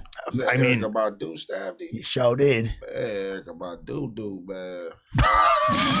Man, she be tripping. She be having people turning. Now she be turning people out, man. So she got that thing. Hey, for sure she do. Guess what? She's a doula. Hey, yeah, think about how crazy the posse cut of all the rappers that were like deeply involved with her rapping together would be. One of the greatest songs potentially in hip hop history. I just think people just falling into a realm, candles, and just fall into a hypnosis, man. Coochie is coochie, man. I'm about to hit this thing. I ain't gonna hit the coochie and then come out and I'm talking different and acting different like a nigga just made a whole transformation. Like what? Hey, she do be having fools like wearing like all of a sudden wearing ascots and dressing like genies and shit. Like Probably tells you like to. this, got that thing called genie. You think she's telling the dudes she dates to dress different, or you think they just like start doing it because they're trying to keep up with her That's energy? it. No, she for show just like lights an incense and like looks over her shoulder past her fat booty and they're like, oh, for show. Like, let me pick up a Does Erica sitar. Badu got ass? Hell yeah, a lot of I never noticed. Oh yeah, she got that. She got Texas. I just back listen to there. her music. Man. She got Texas Dallas. back there, TX back there for Hey, I ain't sure. gonna lie, I was ready to throw my cape for her when academics was going up on her. Oh yeah, no. I was ready to cape up. Protect Erica. Yeah, that body for sure. She definitely body down. I'm asking Gemini, does Erica Badu got ass? A lot of it. The fact She that- went viral in early 2025 for wearing a custom knit booty suit with an intentionally exaggerated, sculpted, and curvaceous rear silhouette design. Maybe you fell for she this. done had ass for way longer than this. What the fuck is y'all talking about? You remember ass that from day man, one. Man, hey, man, Erica Dawson, man, he talking about, man, I don't even know nothing about whatever he just pulled up. She got Erica yams. been We having can agree that thing. Tyrone's tripping, right? Tyrone tripping. Where the fuck he at? You feel me? call her. Like, she's called. You want to call Tyrone? Where the fuck he at? I'll be over there. I'm beating simplifying it. Is she known for having a big butt? Yes. Doonies. This is not a conversation, dude. I didn't know. Yeah, take a look. I don't look at Auntie like that. Hey, Shit, that's a hey. different auntie. But Auntie wasn't trying to like. Some auntie, Auntie you was know trying what to I'm fuck famous Dex a few years ago. Okay. She was trying to fuck Listen, famous Dex. You're a fan. I was around during this era. I was hanging out with Famous Dex when this happened. She commented on his Instagram and was showing him love because he was dripping and taking fire fit pics and also making music that she maybe appreciated in some sense. I don't think it's fair to say she was trying to fuck Famous Dex. I mean, I thought so. I think that was the funniest conversation we had last night. Is it hating to tell your female friend not to have sex with Famous Dex in 2026? Is that hate? No, I hate when bitches be trying to make decisions for bitches. Like, girl, don't shut up, bitch. I don't think you should be. Hate that's about it. You shouldn't be giving anybody pussy if they burnt out doing drugs. I'll tell a girl not to fuck Lush too. Until he gets clean, don't fuck him. It's weird. I'm just saying, man. Luckily I ain't trying to get no pussy. I got my bitch. Or you'll be in trouble fucking with him. Huh? I love it how she's got him so scared straight that he has to be cringy as fuck whenever like girls come up. He has to be like, I love my girlfriend. Or now he coming right into the house in a fighting Irish. He walks in the house with with brass knuckles on. Dude, the worst was after that. He's like right against the wall, bro. Just waiting to throw hands. Nah, Nah, hey, no. The 20v1 was so treacherous when I came home after that, gang. Like, Knowing what I know about Germ now, it is so crazy that you actually did the 20 versus 1. yeah, bro. Even though obviously, like, it's not like she was super fucking with you, the girl, and it's not like, you know, that was implied in any way. No. It's obviously just a piece of YouTube content, and she still fucking lost her shit on you, right? Nah, it was really good. She said you was cuddling on Skid Row, bro. Nah, I didn't. Huh? I didn't even communicate. Yeah, that's crazy. Oh, you didn't even tell her you were going to the 20 versus 1? No, I didn't tell her, fool. And then I told her last minute, oh, we just, because I just got brought back to, like, we just started working again, bro. So I was like, keeping it warm. But I don't know. Are those Edney's pants? I don't know if I agree. you got quasi etnies? This is the new Ian Connor. He mixed in the Etnies with the Air Jordan. That's kind of hard. Stupid. It's crazy. Okay. Anyway, okay, let me read this other one. Gregory said, Adam, you should interview Space God. He almost got 1 million views on 85 South in a month. Okay, I gotta look him up because I don't even know who that is. But Space God, that's a pretty good like comedian name. Is he a comedian? Space God perp. And then Precise said Jeezy is better than Gucci. Hey man, not to me, buddy. Not to me, buddy. Right now, Jeezy way harder than Who Gucci. you got, Jeezy or Gucci? Jeezy, ain't even Gucci out the paint. You talking no, about, he out the paint now. Take. I don't life-wise, he out the paint. Like They said the fans. Gucci, They I said ain't the fucking fans with tripped Gucci. on Gucci out there. They said the fans didn't receive. Oh, we're gonna talk about that next. We're gonna read one more donation, then we'll do that. Gutter Lane said, Adam is so lame. LMAO, asking AI instead of just Googling a photo. Man, shout out to Miss Badu. That is a good point. I didn't even think about looking up photos of her big ass. Adam is lame. That is crazy. You should have pulled up. Pulled up that ass. Okay, I'm looking it up. Erica Badu, full body. Yeah, okay, I'm seeing. These are small images. Wait, what the fuck? What? Dog. Oh shit, she do got a booty on her. See, I don't know, man. Y'all don't be telling me shit. That's old too. That's 04. That looks fake. Nah, her shit. 4 BBLs. Look like, bro. Can we show a video of her walking asshole naked down the block, as he said? The world keep rolling like it rolls. Erica do walking. Yeah, I don't know the name of the song, but yeah, she tossed her little shit off and started walking out. Yeah, for sure. Oh, is this music video? Yeah. Window seat? President's car is now turning onto Elm Yeah, that's Street, not and good. it will be only a matter of minutes before he arrives at the trademark. I can't see the fucking sound thing. There it is. All right. That's crazy that I'm so white that I'm finding out about Erica Badu's butt on stream. At least you're not like suggesting that she loses weight or some shit. Y'all remember this. She's not even like dolled up here at all. Oh wait, she's taking her clothes off. This is man. Erica Badu don't need to be dolled up. This is natural beauty right here, man. And she got the hypnosis going on. Shit, she ain't got to be dolled up. Her trying to hit Badu. Her back says evolving. I'm gonna be thinking about Pokemon every time I'm hitting it from the back. Bro, would you guys treat me different if I fucked Erica Badu? Yes. Would you like? I'd respect you more. Would you dick ride me? No, I respect you a little more. I'll probably hate nice you. That'd be funny if you turned all like fucking like Rastafari after I'll you turn hit, Jack like- Harlow. She'll come out with a kofi, huh? Yeah, this video. Wow, is she like dead on the ground by the end of it? This is a crazy video. What do you think the comment section is like? Crazy. That thing thangin'. That thing is thangin'. I'd do it. Do you think that she should be arrested for that? No. You should be arrested for not. Do you think that she should be penalized in some way? There's kids around and shit. Will you just get naked? Like, what the fuck is wrong with you? I don't know, Adam. It's natural herb. This is how it was at one point in time. That's Before how- the Western Hemisphere came along and put clothes and cloths on people. Yes, but now we live in a Eve. civilization in which it's considered inappropriate to be naked in public. The white man civilized. Oh. You guys all use the same trick over and over. But you're white. Hey, yo. I Nah. didn't say you're white. I said the white man civilized. The guy's bigger than you. Okay, but Shit.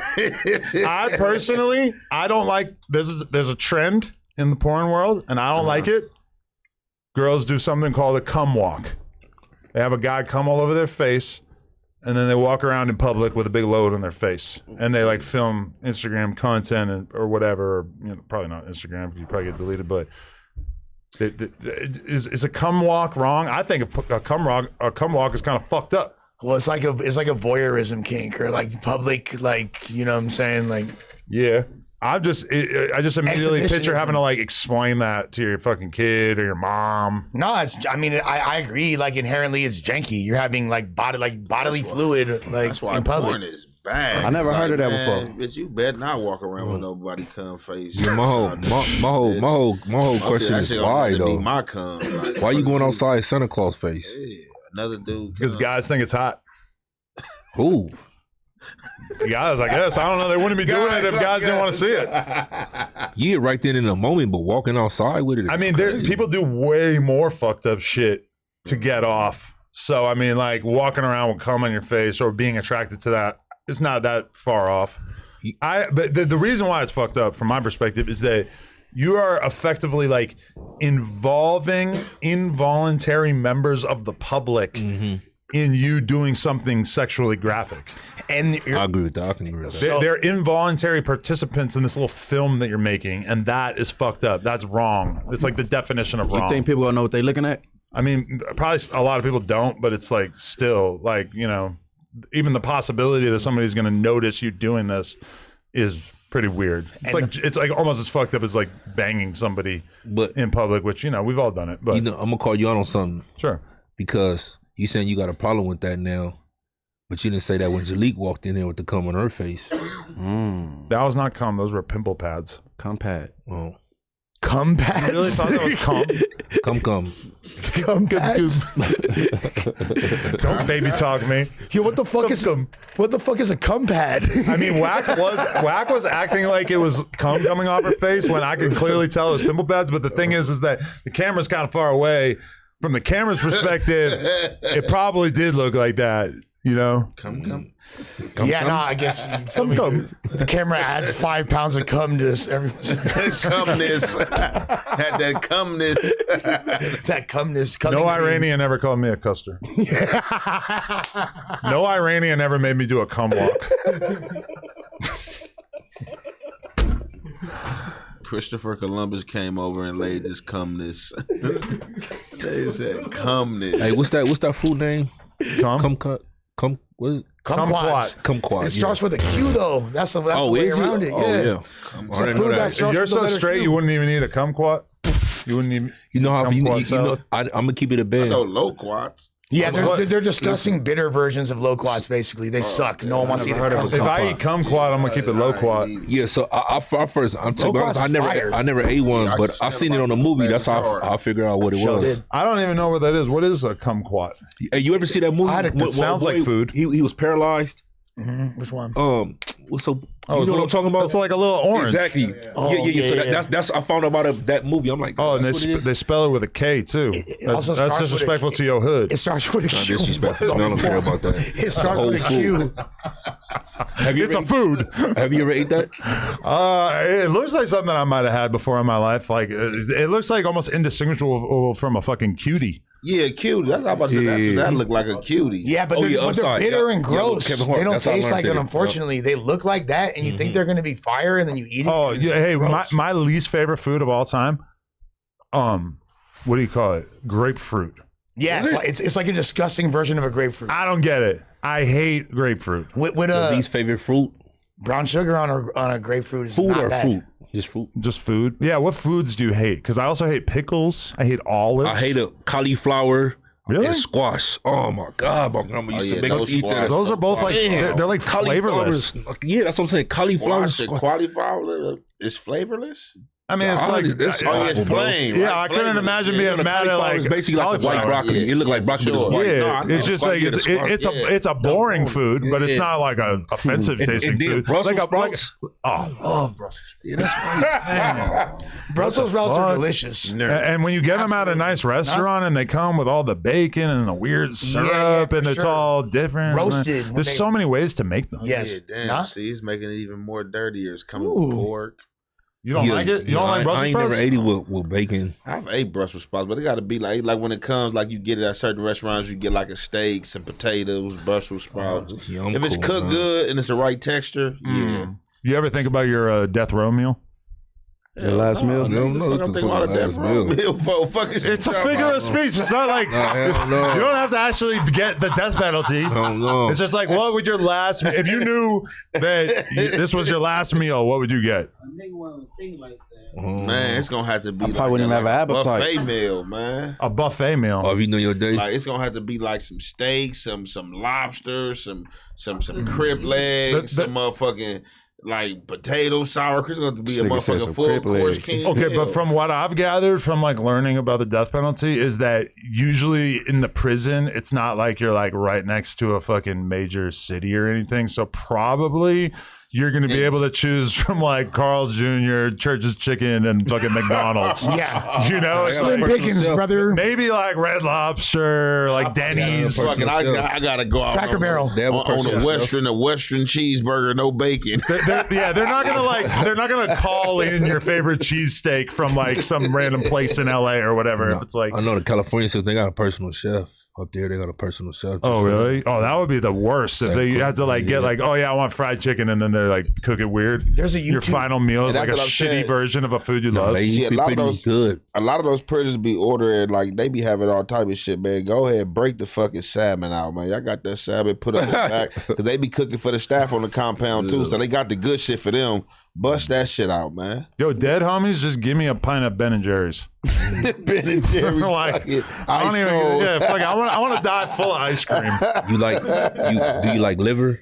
That's Hell awful too. no. I hated liver. I ate raw. I ate raw liver with the Liver King. You know who the Liver King is? You were in prison. I hate liver Did you eat and balls? meatloaf, bro. I think I can't ate like none of that shit. a bull Oh. testicle or some shit on here too. Sure You did. would- Yeah.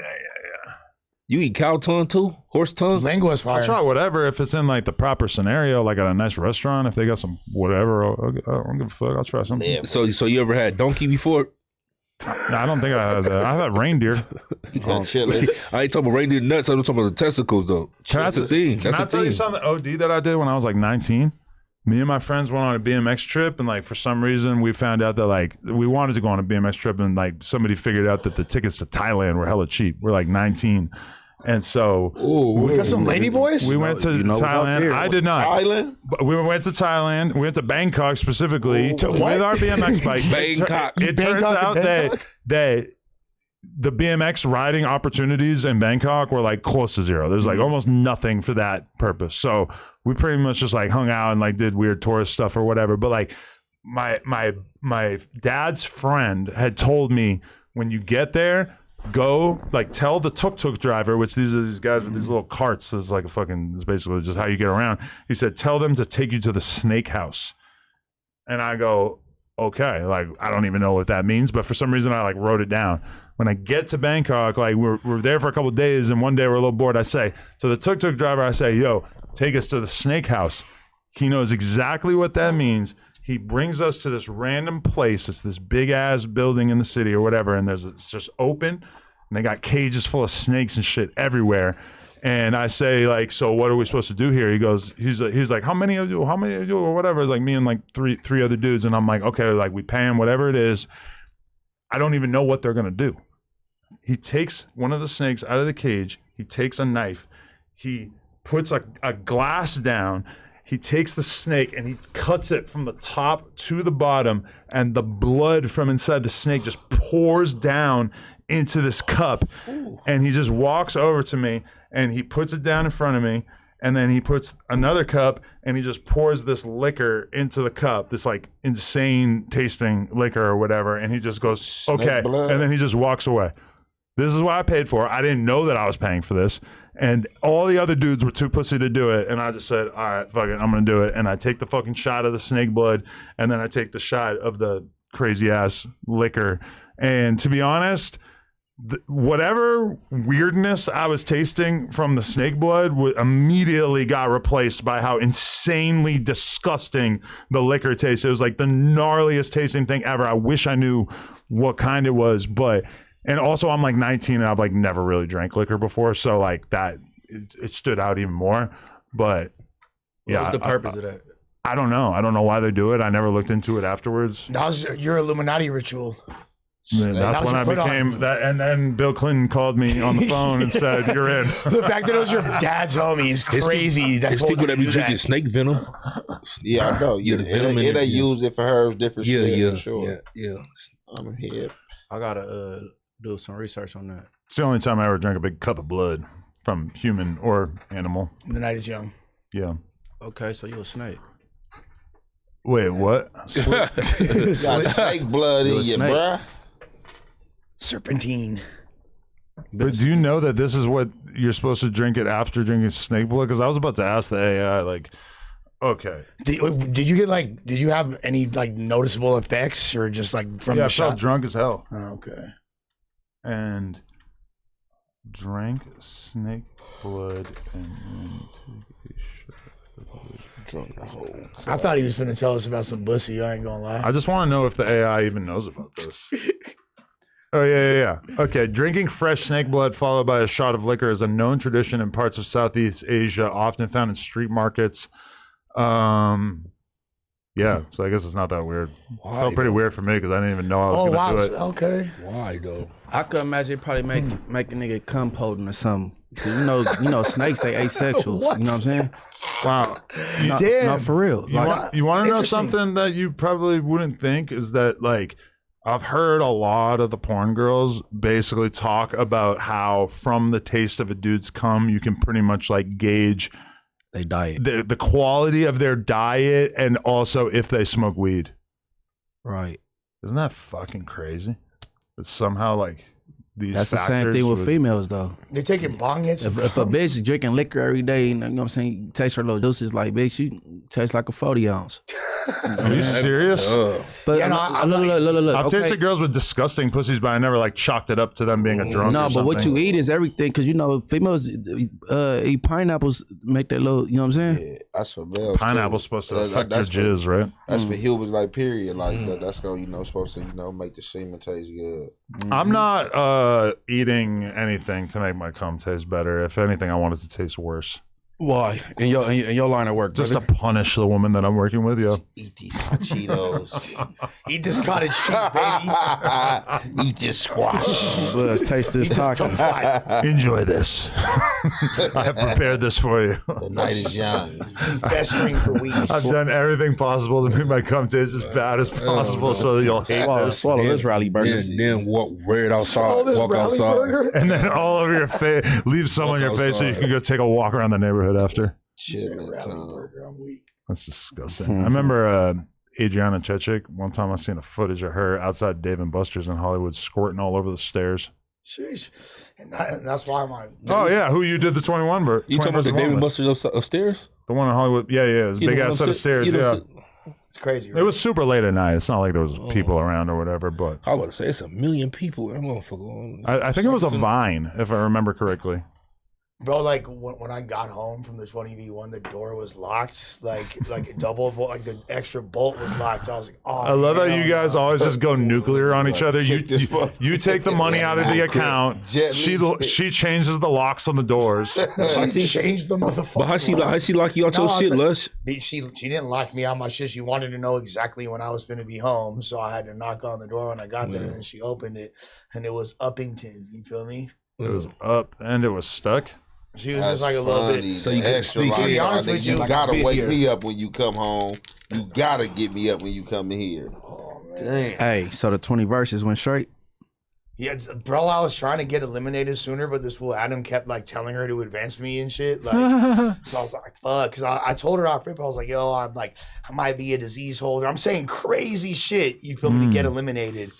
Was it a cool selection?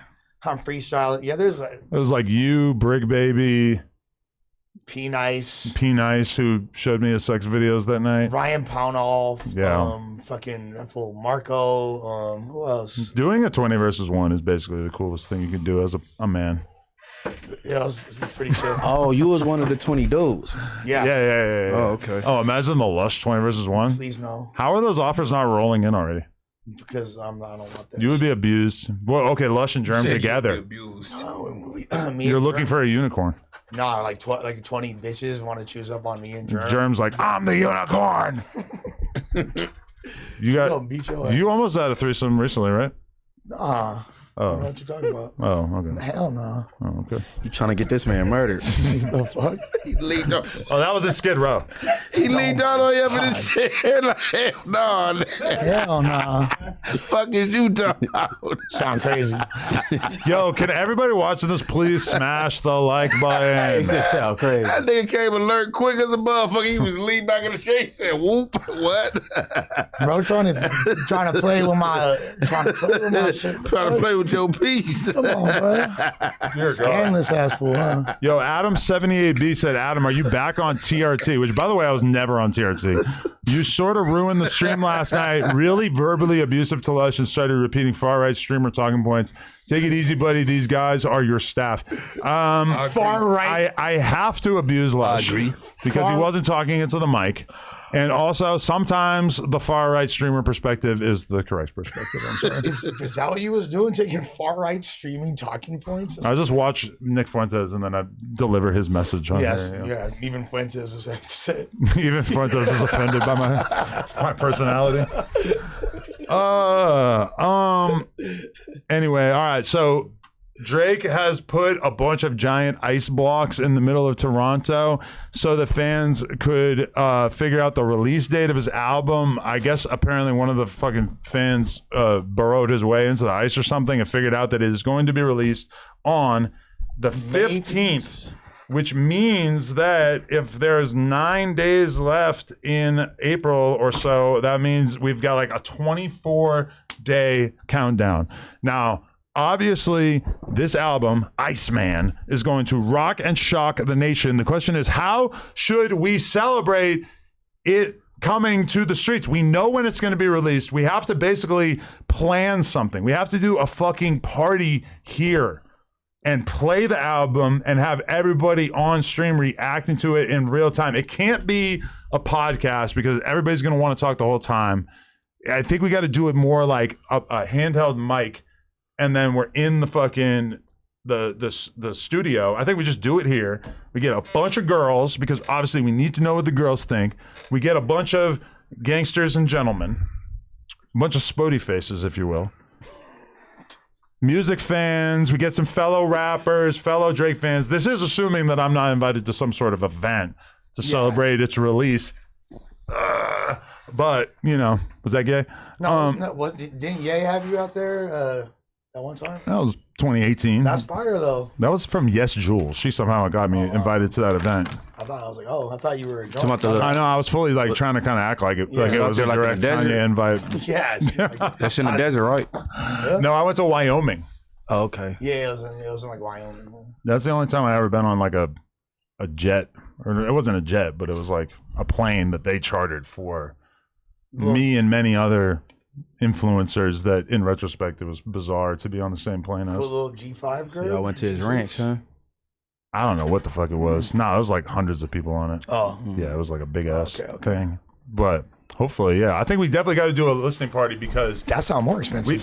The Drake album coming out is like, it's too big for us to just like wander in here a few days later and have a conversation. That shit about to do numbers. Yeah, no, I think like if he doesn't already have it padded with like previously charting singles to make sure that he's platty-wad out the gate. But that don't even work like that, does it anymore? It's worked for him a few times. Well, I don't know. But either way, all right, estimate the sales. Yeah. I'm gonna go. I don't know. I'm gonna say it's gonna do 600K. Yeah, first week. Within what? You talking about streams or vinyl? And I have another theory. No, I'm talking about combination streams and hard sales. But the same way every other album is judged. And then also, this is my thing. I wouldn't be surprised if he drops like vinyl, CDs, merch bundles, etc. with the release. I think that Drake probably has seen like how well that has worked for Taylor Swift financially, perception wise when it comes to album sales, etc. And I think the only like sacrifice when you do that is it means that you basically have to like finish the album a month or more in advance of releasing it. Mm-hmm. To be honest though, like whenever I've talked to Drake in like the last few months, it doesn't really seem like he's like hard at work in album mode. So maybe he did finish it a while ago so that they can drop the vinyl. Because if they drop vinyl, especially if they drop vinyl that's in like a bunch of different colors, so all the hardcore Drake fans are ordering fucking 10 records so they can have all the colors. This could be the craziest album sales we've ever seen. They'll announce this next week. What you just said, the vinyl pre-orders and shit will go up probably next week, I'm a guess. Oh, if they do vinyl pre-orders, I was picturing them putting it out on the release date. I can see them wanting to run up the merch and pre-orders and all that too, especially that helps with charting and all that. I think your 600 is a pretty solid estimation. I'm gonna go out on a limb and say it'll do slightly more, like maybe a soft 650, 630. If he drops vinyls and CDs on the web store for everybody to order, then I think he honestly could even do like almost $1 million. Yeah, I think it would be like outrageous how much he could do. It's hard. It's hard, and Taylor's the only person who does it. Because like Playboy Cardi, like the last album in hip hop that had this much anticipation, low key was I Am Music. I would say Cardi, huge. Drake, whole different world. Yeah, exactly. Because all these normal people that never fucking heard of Playboy Cardi listen to Drake. Correct, and he did 300 first week, and I know Drake will do at least twice that. Yeah, and everybody wants to hear the rebuttal. Everybody wants to hear everything about what he got going on. Anytime Jay drops something, be having them sidebar deals with the music streaming companies and stuff like that, cell phone companies. Verizon deal, they bought $1 million. He did $1 million down there in a day type shit. I mean, think about like if he gonna do something like that. Yeah, I mean, think about like the fact that Drake, like, remember with the weird thing that Rocky did, where like you fucking have this like weird bill paying app that's like synchronized with your album sales or whatever, like Harlem scams. Okay, if Rocky did that, I just expect that Drake is going to, like he's just had so much time to like do whatever in the build up for this, and I just feel like he's gonna like do something crazy to fucking. Has his obligation over? Is his obligation over with Cash Money? I think he like honestly like bought himself out of the Cash Money shit and the fucking mob ties shit for like a long time ago. Like well over a decade ago. Yeah, they kept it all super scary quiet. When it was the what was that one was the five albums? Scary Hours and all Scary Hours. Yeah. I thought that was him. That was severing with Wayne, but the other thing that's what I'm saying. The first one. That was him severing with Wayne. If you're reading this, it's too late. But the first one without. No, he just got out of that deal like some years back. That's what we talking about. I thought that was so Scary Hours. Cash Money. Yeah, that's what we talking about. That's what we talking about though. Was that project? That was the first one since he got out of that deal. It was like 2017, I think. 16. I don't know. I thought Scary Hours was like his first one. No, I think he was still signed with Wayne after that though. I think that deal. I think he did because they talked about when he was coming. Scary Hours. Everybody was talking about it like, dang, like. He's about to come into an independent deal. He can cripple the game. Yeah. Like right now, he want to. That was like post 2020, 2021 when everybody was talking about that. Okay, and that's what we talking about. Scary Hours. Yeah, but that was the first one after, and the one that finished his contractual obligation was if you're reading this, it's too late, and that's why it was titled that. No, Reading Too Late was before Scary Hours. Yeah, so I just said. Yeah. So like that was the last one he did to fulfill the obligation. And Scary Hours was the first one. That's what I was saying. We said the same thing. Blueface, describe your level of Drake fandom.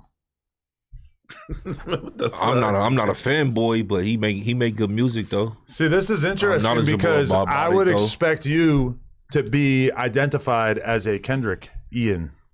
I am. I love Kendrick. I love Kendrick. But then I know you're in touch with your soft side, and you probably love R&B music. And I do. I'm definitely R&B. You like Drake from that perspective as well. To me, besides Take Care, I really don't like his R&B like that. Take care. What was the first one? The So Far Gone. So Far Gone to Take. Those was dope. Those was dope. Great. So Far Gone's amazing. Yeah. I mean, is it fair? I kind of have this assumption that I had never really like specifically thought until now that this album is going to be like very hip hop oriented because of the fact that he just put out a entire project basically of R&B records. So it kind of like makes sense to me that Iceman, and even just the name just makes me think that it's going to be very rap and perhaps pop. I hope it's rap. He got rap up in there. And he concluded his contract with Cash Money in 2018 with the release of Scorpion. That's what it said. The double disc. So they didn't get no money off of nothing else. So he just would he fulfilled his obligation. So he just with Universal now. He's kept that okay with his own OVO. So you think it's gonna be hip hop forward? I hope so. I'm assuming so because he got to touch on something. I'm assuming he got something in the banger. Like he was gonna after this, he just gonna leave it alone. I feel like he owe it to the fans. I think he gonna get the fans what they want to. Not necessarily going at dot, but like at least like addressing the issues. Probably around the people that you remember we was all talking about how they headed for the hills. They left you for dead. You know what I'm saying? So I think he gonna probably touch on it, not too much, but a little bit. You know what I'm saying? So I think it's definitely gonna be some hip hop in there. What did I miss? I hope he leave the whole dot shit alone, bro. You know why, and I don't ever like get specific about any conversations I have with him, but one thing that he kind of said at one point is that him and Kendrick will never make records about each other ever again. I hope not. Like for sure, he's gonna sub this or like he didn't say this, but like he's always gonna probably reference it. He's definitely gonna have bars that people can construe as being anti-Kendrick bars, but. It's kind of like where do you go? Like what could they possibly do after what they did that would even be worthy of being a follow-up to that? The thing is that there's people that are extreme dick riders of Drake, and there's people that are extreme dick riders of Kendrick. These are the fucking weirdos, the extreme cases. Most of us are just hip hop heads, and we like both of them. Why fans gotta be dick riders though? No, because there's an obsessive. Blueface does not live on Earth. Yeah, no. I know what you're saying, but I'm just saying fans. But hip hop is extremely polarized between Kendrick and Kendrick fans. Like, I'm not. It's honestly, it feels like being a Republican or a Democrat. It's embarrassing. I'm not disputing that. What he's saying is dick riders. I'm like, why they can't just be fans? Because their level of fandom. It's a figure of speech. Because their level of fandom takes them out of the ability to even objectively look at what they're seeing. Because they don't. Oh, I see. You know what I'm saying? That's dick riding. By definition. Okay, but I would say that like the majority of hip hop fans are easily capable of enjoying both Drake and Kendrick's music, myself included. But there's like the question of identity. Who do you identify as being more of a fan of? Like I clearly identify as more of a Drake fan, even though I probably listen to GNX more than like any other rap album the year it came out, you know? Well, yeah, they're both great artists. Also, Ant is absolutely right. So what I got confused about was the album that I was talking about, If You're Reading This Is Too Late, that got him out of the Cash Money deal. That was like he first leaked that on the Jesus Christ, why we gotta keep talking about this? Because it's like let's talk about some current shit. We like give them correct information. Yeah, but you guys keep going back to this. Like, who gives a fuck? Oh, such a boring convo. Yeah, but I hope it's some hip hop on there, man. It ain't just all R&B. I think he owe the fans that, but that's what's up though, man. He dropping. It's about time. And like they were saying, I think they should be scared, rightfully so. You got a dude that's indie. You know what I'm saying? From my understanding, it's a distribution deal. Ooh. What if Drake drops the album and Kendrick drops his album the next week? And I think Kendrick been sitting on it. Yeah, remember he said. I think that's absolutely a fucking terrific idea. And to be honest, I think he been sitting on music. He said, is that even a good idea? Didn't he say GNX was supposed to not even be the real album? Wasn't that the initial narrative? They just made him.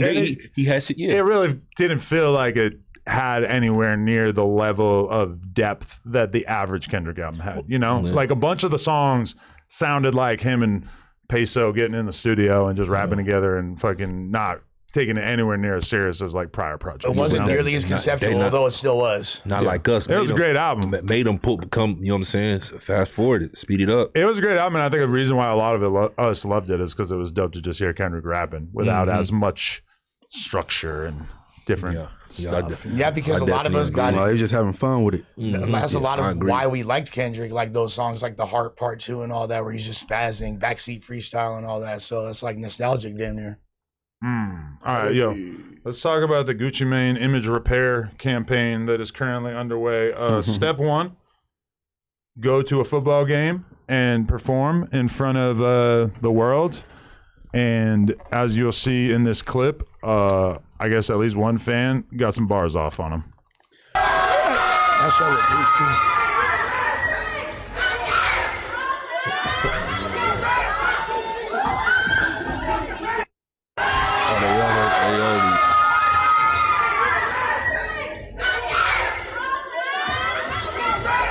Look at a junior high school football game.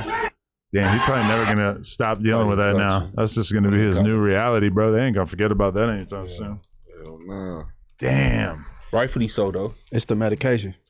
Hey, that didn't Fujiano just got out? That's the last artist he have, and he just got out, right? And how long is that gonna last? Probably not. Bruh. Gucci football game. Yeah, because this is what I guess that's not going to do it. Like this is what he's got to do. Like he's enduring the worst PR that he's ever dealt with in his entire career, and now he's got to figure out a series of things that he can do to show the world that he is still beloved, that he's still a prevalent rap figure, and that he still has his respect.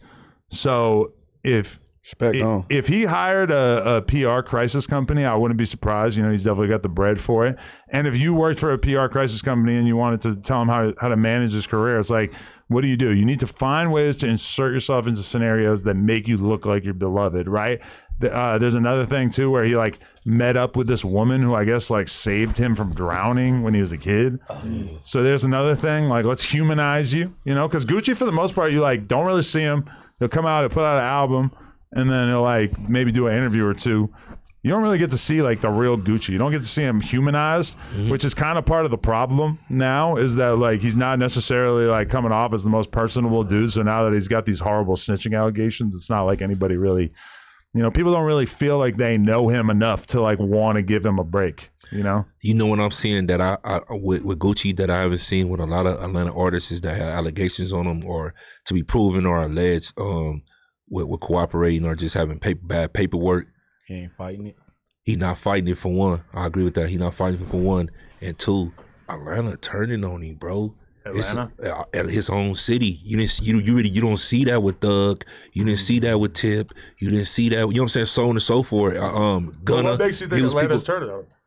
It's a lot of instances. Even the rappers is saying stuff. You know what I'm saying? Shit about that. You really didn't. The only person who they really turned on, I think from Atlanta was they city, and it was just other rappers. It was Gunna.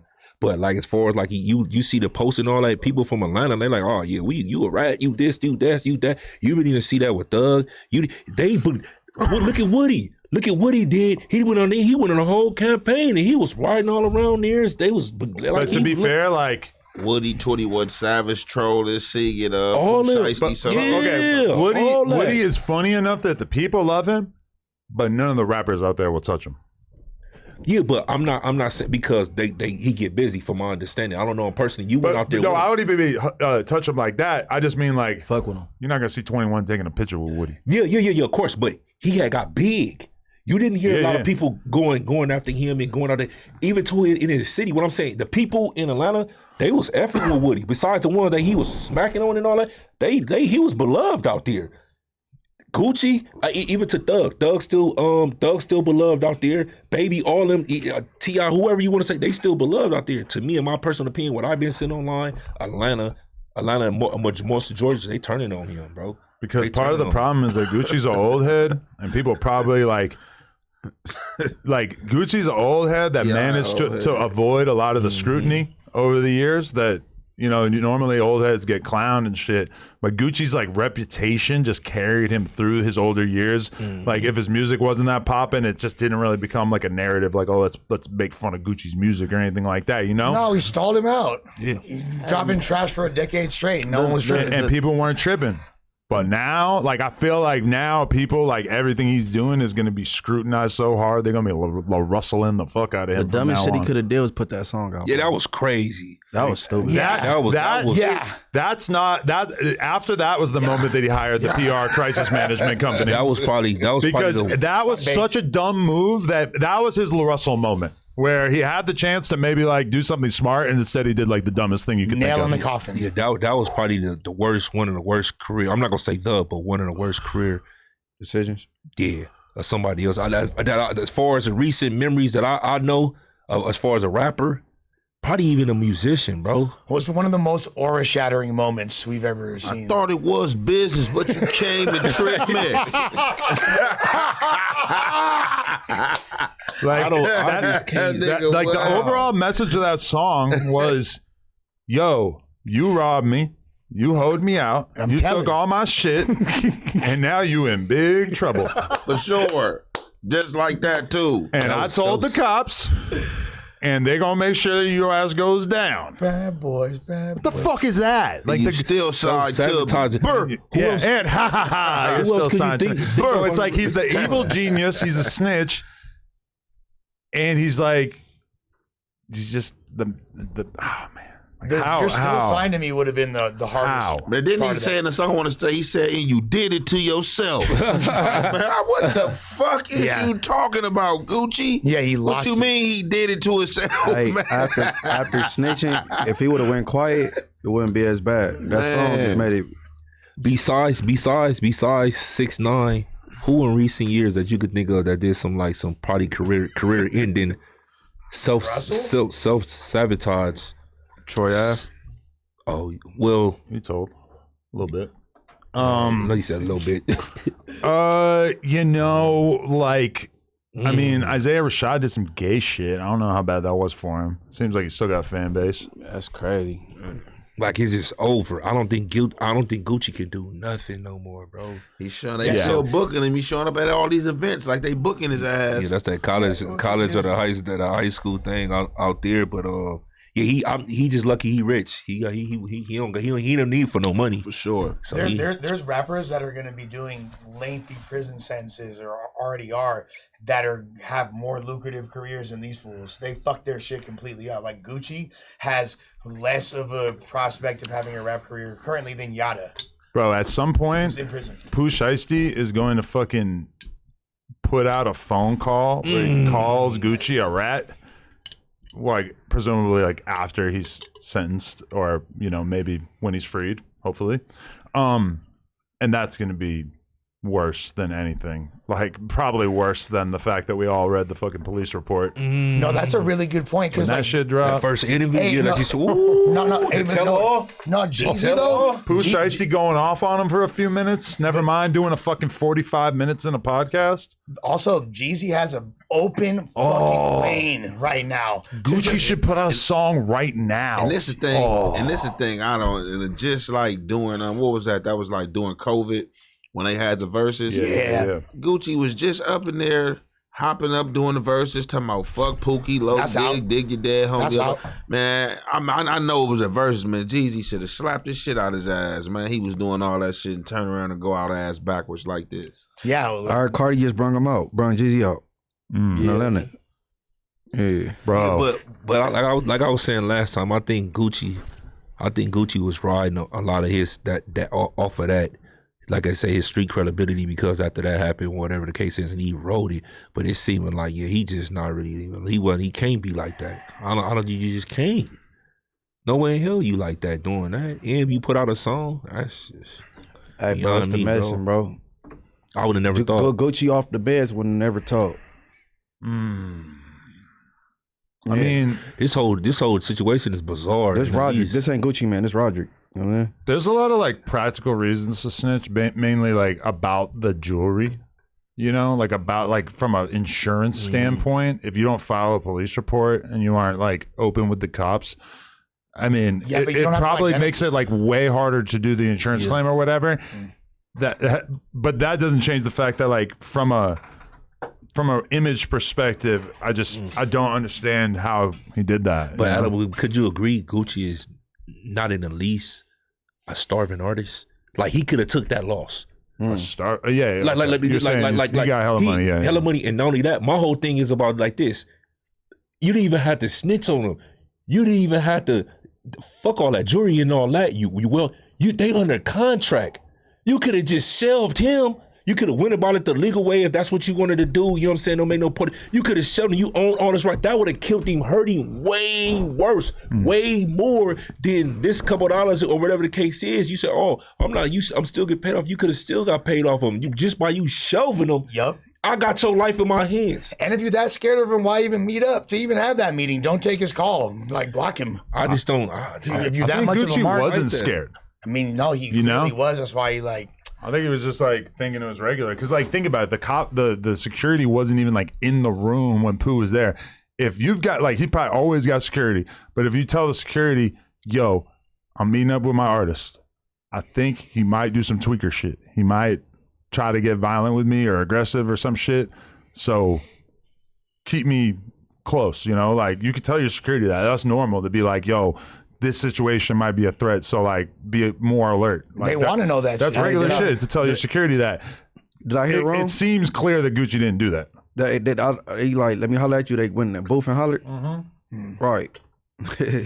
Yeah, that to me, that's the just mic was crazy. on Even here if you to- sold this contract, you know how much somebody would have bought Pooh Shiesty contract for? For sure. I just would have shelved them forever. Yeah, that's what I'm saying. That was an option. Yeah. That was an option. That's you going to make him suffer. Like, oh, you just embarrassed. You could make him suffer way more than he ever could have embarrassed you though. Like, you would never make another dollar, bro. Go do something else. You see what I'm saying? Like, to me, and it's like, you not even hurting for the money. I get it, the pride and the ego, but you're not even hurting for the money. But Gucci up. We've also seen the way, but like, he needs cultural capital if he wants to continue to make revenue. I know he don't need to make more money, but if he wants to continue to do so and like keep accruing generational wealth, and then he's gonna have to at a certain point do something. And the only shit he got cracking is Pooh. That was the last thing he had to take that meeting. If you shot Pooh right now, you don't think Pooh, somebody would give him? Yeah. Hell, motherfucking yeah. For this contract, for sure. Ace Vane, who's a very, very talented YouTuber, everybody should check out his channel. He said Gucci worked with police when he killed Pookie Loke. It was overlooked because he caught a body. Good point. That's a fact. Good point. I mean, That's a fact. did he work with police? I mean, he had to tell the police, hey, I fucking shot this guy. I killed this guy. Like, Because of Jeezy. But Because that's not Jeezy telling. sent him. No, because it's telling if you tell the cops, yo, Jeezy sent this guy. And that's what he did. But to be fair, Jeezy put a bounty on on Gucci's jewelry on a record publicly for the world to see. So Gucci telling the cops that, is it telling? Yes, I think it qualifies. But it's kind of weird because it's out there for the world to see. Like, literally any rap fan. Probably plenty of the cops were big enough rap fans in the Atlanta PD or wherever to know that this was a thing. Like, you probably didn't even have to tell them, and they would have been able to figure it out in 5 minutes. I heard that for the first time with the only one I had a motive to do it. Bitch, I heard that for the first time on here. I never heard that. Yeah. I remember that shit way back. Yeah. It was this guy. He was saying it all the time. Yeah, That's when we played it last week. that's the first time I heard that. But if you trying to play your case on standing your ground, you ain't gotta say who sent it. You just money. He came in trying to. Yeah, that was smoke this unnecessary. dog ass. He came in tripping. Even putting it in the song. Pookie Low, go dig him up, all that. You know what I'm saying? You were lying Jeezy with him. No. Well, he didn't. So, like, the original in the diss song, track, cool. he didn't say him by name, though. Show the screen real quick. This is an interview that I did a while back with this guy, Young Throwback, who claims basically that he was there when Gucci killed the guy, when he killed Pookie Loke. He was there, and he more or less claims that he was the one who killed Pookie Loke, not Gucci. It was kind of weird because that was the whole pretense of him doing the interview. But then once we actually did the interview, he like sort of dances around it and doesn't want to actually say, I'm the one who fired the gun and killed him. But he basically casts doubt on the entire prominent narrative that everybody's accepted where Gucci. I mean, it's unbelievable now. Did he? Was he sure, just like it's trying to get unbelievable. like his mixtape reviewed or what? Like, Young Throwback. I mean, he's got some records and shit. Yeah, Yeah. it's not like he's like totally irrelevant, lush. But no, yeah, I'm saying, like, was he trying to like finesse the promo move? So like allude to something viral, but actually I have something I'm trying to promote. he might have been dropping music at that time. I forget. That's it. Man, I would hope nobody even align themselves with no hot one if you ain't got nothing to do with it. That's just crazy. Even if you had something to do, that's just crazy. But like in itself. Adam said, like if you don't actually say it for real and it's already like a closed case and all that. The like, thing with Gucci too is that like he never really said that he killed Pookie Loke. Like this is also true. he kind of like always has danced around it. Even in his book, it's like he puts a printout of the story about him killing the dude from the newspaper in the book, and he doesn't actually speak at all about killing him. I disagree. He got lyrics. He got lyrics. definitely, yeah. He got lyrics. Even He putting got- the he news definitely thing got and all lyrics. that. Him getting arrested and then But what that's what I'm happened. saying. He alludes to it like crazy, but he doesn't actually like say that he's killed That song, I want to say in the song, he said, I killed your dead homie, go dig that nigga up or something He said, like that. go dig your partner up, player. Bet he won't say shit. And if you're looking for the kid, I'll be in zone 6. But that's not. Yeah, that's rapping. That's not even. That's not even the only song though. He got some. Yeah. He got some other shit. You showed me the lyric where he says, "I killed him." Man, I'm about to go look through this snitch nigga file. Because I used to listen to Gucci. I'm going to have somebody find it for you and I'm going to send it to you. Well, I will admit it if I'm proven wrong, but I feel like he always kind of... He kept it a little bit like a lot artistic. of different songs where he like this, like where you can say where he's taking credit for and taking credit for killing the Pookie. That's a fact. That Bro, a lot of songs. I can like different songs. Okay. Ain't no one specific song. Okay. We're going to rely on our friend ChatGPT. Has Gucci Mane ever claimed responsibility for killing Pookie Loke? Hey, man. Y'all recall when he dissed the C? Well, it says yes. Yeah. But has he rapped about it is the question. Yeah, on wax. Adam, this shit is crazy. Now he's just your friend. Obviously, now you switching it up. Obviously, he claimed responsibility for it to the police when he had to claim self-defense. I'm not denying that. But even this article from the time, I guess, like his manager at the time, Waka Mom, Deborah Adney, is saying that it wasn't Gucci that was the actual shooter. See, she confirmed it too. Yeah. Because Waka was into it with for a minute, and he got him in that deal, that BS deal. She was hot. ChatGPT says he has rapped about the incident extensively. Thank you. Yes, thank you. We've all said this. Extensively, it's crazy. It's sure, nigga. I heard at least about 3 or 4 different songs with him, like saying some crazy, like him saying, like, yeah, for sure, like, I did that. Like, anybody listen to Jordan's Most Wanted credit for this. State versus Roger Davis. This is good. He says, "I'm not a killer, but you pussies." Oh no, not that one. It said, "Go dig your partner up." Oh yeah, this one. DA dropped my murder. Didn't have the evidence to prove it. I think my house is haunted. Yeah, by who? The ghost of Pookie. And he said that in 2022, by the way, 17 years after the incident. That's probably like about the same time as he. Yeah, it was probably right after the verses, like right before the verse. I'm a murderer, N-word, but I don't promote violence. That's another one. That's a bunk bar. Okay, I was generalizing because he didn't say it in the book, but either way. Oh, you was wrong, Adam. Okay, I can admit that. Better man than me. We're like 20. We're like 20-1. I didn't know that you were actually. Were you wrong? He said 20-1. Fire on Spody. Scrody versus Spody. Better man than me. You gay. Okay, what else we got? Jeezy need to capitalize. Oh, kick him while you down. But he's gonna look like a bitch. No, he ain't. Fuck it. It's Kick him while you down. Yeah, it's gonna look crazy because they went on there, did a verses, and squashed the beef. And like, it's like if you don't diss him, like Jeezy's never really dissed Gucci like in modern times, and then like something really really bad happens where everybody's dissing Gucci, and then you jump on it, you're gonna look like a fucking clout chasing weirdo, you know? Gucci, because I didn't even understand this. Like, let's just say we have a little situation and we doing like a versus, like, man, shit, man, I couldn't even been up in that same room when he was rapping that song being disrespectful, man. You ain't about to rap that at the verses. That's the only thing. That's the only thing I don't like about it. And to be fair though, as long as they beef, it was like I understand why Jeezy wasn't. He's left it alone for years. He was like more successful than him. Like every album that he came, he was just more successful as far as endeavors and all that. But Jeezy fell off while Gucci was still hot. That is a fact. Said what? Post prison Gucci is way hotter than Jeezy fell off in what year, Lush? Said what? Lush, you're my AI. What year did Jeezy fall off? 2016. 2016 is when he got out the feds. Oh, you said no. What year did Jeezy fall off? Jeezy fell off. Like 08, 09.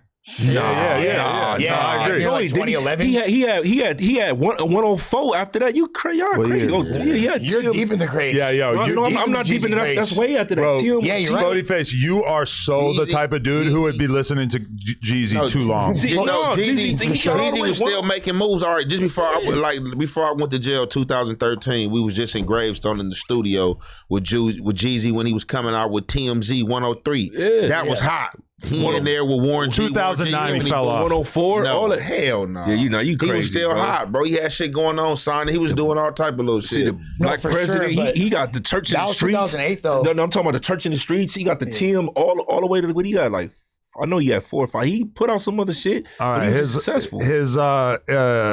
His popularity began to wane as the 2010s approached. His prominence decreased as the musical landscape shifted away from his signature sound. Around the time he pivoted to just Jeezy around 2013. Exactly. Yeah, I forgot about that. Approaching the 2010s, I would agree. This is about That's when why I it said, when it like- slowed down. But then meanwhile, think about Gucci Mane when he got locked up in like 2014. He was still red hot all those years in the lead up to that. Then he gets locked up for a few years, comes out, has a run, is kind of like an unk rapper at that point, but Gucci got still, way more- still has the respect and like the popularity. Hold on. So I like to challenge you on something. You think before Gucci went to jail, he was red hot? Name one of his projects that was red hot. All that shit, Molly, gas, and lean, bro. No. Bro, he was the hottest rapper in the world to us. I don't know about commercially, popularity wise, but to us in 2013, 2014, Gucci was everything. Well, yes, and 2013, 14? Well, he was locked up at the time, but yeah, he was. Gucci was he the wasn't man the at that hottest. time. His Gucci was more mixtape run consistent. during that era, I'm actually going to say, I'm going to take his Gucci Mane's mixtape run over Lil Wayne's mixtape run. What? That's a personal preference. I'm gonna He's no, not- for me on a personal level, no. by far. Wayne got one of the best. sir. They consider that an album that no Ain't nobody ceilings. fucking with Lil Wayne What the low mixtape, ceilings, bro. all the dedications. Yeah. What the That's although- why Gucci's Right. mixtapes are way better than his albums. Although average. although that I disagree that he's better than Wayne mixtape Wheezy, I still think that like that's not an insane take because people love Gucci's mixtapes. That's a fact. Gucci was the GOAT. I'm not. That I era love it was- too though, but to say but mixtape Wayne, I disagree with that, crazy but you feel me? Idiot. Gucci ain't got no mixtapes better than none of the dedications, none of the droughts, none of the no ceilings 1, 2. What they like? We don't even need to have that discussion. I'm gonna put Trap God 2 in my top 5 of all time projects. amazing. Top You 5 just- projects ever. What? Yeah, you just saying Trap bullshit, God man. 2. Yeah, you just saying bullshit. I will get a Trap God 2 face tattoo. You saying Do it. bullshit. Man, I gotta listen to this Trap God too. Trap God 2. I gotta hear this shit, man. that Gucci, shit trash, I'm gonna get your ass. I'm gonna listen to this Trap God 2 shit and see what that's- this shit. no- Jeezy was a way bigger star though commercially Way at that bigger, time. for Way sure. bigger. Way However, bigger. since he got out the feds, I guarantee you right now, Gucci got way more Spotify numbers than Jeezy do. Because Jeezy, I would agree because Jeezy not putting out much. Again, that's Right. what I said. He was more productive and successful than his there is. I'm talking about the cell phone company, all of the merch and everything else. Like, you know what I'm saying? Plus, he been had his corporation. He been had his company. 100%. You know what I'm saying? And then Gucci We don't got give a out. fuck about that. It's about the rapping. I'm just saying. What saved See, him? now, I'm that's gonna keep why- it a band that's was why- Waka and Pooh. That's why Brick said what he said. That's why he got man. money like that. Yeah, That's why Brick said what he said. He got good pussy. He's a prophet. The man is a Yo. Good. He Gucci got Mane some got of that pussy. good pussy. On the dead homies. I was so mad that Brick went on Camp Capone and dropped that fucking fire bar. I'm like, why are we parting every week and you're not gonna say Gucci got good pussy? Like, come on, man. Like, you saving that shit for fucking when you go on Camp Capone? That's crazy. I wonder how Gucci's pussy is. Fire, apparently. I'm just kidding. I don't want to find out. Anyway, Gucci Mane. Things will never be the same. I don't think. What was the mixtape circuit that he was doing and Wayne did before he started on his own? I mean, well, he was fucking with for a little bit. Squad up. Squad up. No, not Squad Up, not Wayne. Gucci. What was they doing the same? Brick Squad. No. The mixtape. Remember they was all doing a Wayne. you talking about Gangster Grills? Gangster Grills. Come Yeah. on, man. Yeah. Gangster Grills. Yeah, Gangster Grills. That Turner, Gucci yeah. one. Yeah, retarded tape. Yeah, with photo shoot and all that on there. Photo shoot. Photo shoot is One of the greatest songs of all time. He's Baz on that. He on there. He's Like Baz Tommy on that. Lee and was Pamela, going- he I'm was going fucking on the crazy. camera. Yeah. No stamina, most stamina than amateurs. Gucci man. Ja Rule the damager can't damage you or handle you. Actually, even better, J. Rue, the Damager. Yeah. He's referencing an early '90s New York underground rapper. I know. So I see Crazy. game He used to like perform. He used to perform. J. Rule the Damager used to perform at like hipster bars that I'll go to in Brooklyn. For sure, that fool is doing that. That's crazy. You know about photo shoot. Yeah, that's when Gucci was Gucci. That was that mixtape Gucci. All that. And Yeah, they he was also, on his. He oddly was on enough, fire that back did. then. I'm pretty sure it did actually come out on state for his Radrick as well. I think that was on that But album. what was the one before the Gucci album right before Robert the that Not the up. Oh Like, yeah, geeked up on it and all that. yeah, That was out. Pills, Yeah, on me, bro. Drinking straight pills. That was an insane run at that time. What's that song he had with Shauna? The Gucci, all that. See, all that 06, 07, 08. Yeah, Gucci. He was on. Yeah, I fuck with that Gucci. You got the name of your platform from a snitch, huh? No jumper. I know. It's crazy. Yeah. You think I should change it to something else now? No, it's all Gucci. Fuck it. I think it's fucked up. It's mine now.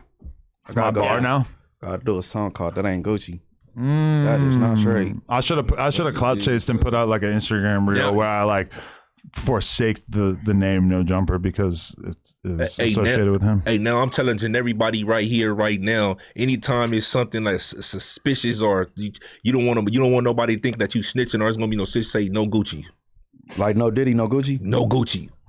Damn, that's harsh. That's gonna catch fire. Hey, we about to go slaughter on these niggas. No Gucci. Yeah, bro. no Gucci. Oh, see, you know what I mean? On everything. No Gucci. No Gucci.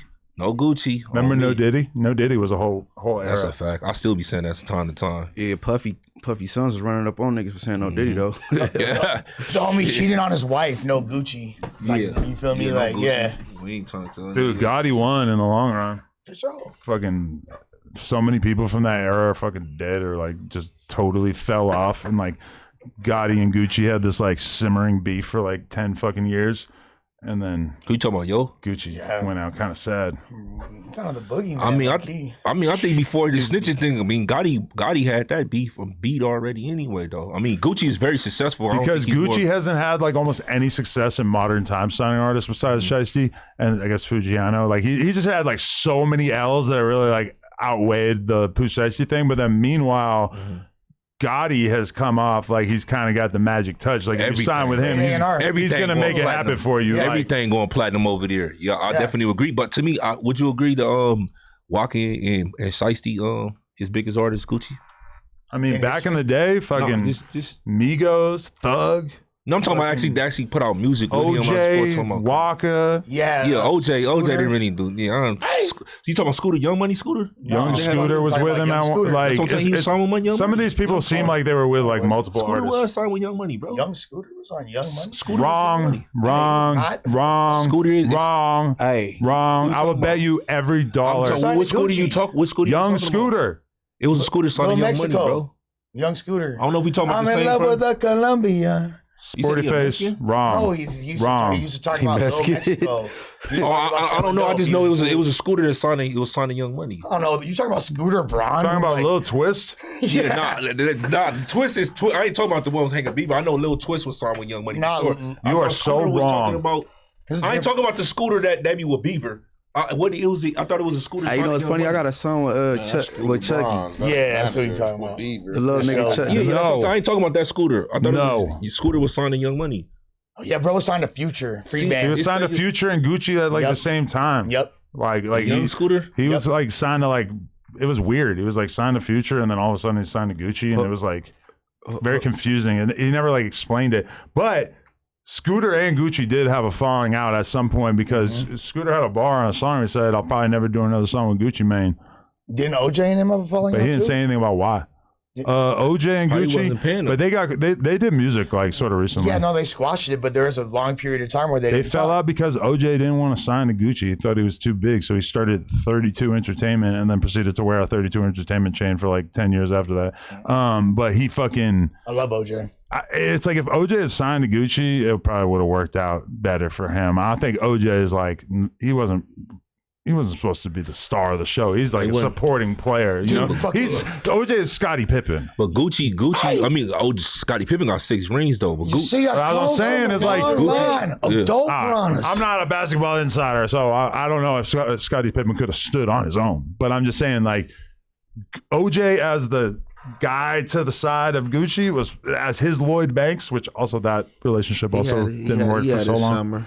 Quarter brick, half a brick. That was the best over with after that. Man, he had a few like that. Gucci got a history of not paying his artists, man. Hey, dude, is anybody surprised his relationships don't last as far as with his artists? You signed to somebody that got schizophrenic. He's schizophrenic, bro. Great point. Your CEO got mental health issues. You know what I'm saying? He'll wake very up one morning heartless and drop everybody.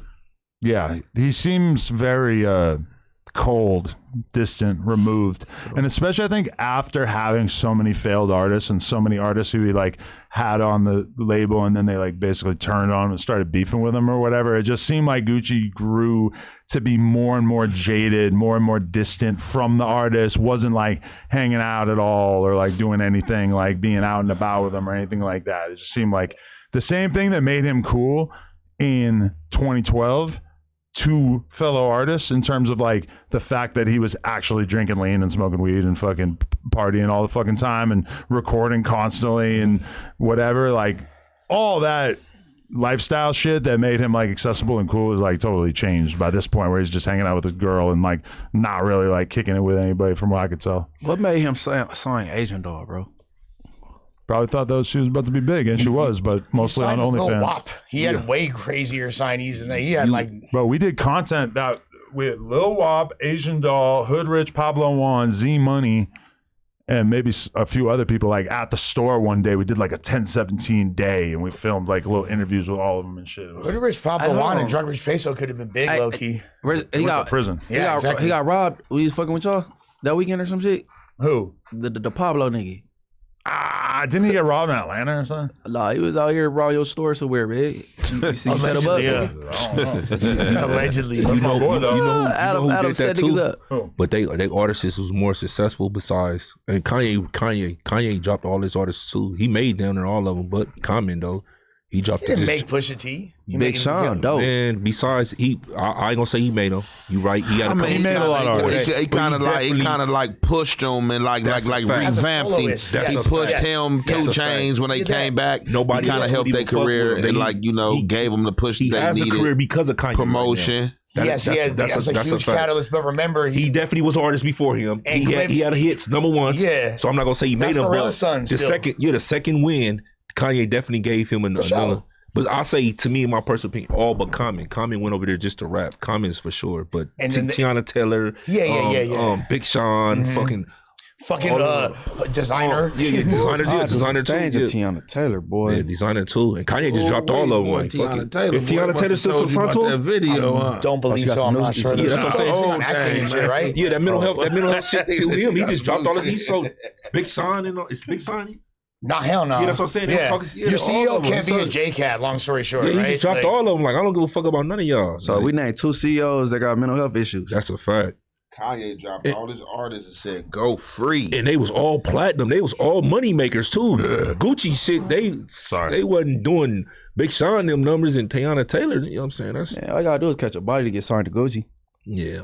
Go slide on something and go to the studio. Or be in Atlanta. He want that power and that backup. He did sign a lot of like sort of like drill rappers that people don't even remember, that like in retrospect is just kind of insane to like go to some random city and fucking sign some dude that's like all his songs are about fucking killing some dudes on the other side of town, naming them specifically. Yeah, it's just like detailing them. That's not the kind of energy that I want to like deal with on a consistent basis. You just want to interview him instead? Yeah, I'll interview you and then like we can like follow each other on the gram, but I'm not trying to be like rolling around with you, standing on stage with you when you talk about smoking this fucking 16-year-old from down the street. If you rose for prominence like during when drill was like the main subject that you were covering, you probably would have been like a Buckingham type dude, front line outside with these dudes. I wouldn't have been with Lil Pump. I would have been with Lil Reese. Boom. Ooh, that would have been tight. That's a bar. Beat some dykes up together and shit. The Weeper, the Grim Reaper. Go squabble some dykes. Me and Lil Reese swinging a Hellcat. Me and Lil Pump were doing Zans. Me and Lil Reese could have been squabbling dykes. You know what's sad though? The way Designer going out. Oh yeah, kind of sad for him, bro. I ain't heard about him in years. That's what I'm saying. To have that number, jacked off on that plane. To have that number one and just be just nothing no more. All right. So when I did the Designer interview like a year or two ago or whatever, he had this like very pretty black girl with him that he was like in a relationship with, and he was kind of describing how, you know, through her he was able to really you know, turn his life around and get focused, and like, you know, they clearly were like super connected, and now they're like going to war or whatever. Was it a domestic violence thing or Designer? Because he was residing out here in the valley, right? From my understanding. I believe so. Yeah. he was in- Okay. He jacked off on the plane. Yeah, what drug was he off of when he did that dumb shit? Yeah, he threw the mother of his child to the ground. I think that's the same as the girlfriend that I met. So he popped one of them ecstasy pills, them panda ecstasy pills. He was over here Bo Jackman up. On the plane though. You ever beat your girl? Huh? What? Beat your girl is crazy. Nah, nobody wants to come clean. Never got the fade with their I don't. You got some type of evidence to say about nobody. Hey, that was random. Ask my girl. I might be a piece of shit, but You ever beat your girl? I'm checking for wires. Hey, yeah. You think this is a sting? Want to come Checking clean? for wires. That's not going to be admissible in court. Let me see if you got the What you earpiece talking in. I about? think it's a hearing aid. You want to come clean? That's the new one. They See, put this the is why earpiece y'all in. are not I as can good hear as it. at potting as T-Rail. T-Rail's fucking talked about him and Heather beating the shit out of each other. That's why you ain't on T-Rail's level. Yeah, shout out to him. Shout out to him, man. Yeah, the boxing match. Shout out to him. Man, T-Rail. They're just running hands. Shout out to Man, him. T-Rail. Hell yeah. Shit like that. Man. Running manos right. I mean, okay, but that's the weird thing is that T-Rail and Heather are probably like pretty equally matched That's crazy. in a fight. Like, Dang. because of the disability and shit. Like, if there was a celebrity boxing match between her and him, it could go either way. He's on high yellow. Is that what you saying? It could go either way. Hey, if he being serious, he'll still whoop her though. Yeah, man. Yeah. Honestly, I'm not sure at all. I think she kind of got it. Like, she got 2, he got 1. Man, T-Rail is a man. I am In a a way. man. But in another way, I think she got that. Coming soon on the next brand risk card. But that would make them doing domestic violence would be like way more entertaining than like the average person because it's like way more fair. Like normally it's just super depressing. Like a guy beats his girl, it's like super fucked up. He's like way bigger and stronger than her. But T-Rail and Heather is more like, all right, I can respect it. Like they catch a fair one. It's some women They out there. size up. It's some women out there that's slapping their men around and socking on them big women. You got them short dudes with them fat girls and all that. Or just I'm serious. You see it all the time. Like niggas, shut the fuck up. You think that's more even? Yeah. Huh? If you got like Lizzo and Kevin Hart. Yeah, see, that's what I'm saying. Those type of relationships. Like those types of relationships, that's a real thing. Yeah, those type of relationships. Well, hell, Lizzo and Them, Kevin but Hart. like people like them. I'm just saying depend on who the dude is, because them little motherfuckers, yeah. them short motherfuckers like that, you have an anger problem. Fuck around, whoop Big Mama ass. Hey, you see the Instagram post that went viral when it was like the dude is in the background and the wife and the girlfriend and boyfriend fighting. Like, oh, this is what we doing? This is what we doing? You seen that shit? And she was beating his ass. I just I just seen some shit the other day outside the club where a little broad then knocked out a big dude. Like, he came outside the club. She squared up with him. Like, what's up? He squared up with him. He tried to get in. She moved, sidestepped, and beam caught him. He fell face first. See, you can't have no girlfriend that really got hands like that, man. Hey, Cause they gonna be on you, bro. Like, come Bo on. Jackman. They tripping, bro. Papoose is not meant to last. Bo Jackman. His days are numbered. Like Bo Jackman posted yesterday, like he was getting into. He basically got beat up by a big ass bitch in public, like what you just described happened. To Bo Jackman is a Mexican Kevin Hart. Yeah, type shit. But I assume that Kevin Hart is like off the peptides. I bet he's like hella strong and shit. Just imagine having a girlfriend like Ronda Rousey or Carissa Shields. Like, you can't say nothing out of line. If it ever get like go left, they gonna fire your shit up immediately. But bro, that's fucked up. Like, I'm calling the cops on your ass, bitch. Like, Well, no, you're a professional fighter. All right, so which one you think worse? Carissa Shields could just sock your face up, or Ronda Rousey put Ronda you on Rousey, 'cause she armbar me. Like, no professional fighter. This was just outside the club type shit. Like, they squared up. She being caught him. Oh yeah, if you catch the guy in the right spot, That's holy embarrassing. shit. You waking up, tooted up, tootie raw. Tootie raw. It's crazy. Oh, You know what I'm saying? Yo, wait, can we watch this clip right here of our good friends at the Syndicate podcast? Everybody go check out the Syndicate podcast. Word on the streets. Do you think Ace Boy Rios is ready to come to No Jumper? is that a thing? I fucks with Rios. I feel like he's like pondering it on the podcast, or at least that's the narrative that the Reddit is trying to push. I think I've seen a little bit of him basically like kind of saying like, why were we acting like Adam and No Jumper were so evil? Like, what is the point? Like, I think he's kind of like disillusioned with the Figmunity thing a little bit. But are those things that like you wanted thinking about after like things didn't go favorably? So it kind of just gave a new perspective to him, and he was like, "Hey, I never really had a problem with this guy."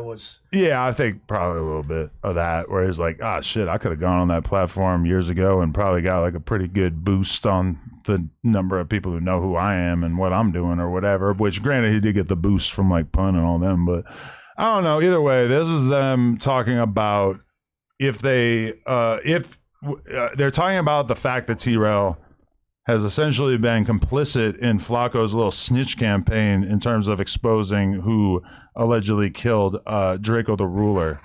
Which it seems like people aren't psyched about that video at all, like universally. Like there's Flacco's video? Yeah. It's a lot. I've seen, I mean, I don't know. Hey man, that's our local detective. You need a detective. Every city needs a detective. Let's see what they got to say about this. So what level of energy do you hold for T-Rail? I don't like that he associated himself with that. He better than that. Mm-hmm. Like, you don't have to do that. He got all kind of shit he got going on.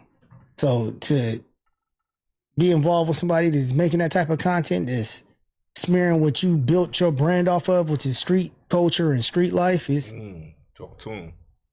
It's crazy. It makes no sense to me. As you're saying that, I'm looking at you, and I could tell you really mean that. Like, you're not just saying that like empty saying that. You want more you want more from him. You want more out of him as a person. Like, dude, like, I want you to stand up against that, nigga. Like, you are better than this. Yeah. But do we know that? I think he do. Do we know that? We don't. That's the thing. We don't. I hope he is. I got hope that he is. Yeah, I do too. Like, I do too, but that doesn't stop what is reality and what's actually happening, because I have to believe what the actions that are taking place. And at this point, I feel like there's no need for T-Rail to ever have to be on that, be elbow to elbow with that. Yeah. You know what I mean? Like, you got a lot going on for yourself. You don't have to do that. Yeah, this is just... Nigga, you could pivot right out of that shit, nigga. Like, you in post. I'm out. But once you, but if you allow yourself to go too far deep into the hole, you're going to be stuck in a minute. Munchie, I'm sure we can rely on you for an unbiased opinion on this. No, I agree with them. I don't understand. I don't understand why T-Rail his take on it when they was discussing it and all the little weird shit. I told T-Rail that shit was weird. You know what I mean? And I don't know, coming from our demographic. But you know, T-Rail ain't never been in jail and all that little shit, so I don't know.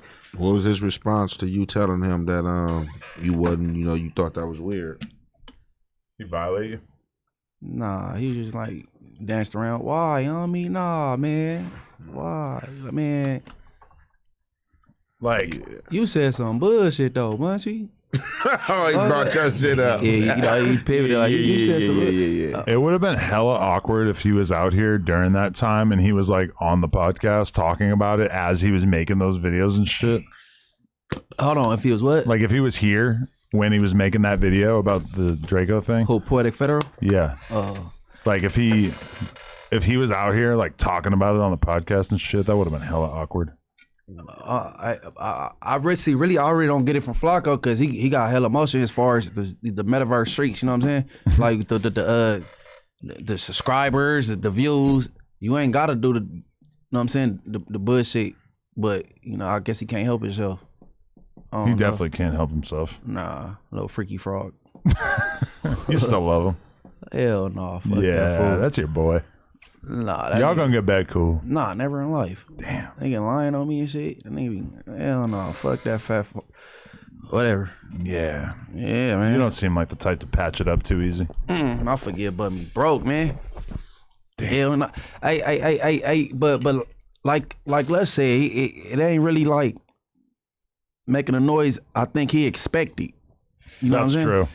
Well, I mean, I feel like that video probably got a bunch of views, but where do you really go from there? And how interesting is it to people that you're like, hey, this guy that you never heard of before, he is responsible for it and is going to get arrested one day. To the average person, it's like, whatever. Well, like props to Flacco and Ross and them for getting mentioned in major publications, because now like mainstream media is taking on like shitting on them. Yeah, like so props to them, because it is like an accolade even being mentioned. However, it's not in his. If you read the coverage, it's not in the most favorable light at all. What are they being mentioned about? Basically, just shitting on him for being like low, like clickbait journalists, like, but they call them ambulance chasers. But the article that I think you're referring to, I read that too, and there's basically this dude like saying that what they're doing is partially a response to the fact that the LAPD moves at the speed of a fucking snail, and that they fucking haven't made an arrest in this whole thing in like 5 fucking years, and that's pretty crazy.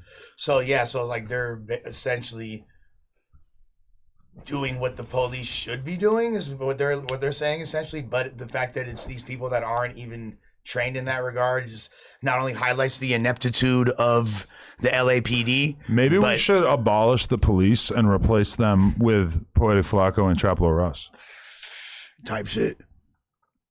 It's an idea. Wastegate. It's worth considering. No, you know what's kind of funny is that one time when I was in New York for like a 420 event that we did, I believe it was, like the New York Times was following Traplo Ross and 1090 Jake around when they were out there and shit, because they were doing an article. They were supposed to do an article about like the YouTube fucking reporter, investigator, detective dynamic, and they were hanging out with us and like kind of like interviewing Traplo Ross and 1090, but then they never actually did an article about it. And I suspect that it might be because it's kind of weird optically to do a piece of content about 2 white men who do this kind of content. I don't know if they would have been comfortable like celebrating that. Well, yeah, it might not have been covered in the way they expected, especially it's such a liberal publication like the New York Times. They might not get favorable coverage of that. Probably look kind of weird. Might have been a hit piece. Or maybe they just didn't end up considering them newsworthy enough. But man, I mean, the Times does fucking articles about all kinds of randos. I think Flacco, I think he know he made a bad decision trying to do that type of content, but he got to stand on it now. So he just like try to act like yeah, like he happy with the little bunk ass decision he made. But you know, that shit was, I don't know. I just want to say 28 hours in a row on stream, bro. Yo, you can be okay. You ain't sober, bro. You need to go home and go to bed. 28 you ain't hours, sober. You weren't taking Addies during that? No, on my life, bro. I did not take any Addy this whole time. I did no stimulus. I drank hella Red Bull. That's crazy. That's it. No uppers whatsoever. No drugs. Just dank and drink. Test my pee. You're a legend. Test my pee like sharp. You're a rock star. You are a rock star. Y'all are. Rockstar Uno, especially the way you were dressed last night with your nipple hanging out and shit. I'm a rock star and I get cracking. Bro, what's happening? You have play ball touchdowns? All that. What do you think I should emphasize content-wise with Crip Mac on stream on Friday? I think that make it fun. You feel me? Have like Crip Mac like with the girls and see what ensues. And I think that's like a potentially really fun stream that could. I think I should have a grappling match with Crip Mac. It could be super chaotic without like having to do anything really crazy, and that feels so entertaining. You're gonna carry. That's crazy. You want somebody to mount you every chance you get on. I'll get mounted by the homie. Yeah. Hey, you Crip Mac, y'all should hop on the track. You gotta record something here. Oh, we're definitely doing a song. Kenny is coming and we're doing a song. That's right. A legendary song. Adam 22, Unk, and Crip Mac. I'm pretty. You know what? That's gonna be. And Lush is claiming that he's coming and is actually offering to stream while we're sleeping. Yeah, I'll do it when y'all sleep type shit, like for an intermission. Because I got to go to a party that night, but I'll come at the end. So sleep for you is really optional, huh? No, it's not the cousin to death. Normally you sleep. Yeah, I want to sleep. I really want to sleep super bad. Good, because I'm fucking ending this podcast. I don't know if you can tell. For the love of Christ, thank you. I'm ending this podcast. We're done. I'm going to make sure that we did the last of the donations. No, okay. 3S Please said, did anyone see the girl pass Munchie the bong when he asked for the bottle of liquor? Bro almost drank bong water. Thank you, Nathan. Thank you, Nathan, for keeping it real and making sure my guy. Hey, Nathan is Inglewood as fuck. He is down. He is because he saved Munchie from drinking bong water, which I repeat it myself. That would have been one of the funniest clips in the history of the internet. I would have reported that shit. I would have reported that for 5 years. I would have reported that shit for bullying. Spider-Lug would have been on stream reacting to it instantly. That nigga don't wear underwear. Nigga don't wear nothing out of him. Shadow said, just watch Flacco's video. He said Brig got tricked and Brody is going in for 115 months. Any updates for the break? The last update that I have about that, I hit up Brig's girl about it, and she gave me a whole breakdown basically saying that she believes that his plea deal is going to get him like 3 or 4 years. That's not bad. So he's already done a year. Maybe he does 85% or whatever. You know, he could be back in a year or two, which is amazing. But Flacco just dropped a video that said it's all bad for Brick. Like, what's he talking about? I mean, I haven't seen the video, so I can't really comment. But from what I know, nah. 3-4 years is cool, man. Bro be back. Yeah. But 115 months right now in my life, that's gonna break my back. Oh, whiskey. Yeah, I ain't got 115. Yo, we still need to see the Spotify Brig Baby collab episode. Yeah, man, we gonna come. Gonna come. Bro gonna get out in the next year or so. We need to see that. That'd be insane, bro. I forgot that, like, my first No Jumper episode back when me and Brick argued or whatever, and because I brought up like you and Extra coming over. Devil Donuts. Neem Keys said, shout out to Spody and Lush for keeping it real about Iran and prayers for my people there. Lush looks like a dude who tried to sell me opium in Tehran when I was 13. Hey, much love to all the Iranians. You feel Shout me? out to y'all. Beautiful Shout out to Persian y'all. people. Yep. Philip said, yesterday y'all talked about Ye and a versus.